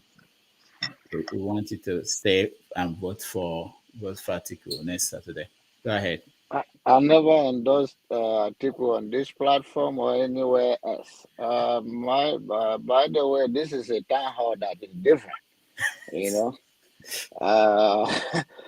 See, my sister and I can't be a blessing in his own language. You have to change to native language. Jude also changed for Jude to come back now. Jude was what did you say? Jude was cool. So this is a town hall that is very interesting. Nigerian. It's different from Bala Blue Bulaba. Okay. So Nigeria, don't ring on my ear, please. I just got to work. Don't spoil my day. I'm not a politician. I'm my own pastor. I know they take type. So please, I they work for my money. Leave me alone. Hamza, thank you, Dr. Danladi Sanu Yare. He's muted. Lafiya lo ya kake? Ya gida ya yale. Alhamdulillah. Masha Allah. Sanu. Yali lafiya lo. Lafiya lo, Sanu. We are waiting and we are counting down for Saturday. I'm very excited about that. I order some medication so that people will go to sleep and not to worry themselves so much. Nigeria is Nigeria. Everybody will be okay. The tension is high. I hope the medication get to Nigeria and get to some of you quick, so that you don't have to worry yourself so much when you wake up. Whatever INEC tell us, we take Jesus have sent us whatever he want, and let's take it that way. That's the way that's the way we should take it, and that's what we have been saying, that whatever we see, that is the will of God for us. So whatever the INEC say, that is the will of God for us. I wish you guys well, and looking forward for another conversation tomorrow and next and all of that. I'm just saying you up. All right. Thank you, Jonaba. So Adoze, you're next. Well, some things happened to me yesterday evening. I got angry with Twitter, so I deleted my Twitter, deleted my Facebook, I deleted my YouTube. So by 5 in the morning, I uploaded all of them. But the reason I deleted them is because I just wanted to have a fresh mind and forget about Nigeria. But I didn't know that when I wake up in the morning, I will be curious to know what happened in the Supreme Court. I will be curious to know everything that is going on. So as I turned on, I listened to Arise, which is my routine. I listened to channels, and as I turned on channels, the gentlemen between Abuja and Lagos were discussing, and each one of them were just reflecting how I felt. I mean, I was very anxious last night. I was worried about Nigeria, and I was asking myself, what is really wrong with me? And that is exactly how those people were feeling, and they all expressed the same thing. We wish that whatever happens on the weekend goes well. It is not ultimately all about P2B, but the reason why I ascribe for P2B is simply because he appears to be the most qualified. I don't care whether he's evil or not. That is absolutely none of my business. I don't care whether he's a Christian. That is absolutely none of my business. When I was supporting Buhari in 2015, went crazy. I didn't care whether he was Muslim. In fact, I was watching Dr. Damages at Sahara TV all through, and I wish he saved some gas and some naira for Saturday because it's gonna be a long weekend. Honestly, what am I trying to say? The diplomats you saw, they are not usual. They don't usually talk about Nigeria, even though they know. But there is tension around the world that somehow, somewhere, if things doesn't go well, the country will blow up. That is the real thing that all diplomats believe. All messages has gone across countries, especially the United States. That's why you see them commenting. You've not even heard of Obama speak. I saw his own comments this morning about what is going on in Nigeria. So there are so many countries that are telling us to please calm down. Don't cause the world is already in chaos. Don't cause more trouble. I wish P2B wins because I want a good Nigeria. I don't care who governs it. I will repeat. The idea of whether the person is from the southeast or southwest, south, I don't really care about that. I don't care whether he uses a chaplet or he bow, whichever way he prays. I don't even care whether he goes to any church or mosque. That is not my business. I care of the rule of law. The reason why Nigeria is bizarre is because there are no laws. There are literally no laws. I'm not saying there are no laws in the book, and I'm also not saying there are no lawyers. I'm not saying there are no judges. But the problem we have as a society is that anything goes, especially if you have the money. That should stop. If we can find a way in which we can change that, we do that. And I believe, my opinion, if I were to be in Nigeria this weekend, I will vote Obi. I have been campaigning for Obi to the point, I don't know, I got in trouble. So my conclusion, okay, Atiku, Mr. Atiku is afraid. Or that thing he's expressing there, we have never seen an election in Nigeria where nobody is guaranteed of anything. Nobody has the crystal ball. If nobody, and I like it the way it is, nobody can guarantee. Peter Obi doesn't know he will win as I speak right now. Everything everybody is doing is an encouragement. Atiku doesn't know whether he will win. Forget about all that rubbish you say. Uh, Mr. Balablu doesn't know whether he will win. But that's another thing that interests me this morning. When Buba Galadima was talking, he's saying his things in Arise TV, if you saw it. The reality is that I like the chaos going on in Kano, okay? I like it. It is very profitable for the POs if you understand the numbers in politics. Okay, because the more we see the deprived numbers from the PDP and the APC going on between Kano, Katsina, the better. Okay, because that helps if you understand what I'm saying. If you don't, that's it. Thank you. All right. Thank you so much. Where am I? Okay, Ngozika, go ahead. Please, I apologize if I'm taking anybody turn, but I just quickly want to say something before I go. My data is they've warned me, so I don't want to be cut off.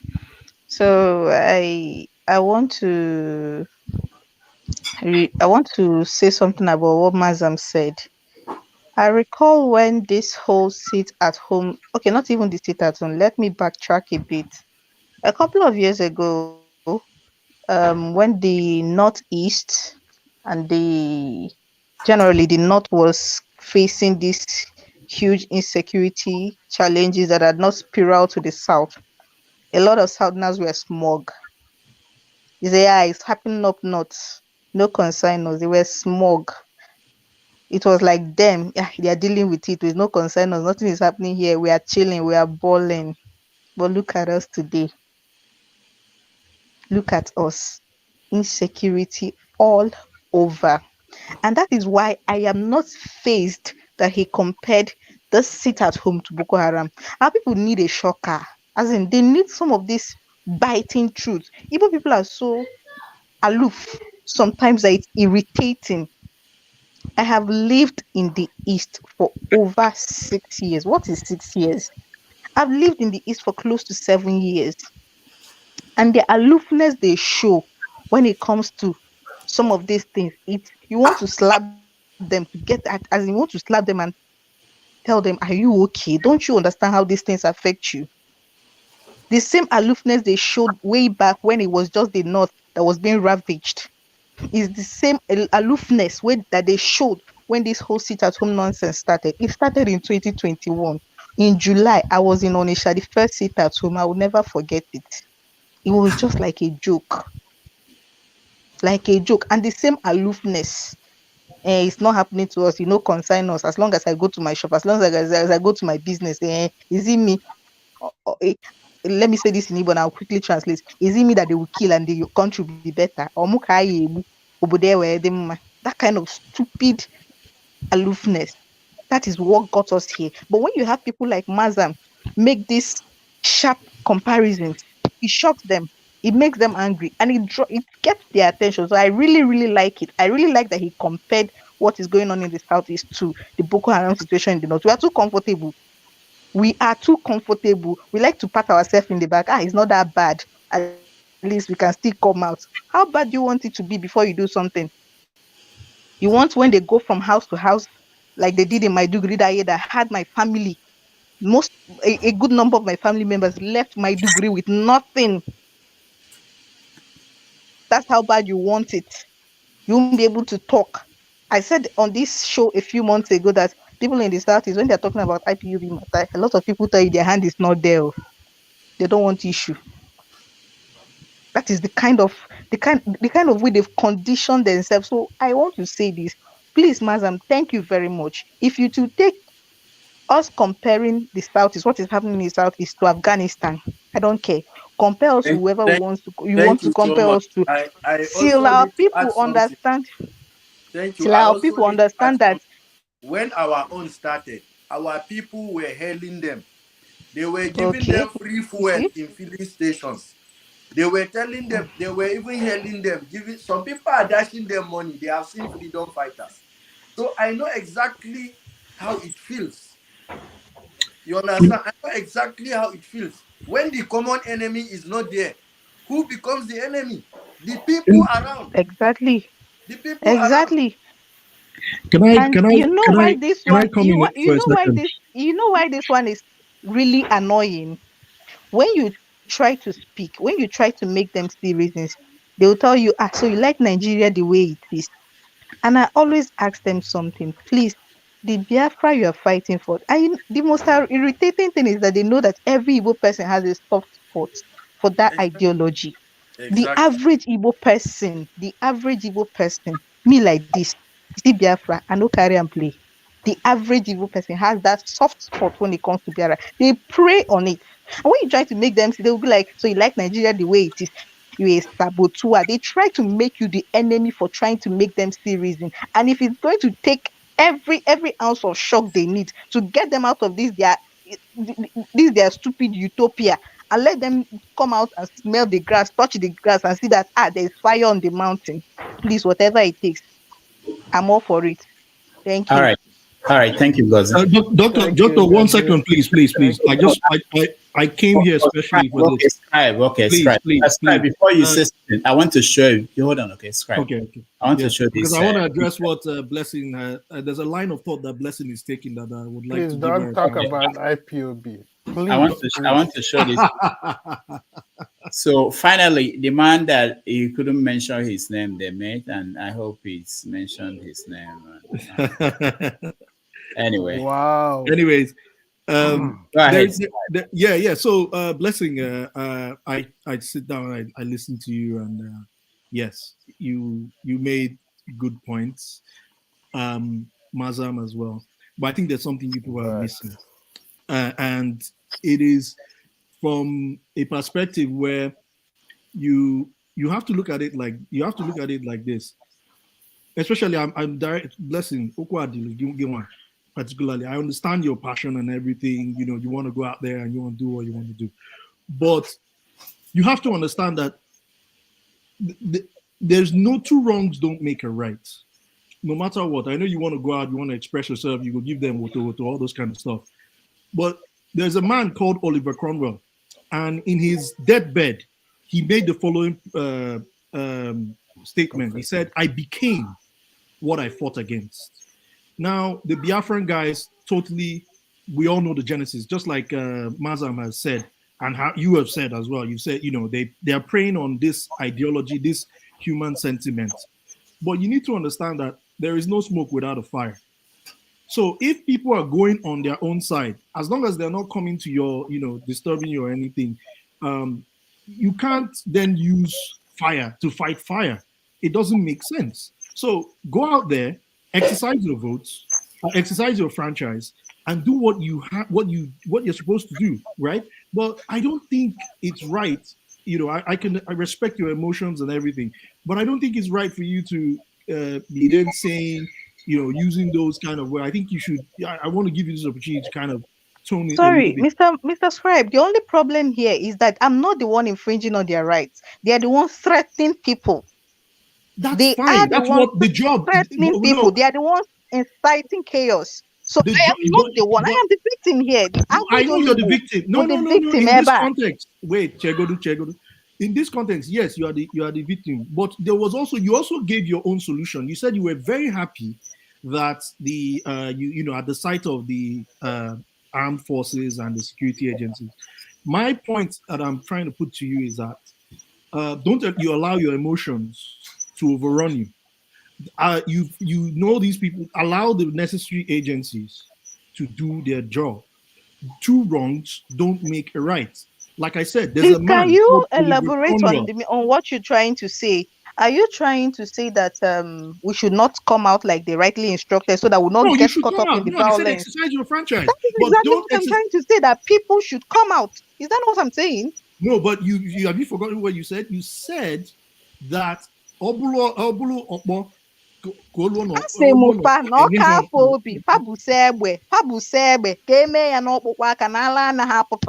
I get it. I respect your this thing, but what I'm trying to say is that you take the sting out of it.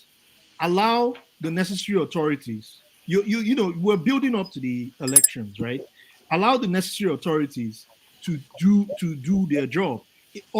Take cover when you need to take cover, but don't escalate it.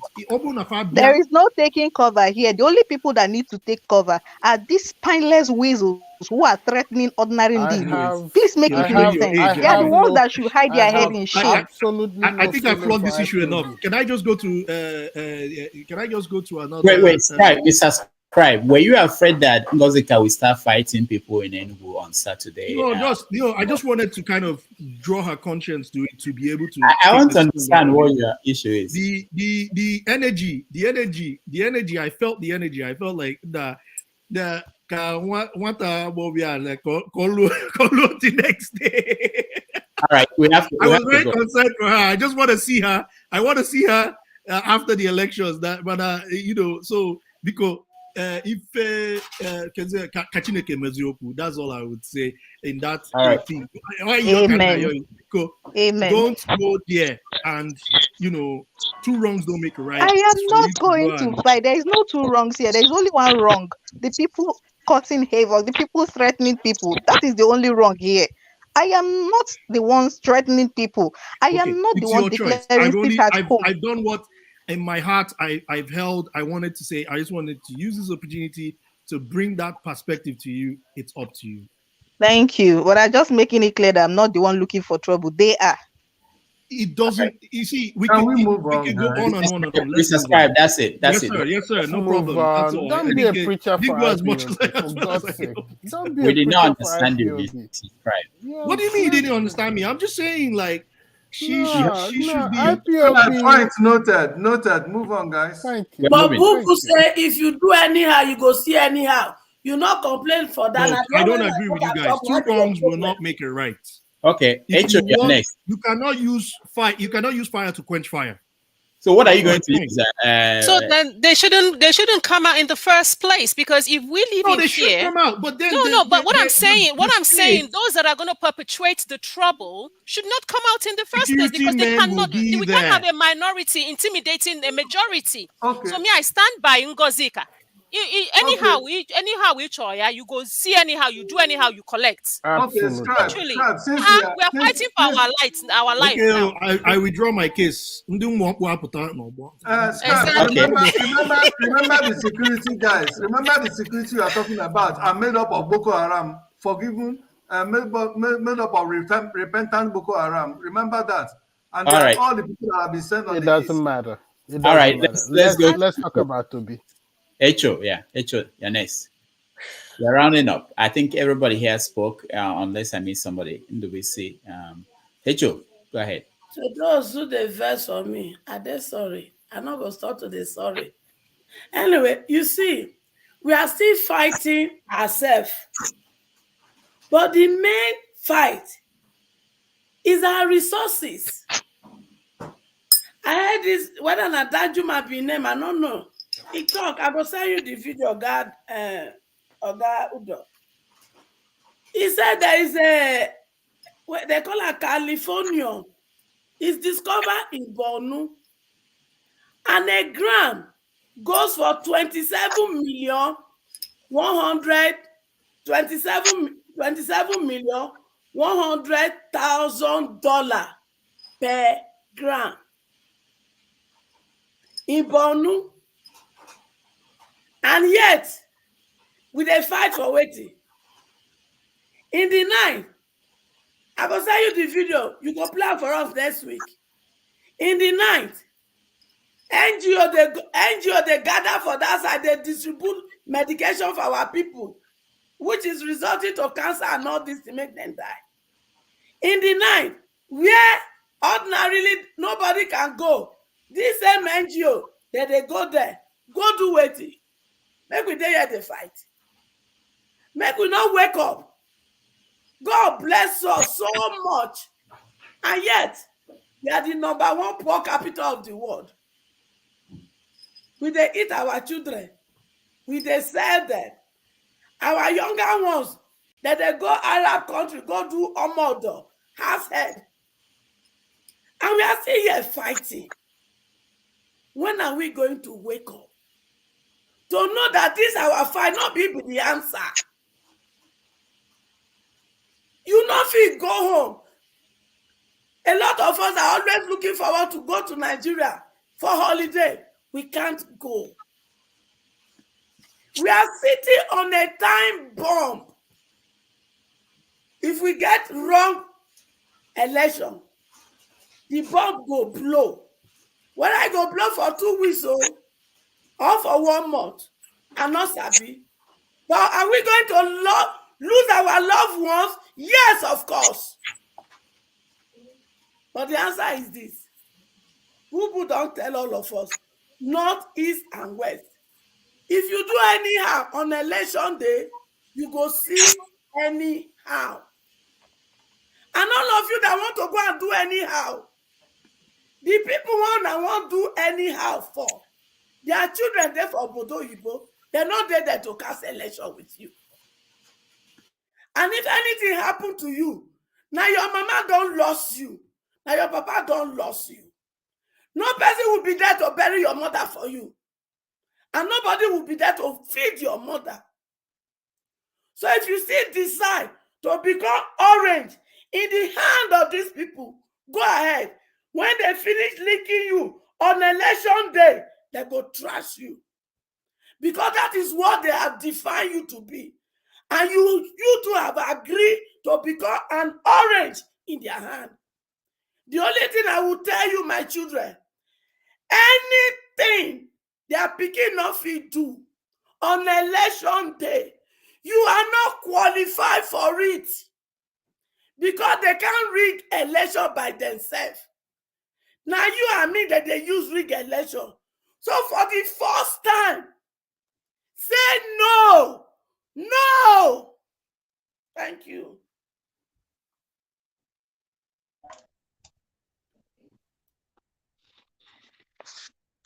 Sorry, Ndubisi, 2 minutes, please. Okay, Doctor. Thank you, everybody. I'm happy for the comments everybody made, particularly from the ladies. They are giving us confidence. Ngozi, I'm happy that you are there in Enugu and they're giving us some good report that our people are determined to come out to vote. On my own, let me start by trying to appeal to the people on the other side. Those boys Simon Epa uses. I know some of them will be watching this. I'm appealing to them to reject and to not to take his orders for their sake.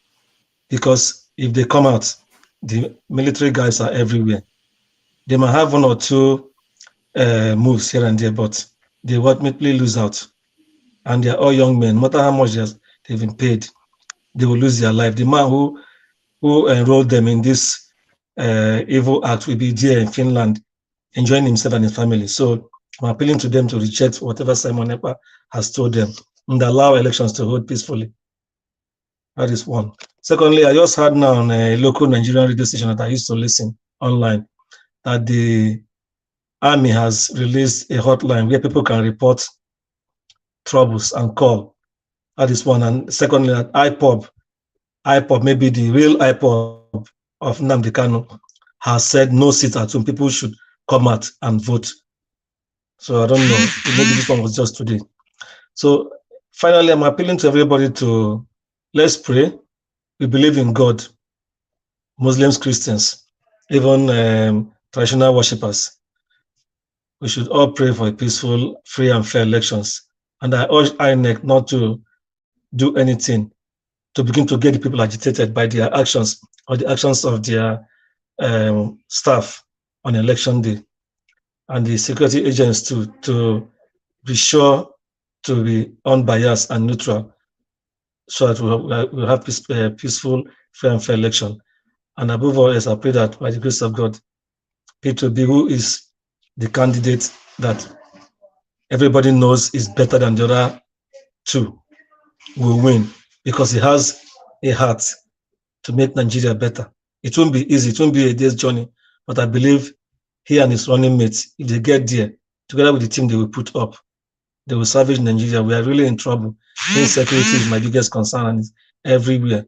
My hometown today is nowhere. My hometown is among the places in the east that INEC said the elections would not hold. I'm from a local government called Osu Local Government in Imo State. We share boundary with some communities in Ihiala Local Government of Anambra State. No elections will hold there. Nobody is going there. Even though the military will be there. Already in the local government headquarters, my elder brother told me yesterday that they have assembled about 1,000 soldiers. They are stationed there. Maybe from there they will move into places to keep the peace. So, but the place is not really safe for now.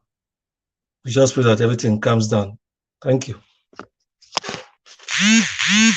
You and we say, Kenneth, you are rounding up for us. Yes, thank you. I didn't actually come to say something because I was just on the background listening, but there were some things that were said here that didn't make sense at all. So I'm just here to debunk those things. Thank you, Mr. Scribe. Nwoke Cable. In our place, as in na ekwu anụrụ me nwata, mana afọ ekwu me duru. I hope she will listen to what you're saying. But this is it, Madam Esho, right?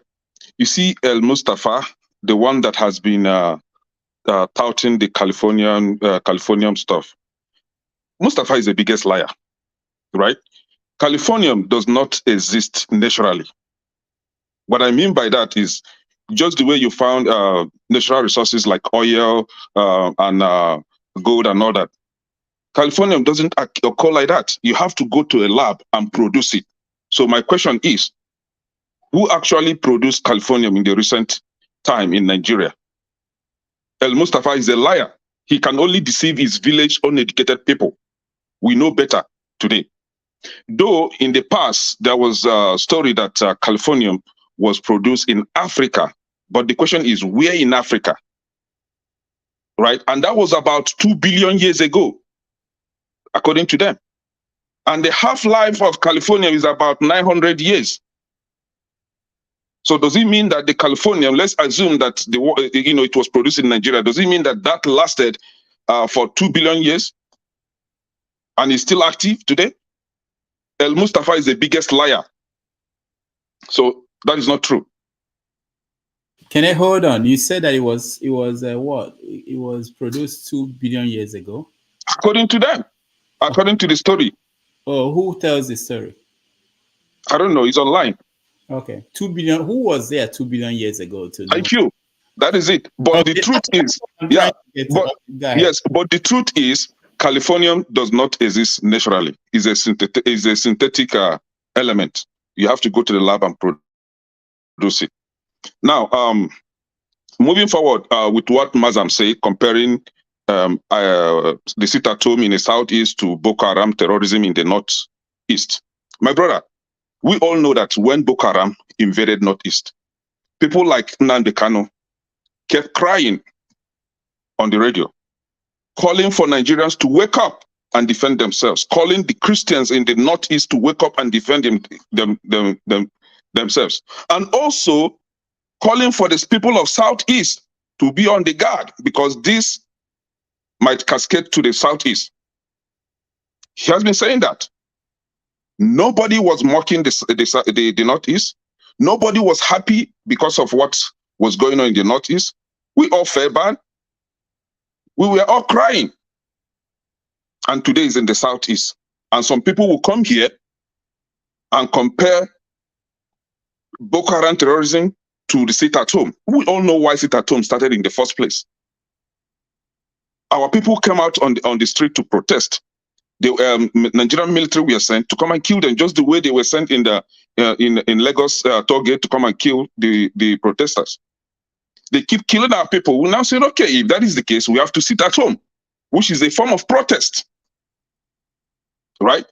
So I don't know why we should be comparing that to terrorism. Now, talking about election, you all know that I don't care what happened in Nigeria in the past, but seeing P2B coming out, I was like, wait a minute. I'm not dumb. I'm educated. I have to change. I have to have a rethink. I said, okay, somebody like P2B is coming out, not because he's Igbo. I don't care if he's Igbo or if he's Yoruba or Fulani. He doesn't feed me. I'm not going to gain anything from him being the president. But I know P2B. I know the good things he did in Anambra State.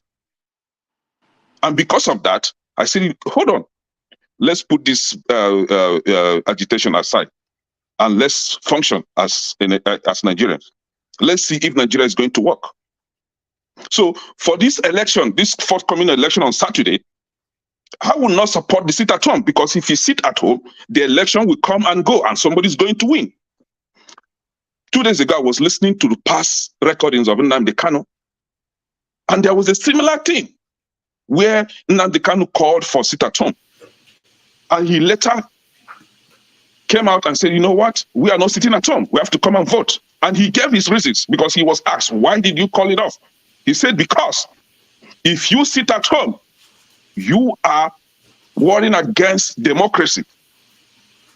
If you say that there will not be an election in the Southeast, you are taking arms. It's just like maybe invisibly warring against democracy. And this is what they are looking out for in order to demonize the IPOB. So you don't give them that chance. If there is an election, leave the people to partake in the election. Let them vote their candidate of choice. But that wouldn't stop him from clamoring for Biafra. So I, for one, I would not support sit at home on the day of election. People should be allowed to come and vote, and nobody should be forced to sit at home. If you say you are not going to sit at home, so be it. That is your own problem. After all, the people of what they call them, Jehovah's Witness, they don't vote. Nobody has ever called them out. So if you choose not to vote, that is your own problem. But if I had my my voter's card and I was in Nigeria, I will vote. I will vote for P2B. If there is a chance of voting for P2B 20 times, I will keep voting. All right. Can I respond to him, please? We have to go, Mazam. Well, just 1 minute. What do you have to say? Just 1 minute, please. I have to go. He was saying that during when Boko Haram started, my brother, I lived in the Southeast. I lived in the South.